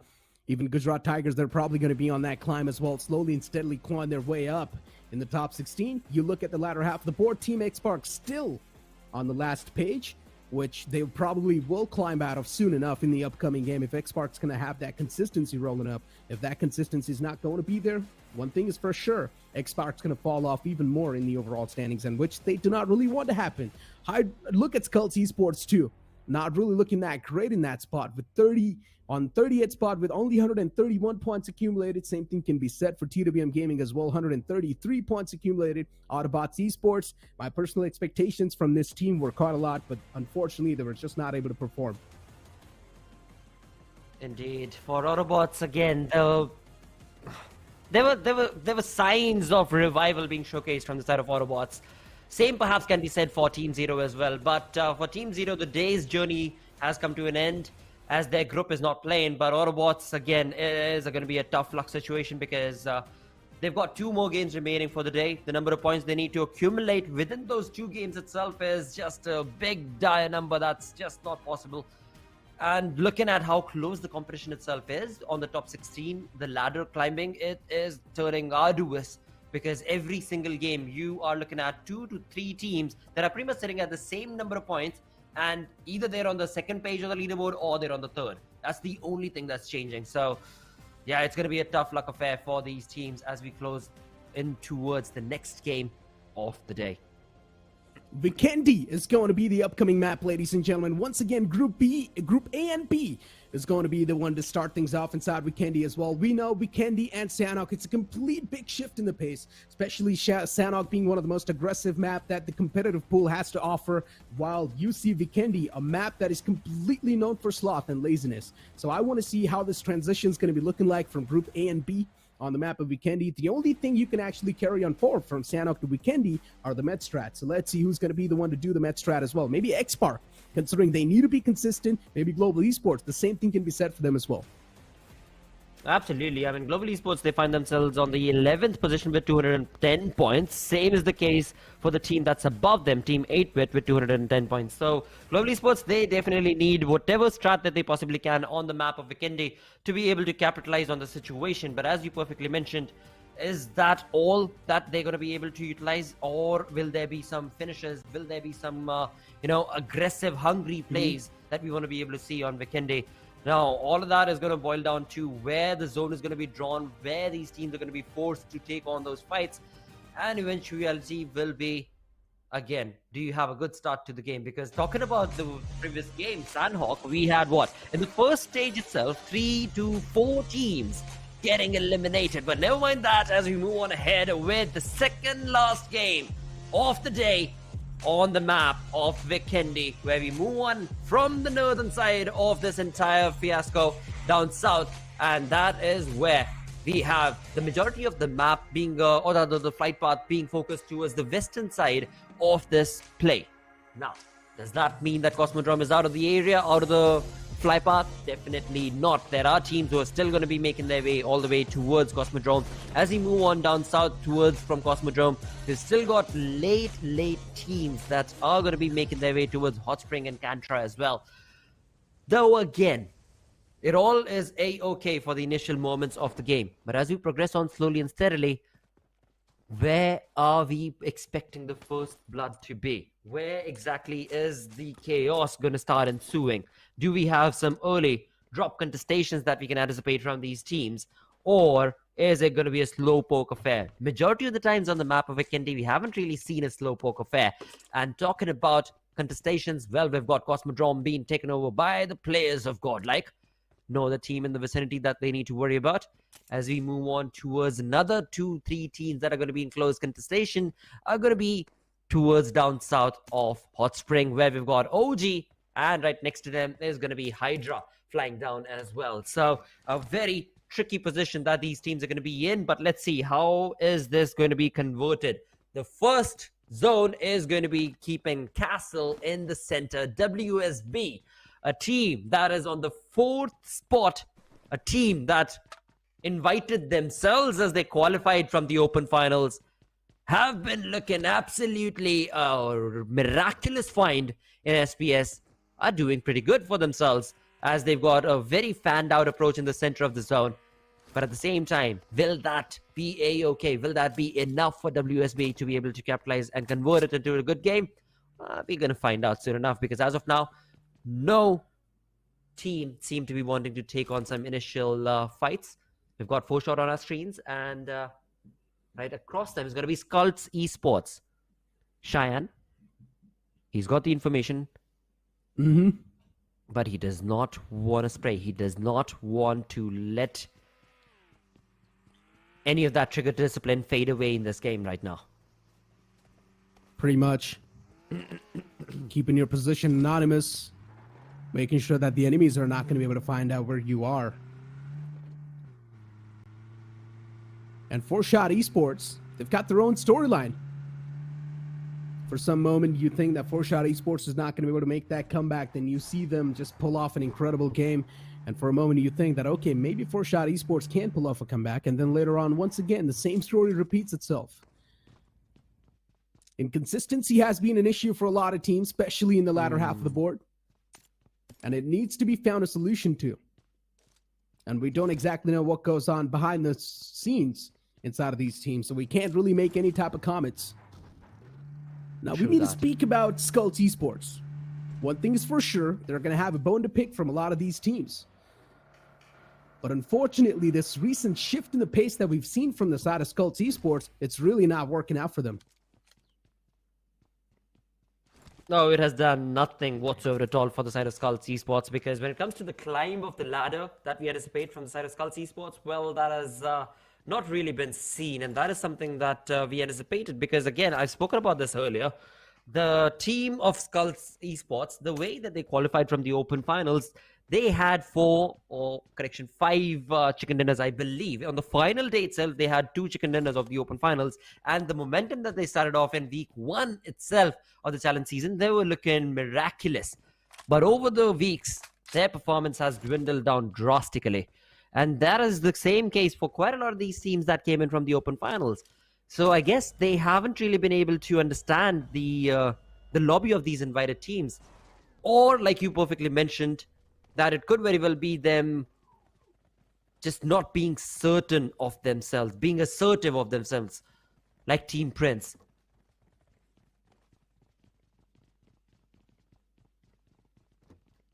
Before now, all of those plays and all of those thoughts come crashing down, because what matters the most is how you play. With every single game, you want to be able to reset your brain, not compare it to how the previous game was. Mm-hmm.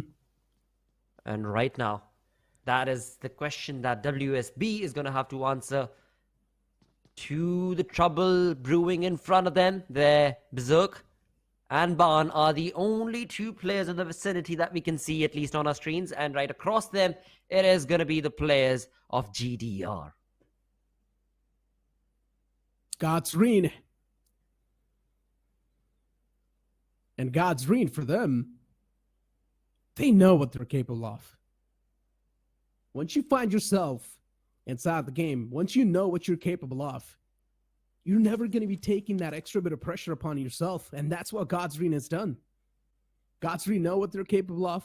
They know no matter what type of situation they get in, they will always get out of that situation. And it's actually working out for them quite well. And right now, WSB, they've sort of surrounded the players of Godsreen, but how well the surround's going to work out, that's what I want to find out.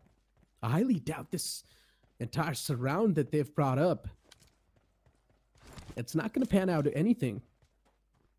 And even somewhere down line, WSB is just burning through a lot of the time. The same thing can be said for the side of Godsreen too. Godsreen, they know they're surrounded by a lot of foes, but they just do not exactly know where the foes are positioned. That's taken on to Rico. Spray. Out in the open, Rico was, and he's going to find a clear line of sight as well, but Slug's not able to get the confirmation, which is completely fine, but at least some chip damage was there. So trying to burn through enemy meds.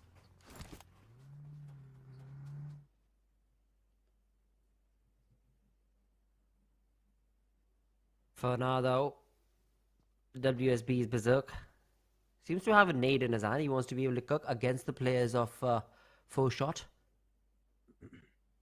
And 4Shot, on the other hand, as we can clearly see, Honey, he's got some smoke walls being created as he falls back to his teammates. And perhaps this could be a decision that 4Shot want to perhaps not over-aggress.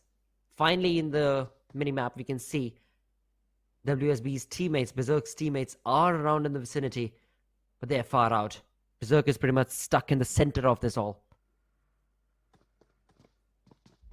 But yep, there we have it. 4Shot have decided to fall back from this entire fight. GDR have been very, very quiet in the compound right next door. GDR are patiently waiting, but this could go either way. GDR, all of them are single compound, whereas for the players of WSB, they are none the wiser of the positioning of GDR, and they have themselves focused onto the players of rotating team of 4Shot. The blue zone started to move, but it's not going to be that big of a concern. It's the map of Vikendi. The first two zones barely move. And stage 4 is when you can see those drastic shifts. But even then, it's not that drastic, so it's all good in the hood. I want to see a castled circle. I'm counting on it. It's been a while I've casted that circle, and it's really fun. So I just want to see a castled circle. Global Esports adjustment can definitely be quite good as well if you see a castled circle. Right. So I'm counting on a lot of things. I want to see how the new teams, they adjust as well. I want to see what WSB can do in such a bad situation. Because once again, if you do manage to pull yourself out of a pickle, that means you pretty much know the escape route to any situation inside of the game. And for now, in the pickle are the players of Godsreen. And I like the patience that Godsreen has shown as well. They're not just being too desperate. Right next to him, even Blind Esports is taking a rotation. But once again, no one's going to have any type of issues against the players of Blind Esports. Maybe you've got some confirmed line of sight against those players. But Blind Esports, they've got nothing to do inside of the scenario.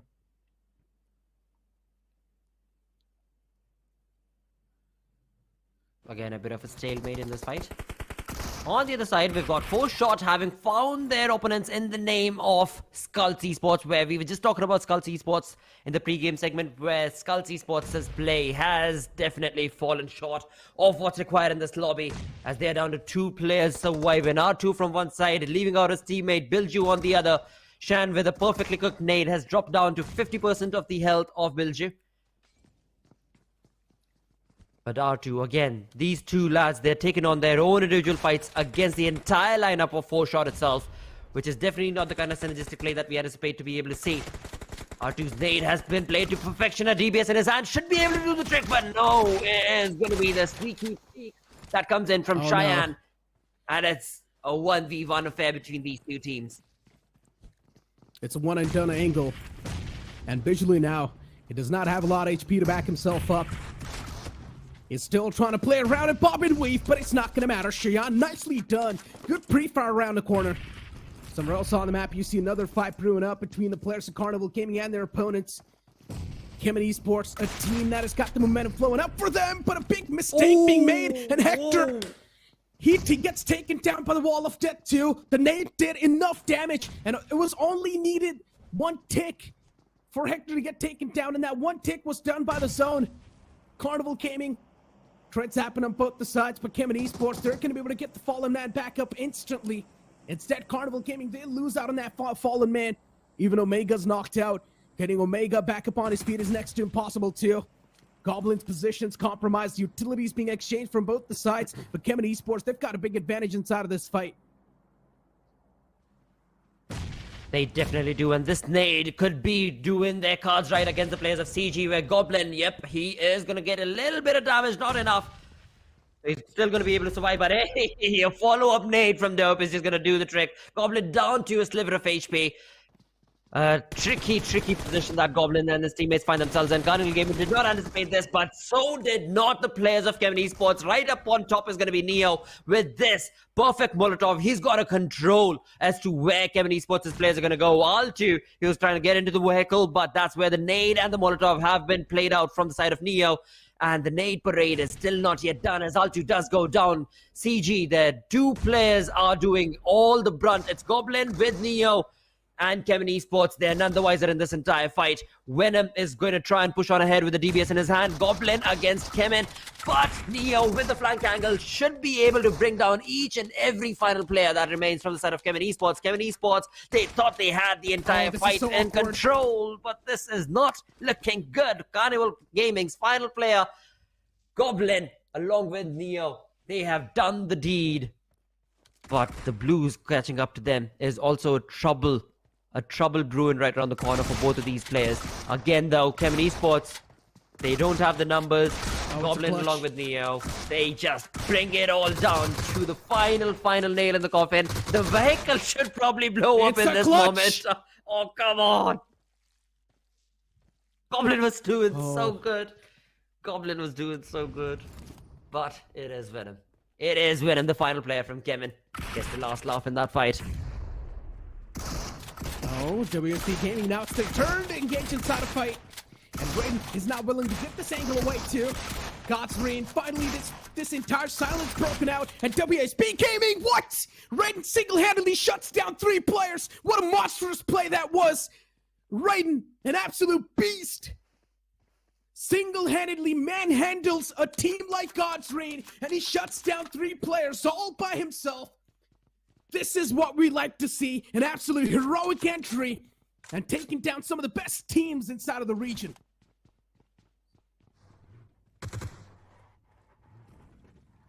That is what we expect to see coming in from the side of WSB, a new find in this tournament.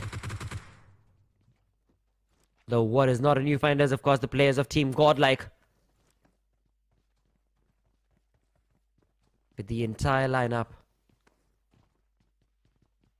just holding on steady.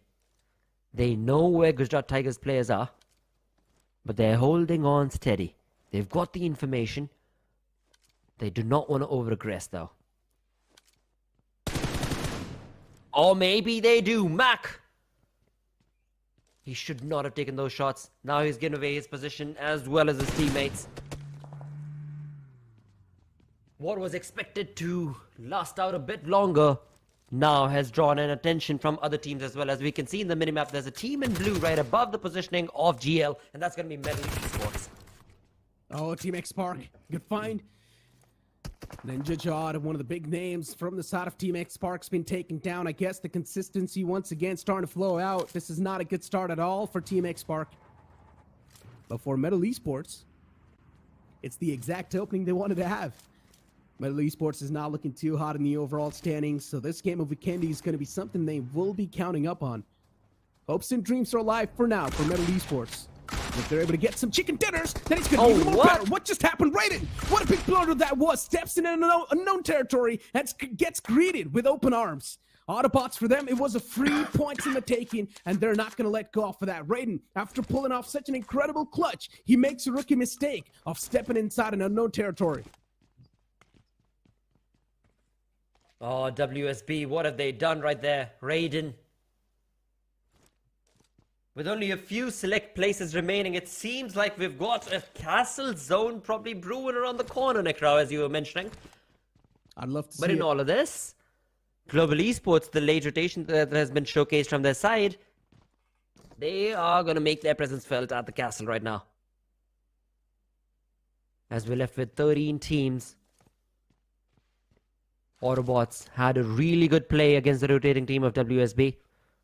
Raiden dropped down. WSB are still going to be surviving with a few of their players. 3 of their players, I believe. And oh wow, Chemin Esports, they just do not die. Venom, the final player, has been able to make it out of the blues. Oh, Gujarat Tigers, you do not collide against the Tigers like that. They're hungry for the flesh and blood, and they will make you bleed. One single paw, and you will be gone. Gujarat Tigers, once again, they've got a lot of information to dwindle around with. Godlike, the gods, looking forward to rise up from the ashes once again. The gods have been silenced for a long time, but they need to wake up.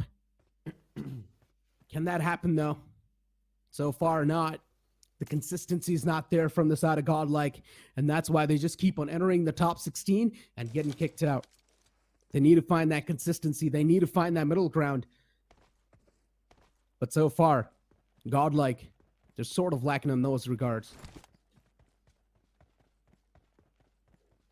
That definitely is true.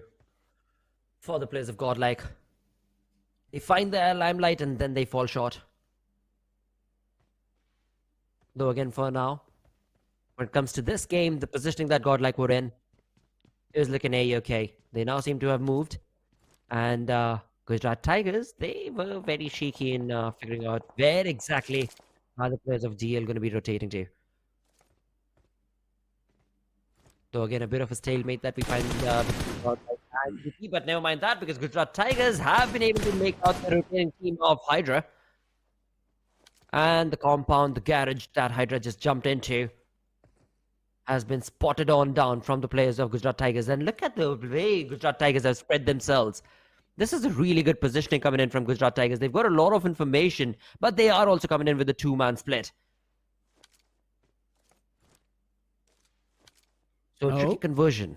Gujarat Tigers, all the players from Hydra spotted out. Good return, though. It's a haircut that Shadow got. Learning from your mistake and getting slapped as well for making that mistake. And now you've got 4Shot Esports. They lost out on Honey a while ago. A 3-man squad with a lot of dreams, which are probably going to be left unfulfilled. But let's see, you never know. You never underestimate a human being. And that's what I'm going to do with 4Shot Esports too. WSB, right around the block. They lost out on Raiden a while ago. A man who could feel the blood boiling, pumping, but unfortunately overextends in an enemy territory and will face the brunt for it. Gujarat Tigers, they're controlling a lot of the chunk of the circle as well, and they're also camping out the bridges, so that means Global Esports cannot have a clear pathway to make it outside of that castle. Let's see, though. I mean, Global Esports, they have a 3-1 split. Beast has made an entry. The flank could be created from Beast for an opening for Global Esports if GT become too much of a trouble. And the two-man split command from GT has definitely worked out, which in turn will force MJ and Vixie to move away from that position. So they had absolutely no idea where Global Esports were. Now they get into the zone, and this could be the opening for Global Esports to slowly make their way into the zone or towards their teammate Beast. So again, on our screens, we're looking at a team that is 4Shot Esports that's on a completely opposite direction. Northeastern side is where they are at. The team in yellow, right next to the positioning of WSB. And in all of this, we've got a late rotating team of X-Park. Dreams along with Sanhok. A blunder from the side of Metal Esports. And they're almost about to pay the price for that blunder as well. They can't do anything. The mat's pretty much gone. Encore out of contention. Meanwhile, WSP, a good punish from them. And now Metal Esports down to a 3-man squad. I'm not exactly sure. Why does Metal Esports keep on making mistakes like that? There's no way Metal Esports had no clue that there's a team named WSP right around the block. And they still make that mistake. An open rush. An open push to get into the zone. These are rookie mistakes that you do not really expect a pro team to make, but still somehow they're making them. If you make it once, it's completely fine. But if you keep on making it over and over again, then it's a big problem. And fingers needs to be raised, including the concerns. And look at 4Shot Esports. Man, he's probably taking a nap, I'm not going to lie. I mean, it's the map of Vikendi. It's supposed to be lazy, so I'm not really going to be blaming him. He's been in that tanker for quite a long time, though. Yeah. Yeah. But never mind that trailer. For a really long time. But meanwhile, Godlike as well are trying to cook up something. Max taken down, and the confirmation's instantly going to follow up. But what a good return mate that was. Adi gets knocked out in return. Team Godlike looking forward to turning the favor in their own court. But it sounds a little bit too much. Team Godlike, definitely the utilities are now starting to hurt, but even Godlike, they're losing out on the man number. Dark Lord in the outskirts doing a great job. Godlike 2 players in front of Dark Lord, but Jonathan is going to put a full stop to that fairy tale. The fairy tale stops right there as Blind Esports do get eliminated. For Borel, they survive to fight another fight as right now we've got WSB pushing on against the rotating team of Metal Esports where Berserk, he is just bringing in those nade parades. One of those has connected perfectly as Metal now going to try and get that revival. The nade is not going to be allowing that to happen that easily. From up top, Metal Esports have lost out on all of the players. Just one final player trying. Sayem, I believe it is, who is trying to give that revival. Yep, there he is. Sayem all by his lonesome. But again, Berserk, he does not want to stop through the smoke. The nade parade keep bringing himself in. A few Molotovs perhaps could be cooked as well. He does not want to allow Sayem, the final player from Metal, to be able to give that revival, to be able to get out of this smoke wall that has been created. And look at the Berserk play from Berserk right here from WSB. That is just chaos. That is just absolute annihilation that he's looking at through that smoke. Zarif just tossing in those utilities, and look at this nade that he was cooking up. Anuj, nicely done. Another nade sails in, and it's going to seal the deal. WSP, this is a team that can just feel themselves at this point. You know, when you just get a lot of eliminations on the board, you just feel like you can do anything and rip apart anyone. That's what WSP is feeling right now. They've taken down God's Reign. They've taken down another team. WSP, no matter what situation you put them in right now, the confidence is never going to falter. AUTOBOTZ on the opposite side. For them, the confidence is all-time low, but they're still taking the fights. They're still trying to man up. And AUTOBOTZ, they've lost out on Skrills a while ago. But a 3-man squad is more than enough inside a game of Vikendi. Trigger can be caught, but he's still doing the same thing. OG, you cannot keep on repeating the same mistakes. You got to learn it from once. 4Shot Esports too on the opposite side now, looking forward to breaching the territory of AUTOBOTZ Esports, but that position the players of 4Shot Esports are trying to accumulate, I'm not sure if that's going to be that good. Asserting dominance should be the way to go in the last moment, but asserting dominance with a brain shut off is not the way to go. And that's why King Gale gets caught as well. 4Shot Esports, they had no other option than to take that move, but they need to pay the price for that as well. They do make it inside of the circle, but they do not have the manpower to sustain that. Absolutely, and as of now, it is going to be the players that were rotating right there from 4-shot who are going to be finding themselves to the zone, but more so is going to be the players of Gujarat Tigers who have a really good positioning when it comes to the zone. We saw them earlier as well. The spread out approach that Gujarat Tigers had, they had a lot of information, they had a lot of communication going on between all the 4 players, and now it all boils down to the conversion that they're going to be able to create. But before GT come into action, AUTOBOTZ are the ones who want to be able to remunerate their name in the face of Cheyenne right there.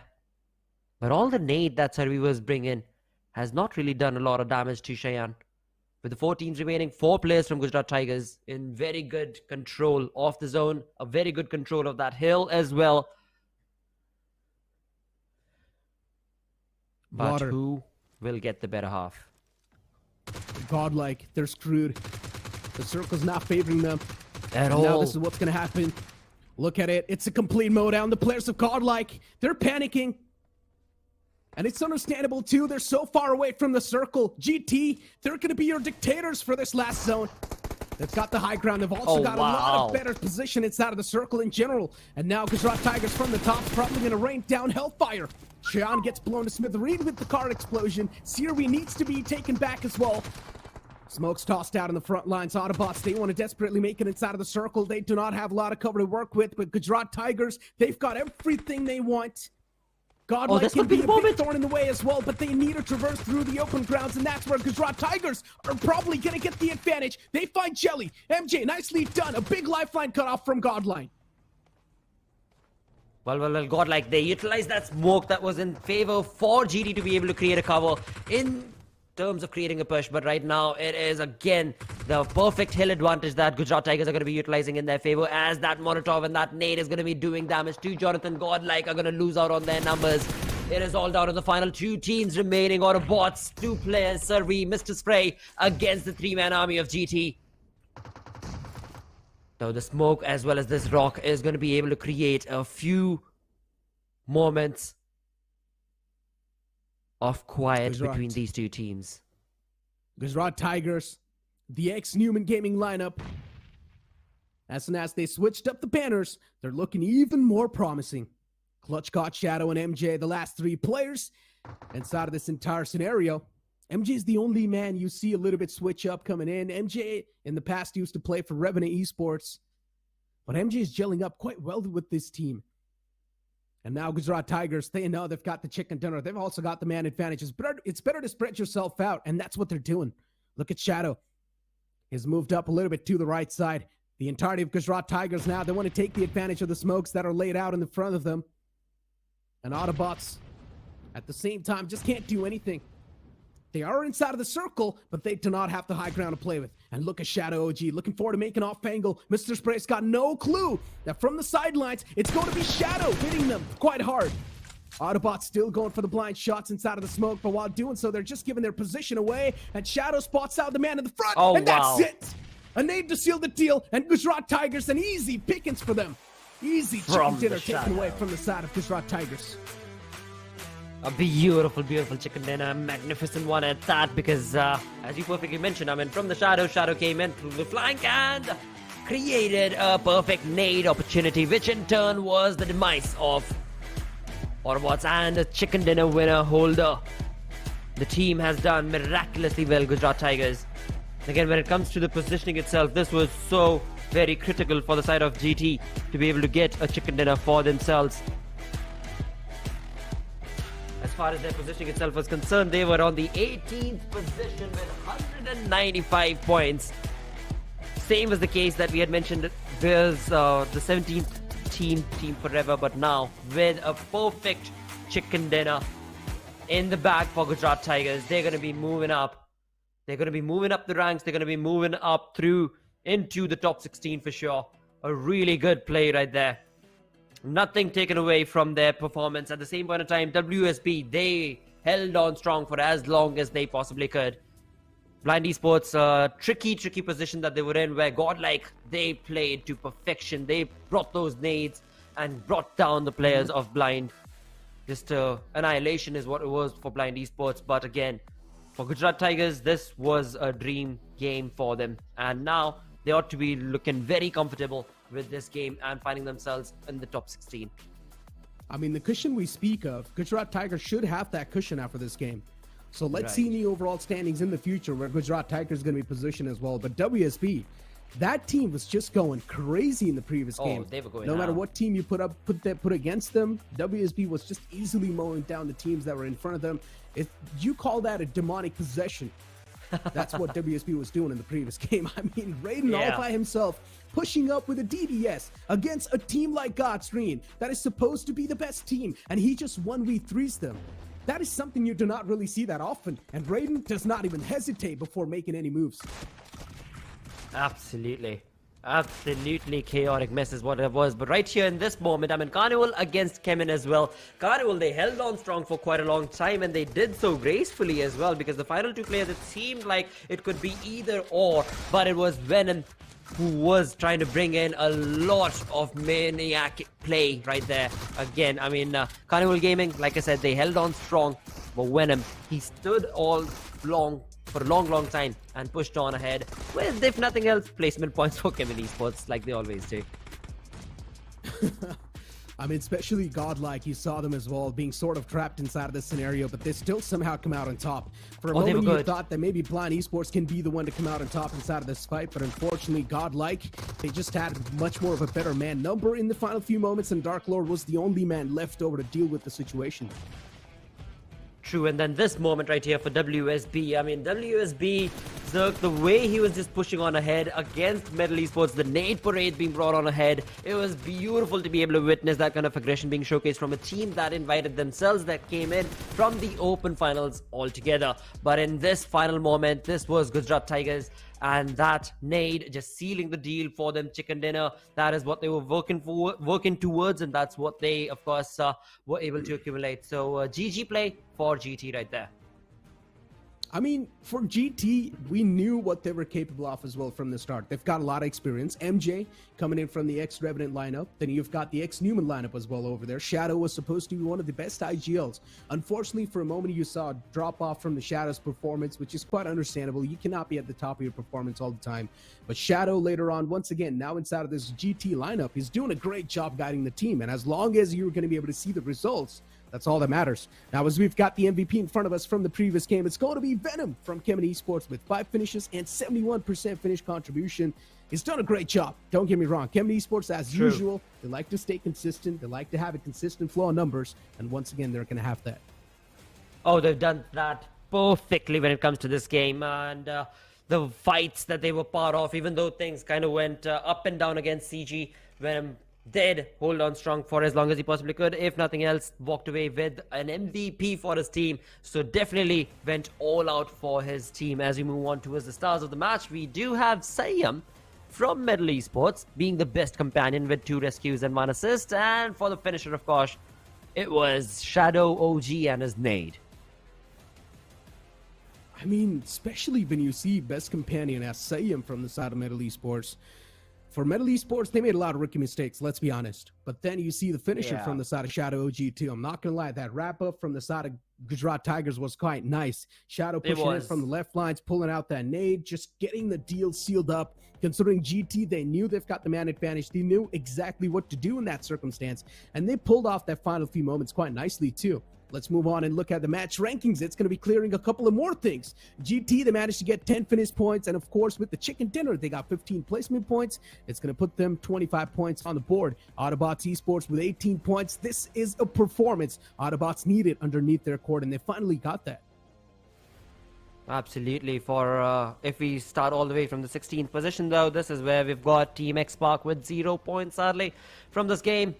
For God's Reign as well, not the best of outings as we had anticipated. A decent day for them today. It hasn't been the case thus far.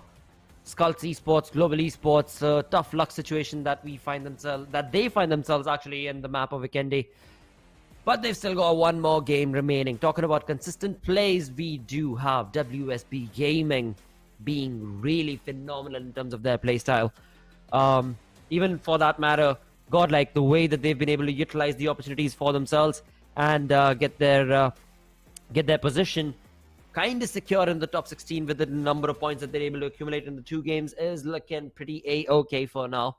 They were on the 15th position after the previous game. Now, after this game, they are going to be jumping up and racking up those points and numbers in terms of the positions. I mean, especially for TWM Gaming and Team X-Spark. Now, in the previous game, you saw a big up in the performance. And now for Team X-Spark, once again, you're seeing that consistency completely dwindle down.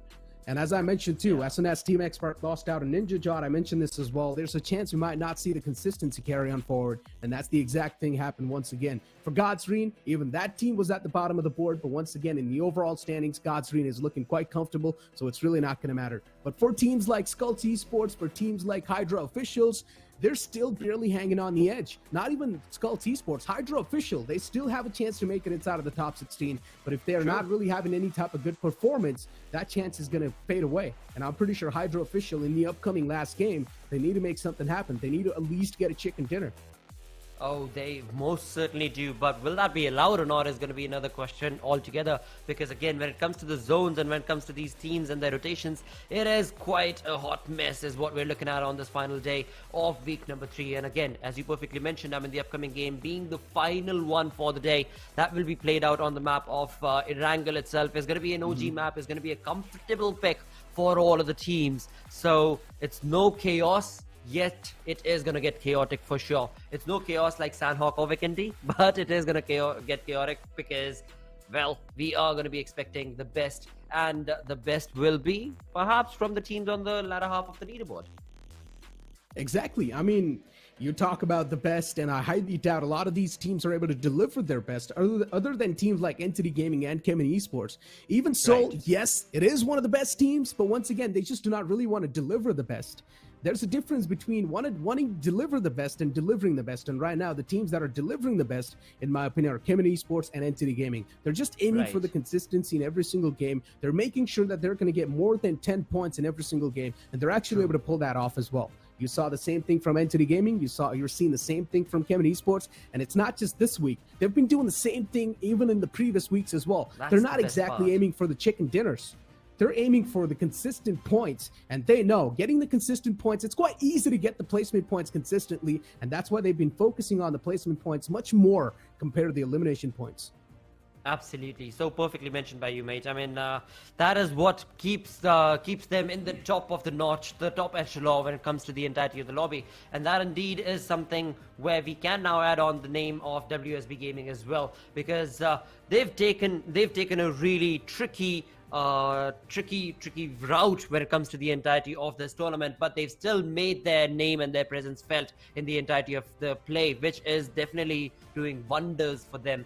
And now when it comes to the final game itself, I hope that they're able to get a chicken dinner for themselves, because that's what WSB Gaming needs to be able to just completely rock and shake the entire lobby and tell everybody that we came in from the open finals, but we are here to prove something, and we won't do it till we find ourselves all the way at the pole position. That, though, can very well falter down against them as well, because you don't want to bring in all the strats during this challenger season itself. You want to have a few of them kept very securely for the LAN final, and that is something that, of course, only time will answer. Will that be the case with WSB or not? The two stories that everyone likes to see are the comeback stories and the underdog story. And right now, WSB is showcasing that underdog story. That is the 100%. Only most dominant underdog team inside of the competition, and it's understandable why so many people are also rooting for WSB as well, because all the players have been trying inside of the competitive scene for a long time. I've seen this team perform all the way back in the BGMS Season 2, and now I've also seen this team perform inside of the official tournaments, and now I'm watching this team perform in the Snapdragon Pro Series too. And we have seen slow and steady improvements in the performance, but as I mentioned, WSB, they've got a little bit of tag onto themselves of choking inside of the grand finals when it matters the most. And I hope that's not going to be the same thing happening as well. And I hope the studies and the research are going to keep on moving on forward. Let's move on and look at the schedule, ladies and gentlemen, because the upcoming game of Erangel will be the last game of today. And as we know, this was the third week of the challenge season as well. The upcoming week is going to be the final week, which is going to be the week 4. But for now, this is going to be the last game of week 3. Let's see what to expect right here on the map of Erangel. This is going to be the final game of the day. And of course, what we expect is the best play from these teams. And that is not going to be an easy reign coming in from all of them. Because after all, the final game of this third week, we will love to be able to say a 30-pointer being accumulated for the Chicken Dinner Winner team. Will that be possible or not? It is a tough climb for all of these teams. But hey, that is what is going to make the best of the storylines, the best of the masala when it comes to the final game. At the same point in time, now this being Erangel, another question that comes to and pops up in my head is that, Nikro, we've seen on the map of Erangel how these teams have actually tried to always slow down their play. And do you think that perhaps that will still be the case, this being the final game? Honestly, nothing can be said. For a lot of teams, Erangel can be a big sad relief. For some teams, Erangel can cause a lot of issues. For the other teams, Erangel's pretty much like a basic ground. Every single team is going to be really consistent and comfortable on the map of Erangel. So let's find out how this one's going to be looking like for Group A and B, as we've got the plant fly path starting all the way from shooting range towards Fairy Pier. This plant fly path is heavily tilted to the left side. If the teams do want to extend all the way towards the extremities, which is going to be Milta Power, Nova Ripnoi, or even Lipovka or Yasna Polyana, it's going to be a great extent. Absolutely. And for now, as we get started off, this is what these teams and fans and players have been waiting for. The final game of the day. The final countdown has begun.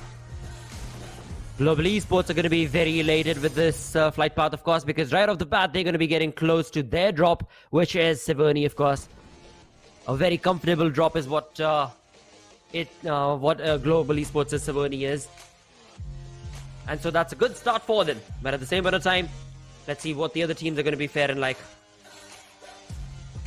As we progress on ahead, we are yet to see a military-based zone. It seems that that has probably been eliminated. The possibility of that has been eliminated from SPS BGMI.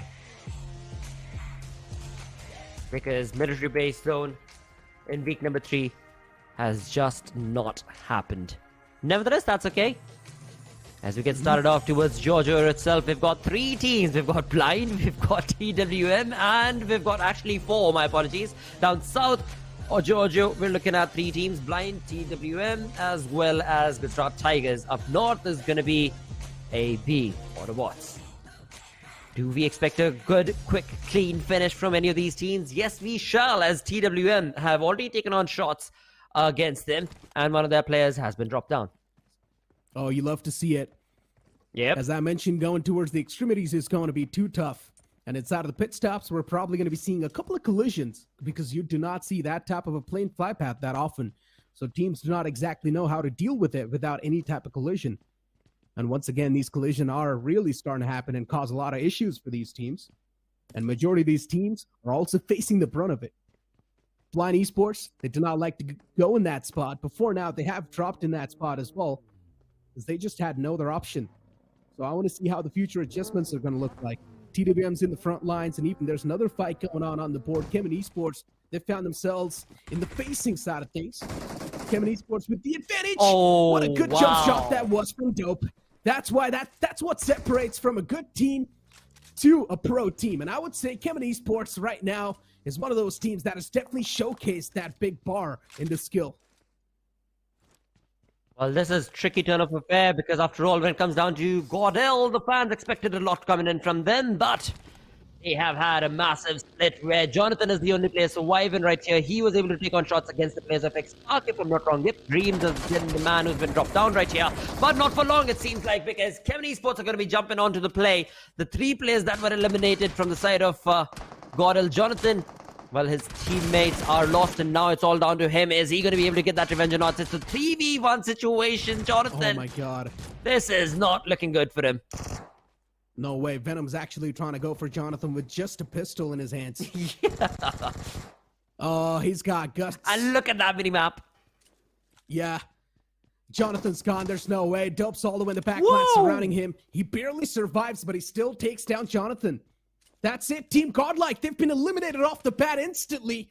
And all the Godlike fans, they're going to be really disappointed because Godlike, they did not have any type of cushion in the top 16. There's a chance in the last week Godlike can be kicked out of the top 16 as well, Plotter. Absolutely not what we anticipated or expected for the players and fans of Godlike right here. Where annihilation is what they've seen in the first minute or two of the game itself. Week 4 is going to be troublesome one for the players of Godlike, that's for sure. But Chemin Esports, they are just kimming through. Chemin Esports is one of those teams, they just don't like any flashy plays. But if you force them in a corner, yeah, they are going to be forcing you out. And that's what they've done. Time and time again. Even if they've got only a single player remaining out of the entire skirmish, they will always get the better half of the fight. And that's what they've done this time around miraculously well, because they've got all 4 players along with 4 finishers confirmed and an entire squad wipe. So kudos play coming in from Chemin Esports right now. As the game has just started, Chemin find themselves all by their lonesome at Yasnaya. But apart from that, where else should we be anticipating fights? I thought towards South Georgia there might be a bit of a skirmish, as we had Gujarat Tigers right close in contention against TWM, but that has not been the case. AUTOBOTZ are a little too far out from that South Georgia because AUTOBOTZ find themselves in North Georgia Pole. Apart from that, all the other teams, they are very comfortably scattered across the entirety of the board of Erangel. So again, a slow poke start for all of these teams as they find their comfortable drops. And for now, they get busy with their comfortable loots. I'm pretty sure when all the teams, they saw one team being eliminated from the game, they would have been quite surprised off the bat. A big name getting taken down like that, especially for Godlike as well, has to be a big shocker. And Chemin Esports, some good display of skills, I'm not gonna lie. Knowing exactly what angle to hold at what time, it's not something that comes out that easily. You need a lot of time and dedication and effort inside of the game. And one thing is for sure, the players have done a lot of hard work. Also the communication. Sorry. Exactly. The communication is also an essential key, and Chemin Esports, for them, team play is something that they've been working on for a long time. I've seen this team play in the past as well inside BGMS. Yes, there are a couple of tweaks inside the lineup as well. But now this lineup that Chemin Esports has, they know exactly what to do in what circumstance. And majority of the times, Chemin Esports, they do not really play with a lot of ego in their head. Instead, if they know that some situation's not going to pan out in their way, they instantly just back away. They're completely finding running away, showing their back to a situation. Absolutely don't let it bother them. And that definitely is the consistency key right there for Chemin Esports, to let a fight get to your head. Every single time. Not talking about resets, it seems like Blind Esports right here, because it's going to be TWM Gaming from far away. 2 of the players sitting together, trying to take on some long shots right there against the players of Blind, where their buggy was definitely taking a little bit of damage, but that's all that TWM is going to be able to do. In fact, not only just that, TWM also given away their position. Not 1, but 2-3 of the players' position has been caught off from the side of Blind now. And Blind's player is going to be dropped down as well. The long shots and sprays being brought on from the side of Lindsay has dropped down one of the players from Blind Esports. Good find. That's all I can say for now. Yep. Blind Esports lose out on one of their crucial men. He should be back up on his feet though. He can be resurrected. If the players of Blind Esports do want to go for that resurrection, considering he's still got the smoke that's helping him for a while. But for how long, that's the real question. Kilamau, he finds that connection through the smoke. And that's going to be it. Unfortunately for Blind Esports, they're going to start things off with a handicap. Absolutely not what is anticipated for Blind Esports right there. But again, 3 of the players have made a rotation, so that's A-okay. But now we'll need to see how much of an overextension are TWM's players going to be taking when it comes to this fight. Because they know the Blues is going to be catching up to them real soon. Blind Esports need to get out of that compound. Same is the case for the positioning held on by the players of TWM as well. But as of now, none's the wiser. Or maybe Blind Esports is actually.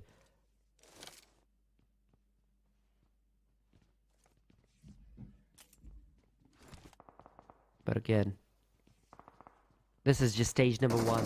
So the damage coming in from the Blues is still bearable between the two. Now this is what I was talking about, this being the final game of the day. TWM being one of those teams that no matter what they do, it is going to be a tricky conversion for them. The top 16 LAN finale dream.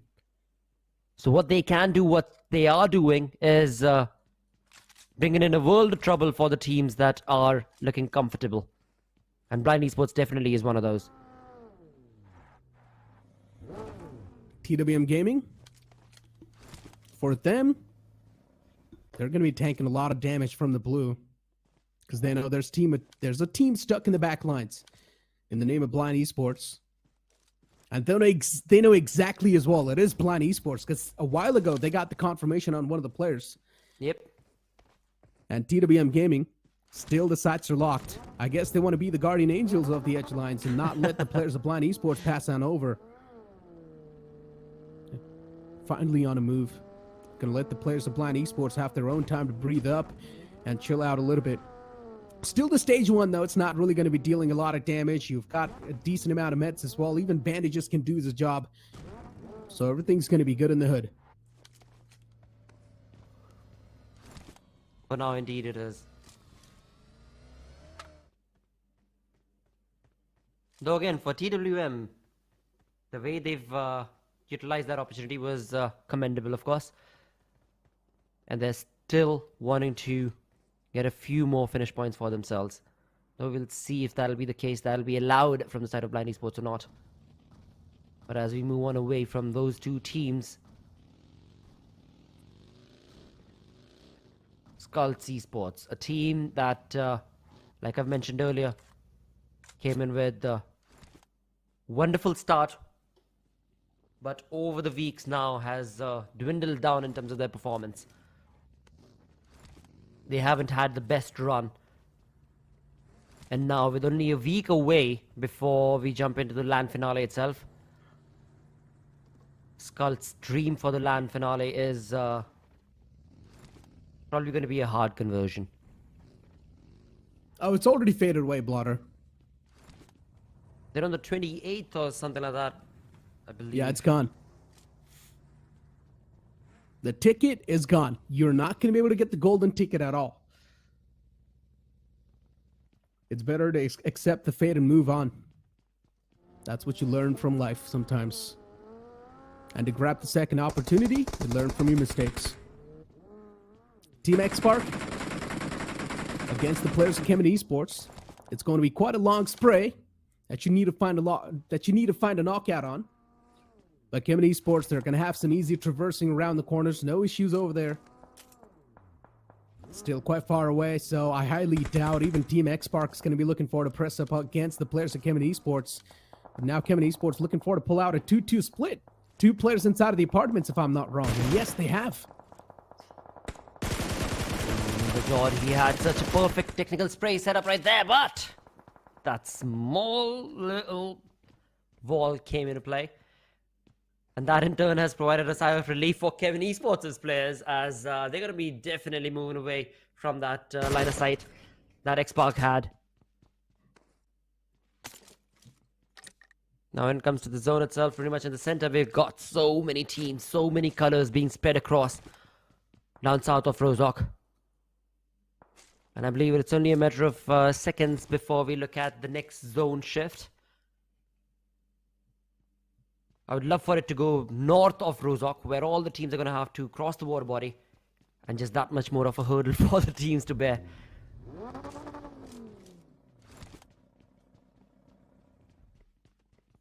Then again, for now it's easy setups for all of these teams.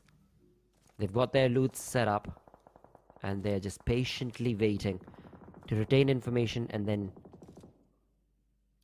knock on down. As we can see, X-Spark's Spray God, he's got information against 4-shot players. But no oh my regression. god. OG. Oh, they managed to scratch up the players of Hydra. They're quite bruised up as well, and now from the front, it's going to be the players of Chemin Esports as well, wanting to partake inside of the fight. But Hydra, they've got nowhere to go, and they're getting dismantled slowly and steadily.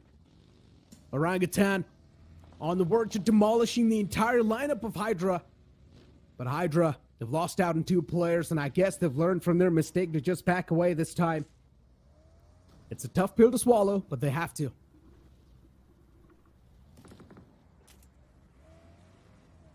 Absolutely need to. Now again, we were talking about Hydra and their positioning in the overall ranking, and how crucial it would be for them to get the upcoming game completed with a decent amount of points. But again, it's just clearing up the air. There are certain teams that are going to be able to make it, even if they're sitting on the 3rd page by the end of this game. OG could be one of those. And then there are certain teams that are just not looking good.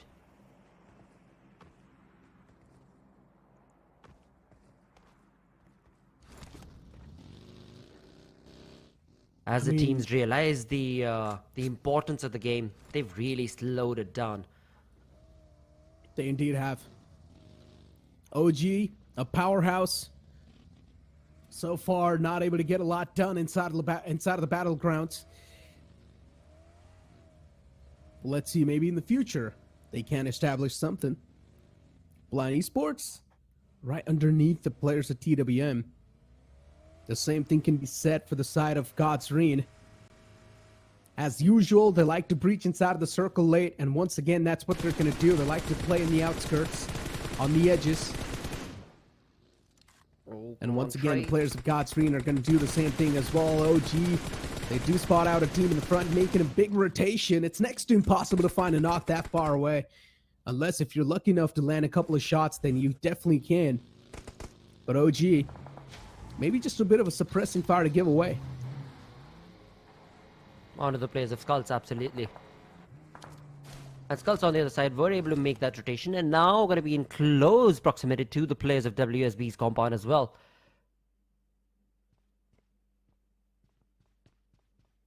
Now Skulls, every single time they've been part of the fight, they have never backed down, that's for sure.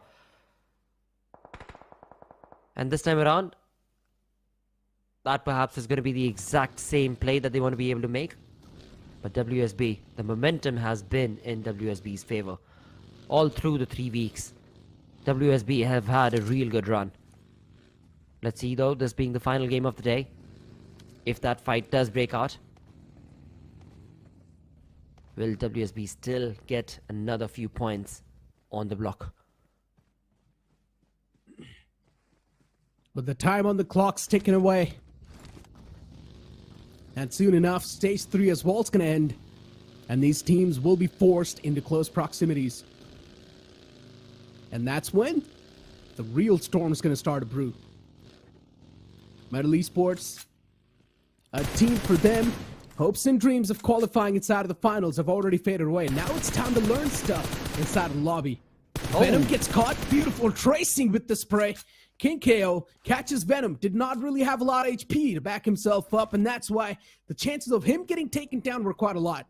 For 4-shot Esports, they're going to have some evil smirks on their faces taking down that individual man who was rotating forward from Chemin Esports. But for Chemin Esports, they've already got 4 elimination points secured. So losing out on that one single man, I would say it's a compensation. It is. I mean, for now, it doesn't really do much trouble for the players and the positioning of Chemin Esports in the overall ranking. But I mean, these are the kind of plays that really do stand out, kind of, for the players of 4-shot, for the players of Skulls, for the players of Middle, perhaps, as well. Where, you know, every single game, they've had 1 or 2 of these sort of individual plays that have really worked out well for them. But then, in the end, it's the consistency as well as a team effort that's required, which has been slacking a tad bit. from these teams aforementioned. And therefore the result itself has not really been in their favor past 3 weeks. Those individual brilliant plays work out in a game, but if that's all that they're going to be dictating throughout the entirety of the tournament, then it's a tough luck situation. And what exactly is happening over here with the TWM Sam getting so close in proximity to middle top dog? Tough luck. Even top dog now. Tossing in some utilities in the front lines. For TWM, these can't be some easy pickings.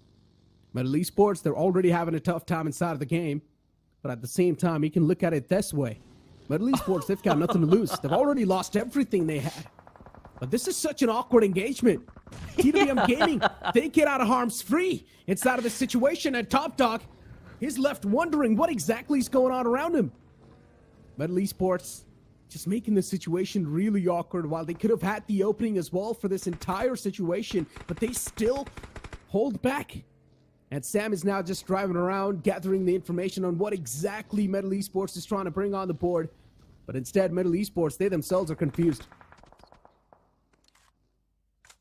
What is going on, Blotter? Absolutely no idea.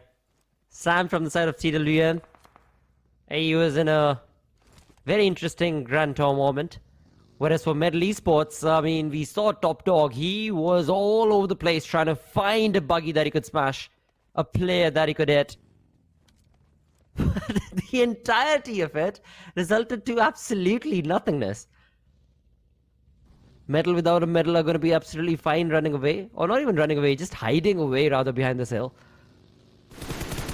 Top Dog was the only hungry lad over there, but never mind that hunger, because right now it's going to be Blind Esports' hunger that is going to be on our screens, where he brings in a perfect spray as he brings down Beast. And just a minute ago, Blind Esports were taking on the players of CG as well. Oh, but the return knock hits him. And Blind Esports, they lose out on the man who was in the front line, so Adi's fallen down. And he's also the IGL, so Adi needs to be rescued in that position. Look at Global Esports instantly making some adjustments on the board, and they're also looking forward to making off angle against the players of Blind Esports. There's a desperate move being made on the board by Global Esports. One man stopped in the back lines, and hopefully the players of Blind Esports, they've got a bit of a read on what exactly is going on around them, but no, it's going to be the answer. The man in the back, Mavi, he finds a two-piece. And Mavi, he shuts both of those players down as well. Now they're trying to crawl back to safety, but Mavi's already got the advantage in that fight. And now the rest of the players of Global Esports, the Ramon's going to be there soon enough. It's all down to Dark Lord once again. A man in the back looking for to hold down everything. And he can feel the pressure as well. Dark Lord spotted in the front, pulls out the M4. Beast gets knocked down in return. But Global Esports, they're still going to make this happen. Wonderful synergistic play coming in right there from the side of Global Esports, and that's the reason why Mavi stands out so tall and true for his team. The experience, the way he's able to communicate and take control and charge of those fights is just absolutely brilliant to witness. And that's what Mavi has done time and time again for his team. And with that, they're going to be eliminating another competition out of this lobby. That's going to be Blind Esports eliminated on the 14th position. Chemin Esports, with the two players that do remain, are still part of this fight against the players of AB. Now again, straight to the face right there as they both try and bring in those nades. Not going to be able to connect, but it was AB's player who was so much more quicker, Mr. Spray. But at the cost of himself losing out on the opportunity. Thankfully, his teammates around the corner. Rico's going to be providing that cover. And chaos ensues. Oh, he still gets it! Drigger! Wait, what? How does he even manage to get that knockout, even though he was walking through a burning floor? And he still shuts down Anuch. At least now OG, they've done their job, but unfortunately, they're still in a big man disadvantage. It's a 3v2 scenario. OG, they need to get the fallen comrade back upon his feet. WSP a little hesitant in making this push happen.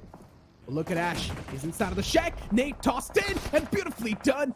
Ash taken down as well. WSP somewhere down line. Their presence of mind inside any single fight has been quite nice. It's been incredible. And now even AUTOBOTZ, they want a little bit of piece of this pie. They want to be engaged inside of this fight.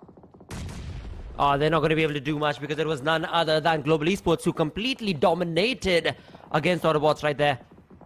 And tried to utilize themselves as a third party against the fight that AUTOBOTZ were in against Blind, but anyhow, now as we move on ahead, the WSB against the two final players remaining from the side of OG, aka OP up on top against the two players, Ban and Zerf from WSB. Down south in the same compound at snail space is Anuj. But he's being very, very quiet right now. He's trying to create a smoke wall as he wants to be able to get away from this compound. And while that goes on, chaos in the name of X-Pac. Chaos ensuing all across the board, even Team X-Sparks in a big fight. But this fight between the players of WSB and OG has now started to extend a bit too much. WSB, another team looking around inside of the compound in the name of TWM, and for TWM, they're quite desperate to get these points. Even CG is now going to be in the same compound. What's going on, Plotter? One single compound, so many teams looking to contest it, because that's the only cover available in the final few moments. And the circle shifts out in no man's land, out in the open. No cover available inside of the circle. These teams need to move out in the open. Even Skulls now can be facing the brunt. OG doing a good job still keeping themselves alive and playing the defensive stature in quite a great way. Godstream can be the next upcoming team that can collapse if the approach is not going to be good inside of the circle. But TWM for now, they're on the verge of getting wiped out. They're on the verge of being eliminated. This is absolutely unexpected right there, where TWM, the way they made the entry, it seemed like they would have an X factor against WSB's positioning, but that's not been the case, as WSB annihilate TWM, and with that, now they push on their luck against the players of CG as well. For the players of OG, they've got their crosses, it seems like, pushed on against the players of GDR itself. They are out of bounds of the zone. They need to run out in the open to be able to get into the zone, which is going to be tricky. For GDR, a tough conversion right there. But for Global Esports, they seem to be leading. Mavi, he is in a league of his own with 6 finishes. Slug catching a lot of bullets upon himself. And Clutch got his ball, now is on his way, driving through, out in the open. He's got no other option. Gujarat Tigers with the man advantage inside of the fight. Or maybe it's a 2v2. But Gujarat Tiger, they've got the circle advantage. One man's inside of the zone, and that's really good news. He's like an insurance policy inside of the zone as well. Shadow OG out in the open at this point, getting Shadow back upon his feet. It's next to impossible, but Clutch Gotti still makes that rotation happen. But unfortunately, he gets caught lacking. And at this point in time, for Gujarat Tiger to survive, it's next to impossible, and they get eliminated from the game. Global Esports, they're just dominating through all across the board. And Mavi is the man who's got the demonic plans in his head. Wow, 7 finishes is what Mavi's roaming around this entire lobby with. On the other front, WSB with the 3 players that are surviving. It seems like Bon is the one who's going to be defeating the lad himself. That's going to be Global Esports' Mavi. And Mavi's position has been compromised, but at the same time, Beast with the flank angle has not yet been spotted down from the players of WSB. So Beast can very well be the one putting in the nail in the final coffin against the players of WSB, pushing on ahead. But will that be enough? The final 2 teams, the final 3v2 situation being brewed against these lads. But Mavi's domination, it just trickles on. 11 finishes wrapped up. Wow. And Global Esports, as I mentioned, behind all the demonic plans is one single mastermind, and that's in the name of Mavi. Mavi, so far, he's being a man to demolish anyone that stands against him. He wants to assert dominance inside of this fight as well, but then realizes the fact that patience is the key to success. And Mavi just went for the right moment to strike. The next circle shift as well, it's going to be hidden in 4 seconds. So we all just got to wait patiently to see what exactly the circle is going to be bringing up as well. Mavi gives up that high ground. WSB is going to be the one to take it over. Being proactive as well can pan out quite well. But then WSB, they've got to do one split inside of the game. While Mavi has got a good presence of mind. That was a really good nade as well. Deals a lot of damage onto Zerif, but not enough to get the knockout. And now Global Esports looking forward to make their move inside of the zone. Mavi catches a lot of hurt. Zerif as well's out in the open. And this is where WSB, they call for a mayday. Global Esports, they've got the smoke, but soon enough, the smokes are going to start to fade away. Where to go? Even Global Esports is confused. And unfortunately, the circle's out in the open. The only ridge the players of WSB have, soon enough, even they will need to leave that ridge. And Global Esports, they've got the circle advantage, Blotter. They can work across it. The patience finally starting to pay off for Global Esports. Now what needs to be drawn attention towards is probably going to be the utilities themselves. Who's got the best of utilities? How many utilities? Because the numbers advantage is definitely going in favor of WSB. And Zerf, the way he's created that flank, Mavi knows exactly where he's at. But does Mavi have the utilities to be able to play around this entire ridge and area? And as you perfectly mentioned, the ridge itself is slowly going to be moving away from the players of WSB. So they're going to be popping up their heads. And as soon as they do, Beast from one angle, on the other Mavi, it is going to be a destructive force, both of them. But will that be enough? It seems like Beast is going to be creating a smoke wall right now. That is all that Beast could be able to do, because Mavi has been spotted and Zerf is going to be able to bring on the mayhem. A 3v1 situation against Beast from Global Esports. A complete abysmal affair for Beast to be able to convert this into a chicken dinner. But a very close call. That is what he's working towards. But Zeraf will do the deed. And in the end, the DBS will sing out loud to get that chicken dinner in favor of WSB. A wonderful turn of events for WSB right here. An incredible play being showcased from the players of GE as well, where of course we saw Mavi.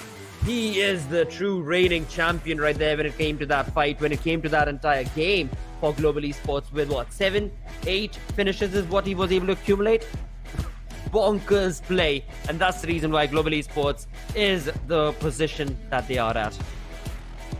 Mavi's had a phenomenal day today, but WSB, they've had even a better one. Consistency has been there on the board from the side of WSB every single time. You've got great players like Armson, Anuj, Raiden, and Zeraf. And the duo between Raiden and Zeraf has been known for a really long time, and once again it prevails quite well. Raiden being the man in the front line, Zeraf being the man who sort of is the second fragger as well. WSB, they've got a stacked lineup. But once again, Global Esports, the showcase that they've shown when it comes to the skills of every single player, including Ninja Boy, is able to perform so nice. Mavi as well. For a moment, we thought that Mavi is not going to be able to play that well with this team, but now he's started to take matters in his own hands, and we're loving to see it. Global Esports, we're seeing this instant switch of affairs, and I'm just a big fan of GE now. Absolutely, no questions asked about that. But moving on ahead towards the highlights of the game itself, recapping it all through. This is where it all started off. In fact, we had Gorel getting eliminated before all of this even began. But moving away from that, we've got this chaos that was ensued as 4 Shots King was able to spray down a rotating team of Chemin Esports. I mean, especially for Blind Esports as well. Then later on, we saw how things are looking like for them. Global Esports with a perfect flank from the back. They just shut down the players of Blind Esports. It was a big stab in the back too. Chemin Esports, unfortunately, they were just surrounded out in the open. They did not really have a lot of manpower as well to back themselves up, and they got taken down as well. OG, a good defensive stature inside of the house. They did a fantastic job in playing quite defensive in the entire circumstance. Absolutely, and WSB, the way they held their ground right here, just the 3-man army. First it was against OG, then it was against TWM itself, and then eventually in the end they pushed on to take on the chicken dinner by themselves. But I mean, by the time Blind was finished from the side of Global Esports is where Mavi had already started taking on that lead and charge, with the finish going in his favor, and that is where we saw just complete annihilation coming in from Mavi. But eventually it was the 3 players from WSB who reigned in supreme, and in the final moments, of course, the DBS from Zerf did what was required to get that chicken dinner. So an incredible conversion, nothing taken away from Global Esports as well as WSB, as both of them are definitely deserving of the positions that they are in the overall ranking. Without a doubt. I mean, especially for Global Esports, as I mentioned, they've created this unique place in my heart. They've got a good mixture of playing defensive and showcasing patience. At the same time, they've got a good aggression as well. And I would say Global Esports is one of the most aggressive teams inside of the lobby. With the amount of firepower all of the players are showcasing, especially Ninja Boy. He's currently topping the charts when it comes to the elimination leaders. True. And now even Mavi is starting to be a heavy hitter inside of the game. It's just making a massive stark statement in the BGMI community. And now you've also got Mavi being the MVP of the previous game with 7 finishes wrapped up with 63% of finish contribution. Mavi was definitely having a hell of a day.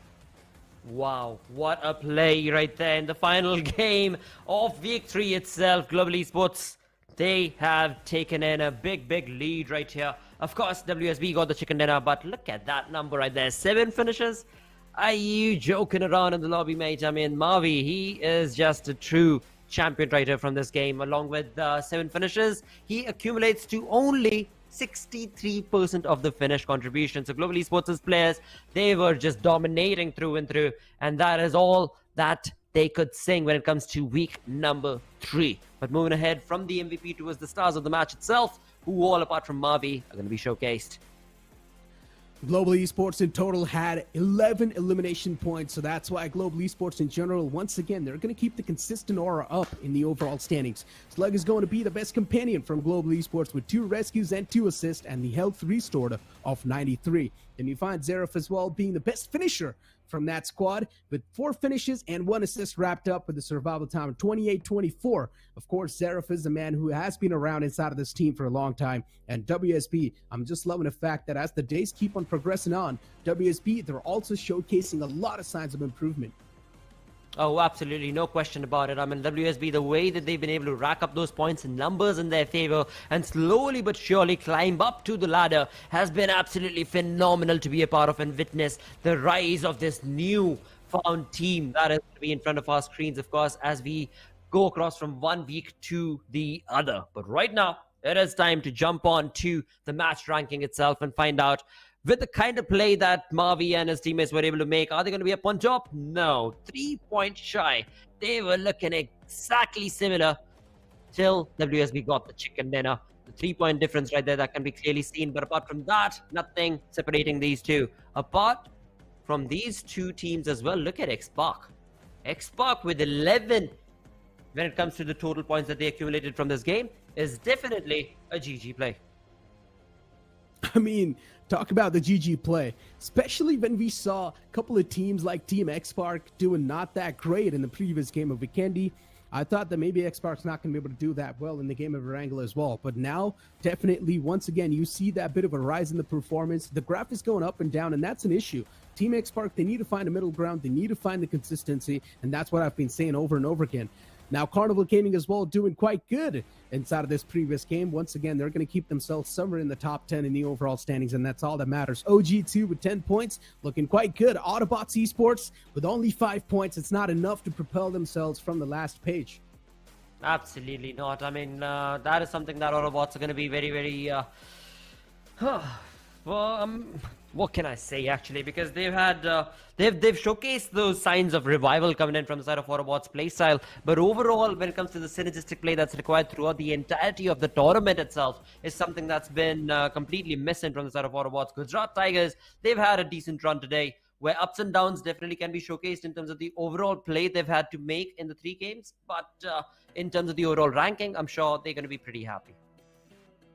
I mean, talk about being happy. Right now, the only team that's going to be really happy is Global Esports. I mean, let's be honest. For Global Esports, they were able to get a lot of elimination points even in the past, but that time it was Ninja Boy.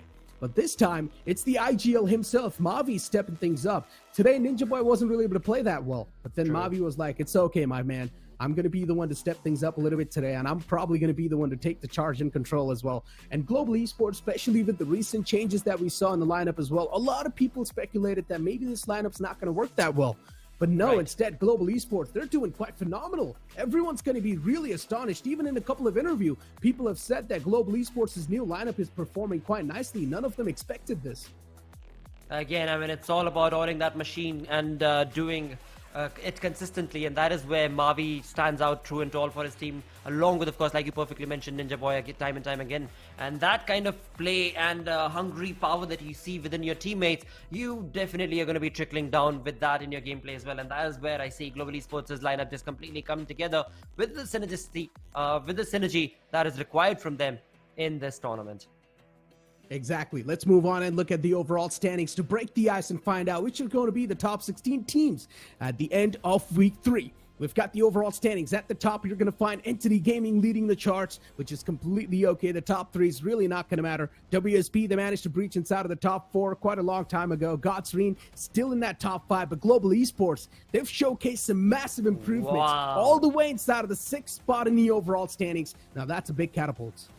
That definitely is, and that is going to be the second team on this first page with just a single chicken dinner. We've got Entity Gaming, who are sitting all the way on the pole position with a single chicken dinner, and then on the 6th position is going to be Global Esports with 27 games, a single chicken dinner, 101 placement points compared to 133 finish points. That is the second highest after IQ Seoul. So definitely they're playing it to perfection right now for the side of Global Esports, but would love to say what the next page is going to be bringing us to. Where exactly are the teams on the 16th position at? What points are they at? What is the cutoff for week 3, post week 3 attitude looking like?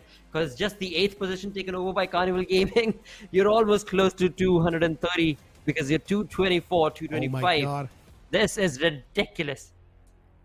Now we've got the latter half of the board plotter. Team 8-Bit, Team iFlix, Team Together Esports, and Team Godlike in a big red zone. They're barely inside of the top 16, and there's a chance they can be easily kicked out as well. The week 4 is going to be such a crucial one, especially for 8-Bit and Godlike, because these are the two big teams in the community. True. And if they get kicked out of the top 16, it's going to be all over social media. Ouch. Let's not get there because we've still got week 4 to be a part of, which is going to be the next weekend that we are going to be back with Snapdragon Pro Series.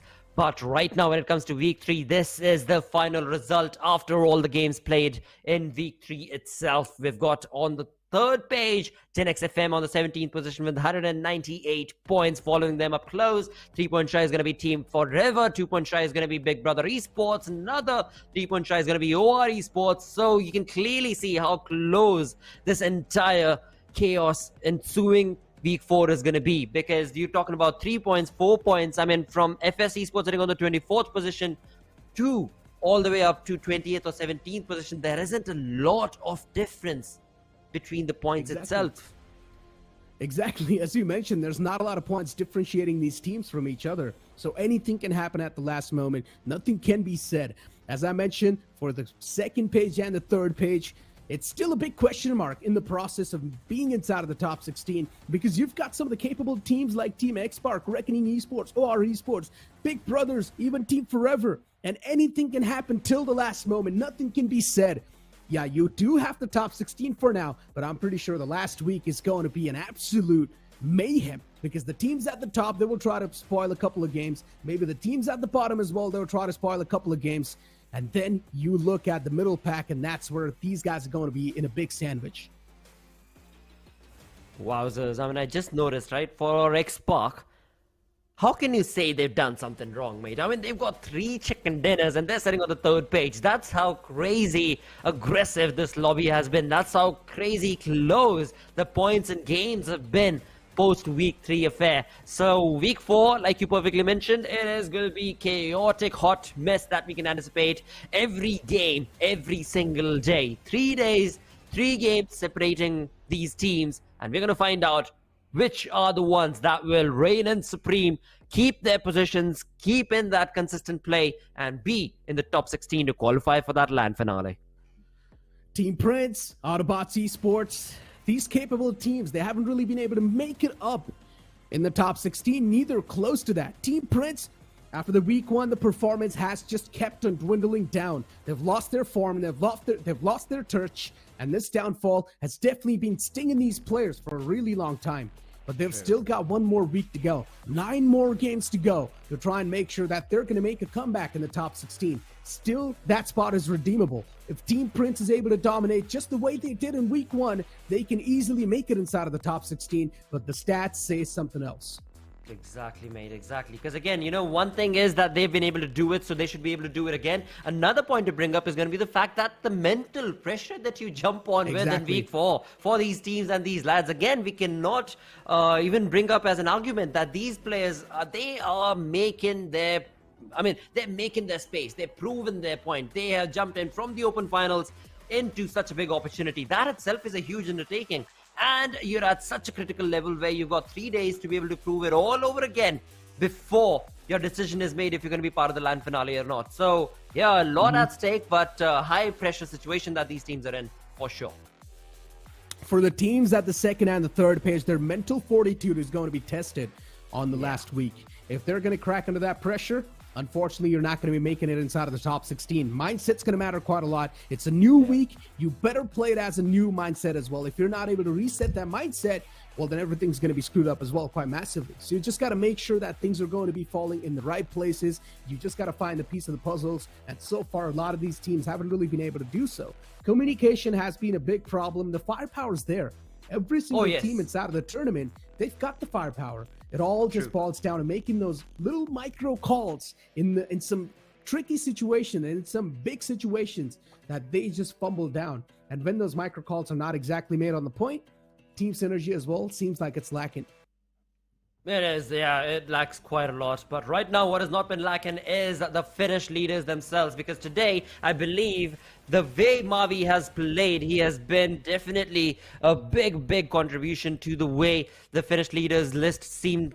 Oh, well, not really. I mean, it hasn't really changed a lot, actually. But his numbers should have definitely improved. As of now, we're still leading the charge with Ninja Boy from Global Esports with 48 finishes in the 27 games that he's been a part of. For along is going to be Troy from Entity Gaming with 39 finishes. So Troy, he is catching up. But every single time, I mean, Punk, he's just been 2 points shy. And then you look at Punk. I mean, a man from Reckoning Esports, a solo man on a mission, and he's trying his best to carry his team on the back. But unfortunately, the teammate support is not really that well.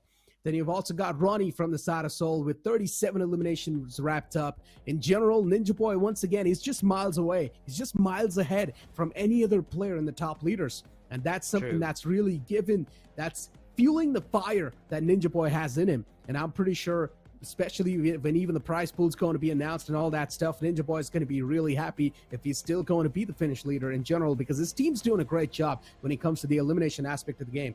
Now it's just now we're just able to find out, or we're just waiting to find out which of those top 16 teams going to be moving in forward inside of the LAN finale. And as I mentioned, for page 2 and page 3, nothing can be said. It's way too close. It is way too close. I mean, we were just bringing it down in terms of the difference that was showcased on that overall leaderboard, where 3 points, 2 points, 4 points, 6 points, 2 points. That's the only difference that we were looking at throughout the entirety of 17th to the 24th, and then 24th to the 32nd as well. So one really good game, and you're going to be jumping up the ladders like 10 folds perhaps. But for that, you need to have a really good game. Chicken dinner definitely needed, along with a really good game. That means quite a high number of finish points that are going to be racked up for you to be able to climb up. Otherwise, we're already looking at how the top 16 teams, or in fact how the top 12 teams are playing. WSB Gaming, along with, of course, Entity Gaming, Global Esports, CG, Chemin, they're all in a league of their own right now. So very tough competition to climb up against. I mean, not just that, even Godlike could have had a better chance to keep themselves in the top 16. Yes. I mean, yes, they still are in the top 16, but unfortunately, in the last game, they just got eliminated off the bat by Chemin Esports. So that was, of course, a big unfortunate moment, but let's see, maybe Godlike in the upcoming week can keep the momentum flowing up. They still do have the momentum, don't get me wrong. The only reason why Godlike got eliminated like that was because of the plane fly path. It was completely tilted on one side of the map, and Godlike, I think so, they wanted to go towards Georgia Pole, or they wanted to go towards Yasna Poliana, my bad. So that's why Godlike, they knew that it's going to be a tough extent. They wanted to take a pit stop, but the same pit stop was also being shared by the players of Chemin Esports, and that's where Godlike just got screwed up. So maybe, hopefully, in the upcoming weekend, Godlike fans can, of course, pray for the players of Godlike and just hope that maybe they're still going to be continuing and maintaining that spot inside of the top 16. Because the group that's going to be playing first, they will have to set a target for the upcoming groups that will be playing in the later 3 games.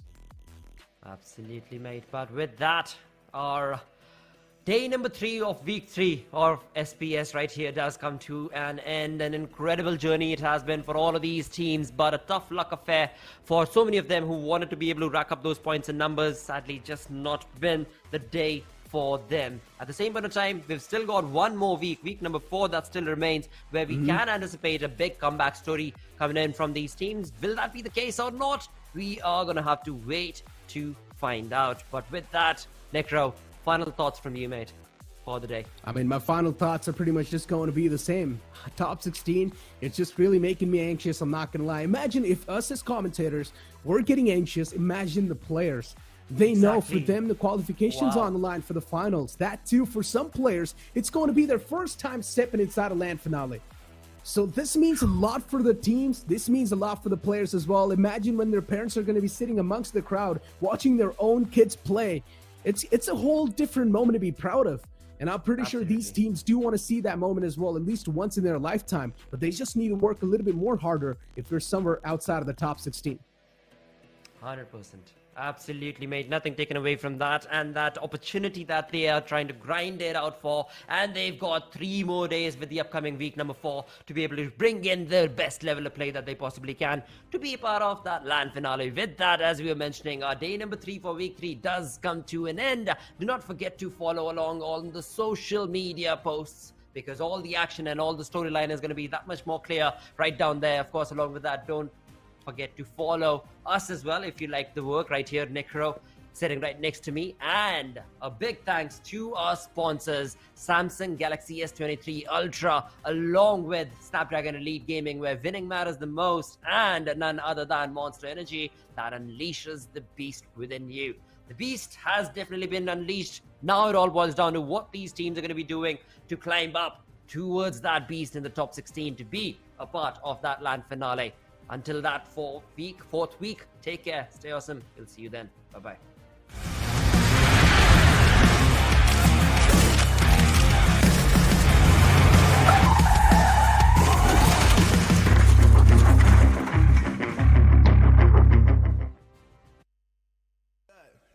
I don't want anyone's sympathy. I understand what it's meant for me. I give my focus and energy. If it's meant to be, then it's meant to be. But mentally, I'm undefeated. They hear that and say I'm conceited. Like there's no reason. Like I don't beat them and come back again just to teach them that when you work under pressure, you reach higher measures. They'll try and bring you down, but you cannot let them, and only get better and focus on cheddar. Eye on the prize and you'll become a legend. Like when I'm in the room, it's a red alert. You want to compete, well, get better first. My word. And I gotta be first. Yeah, I gotta be first. They don't know what's gotten into me. How'd I turn pain into energy? Through all the struggle and hurt, remember my worth, and that's why I gotta be first.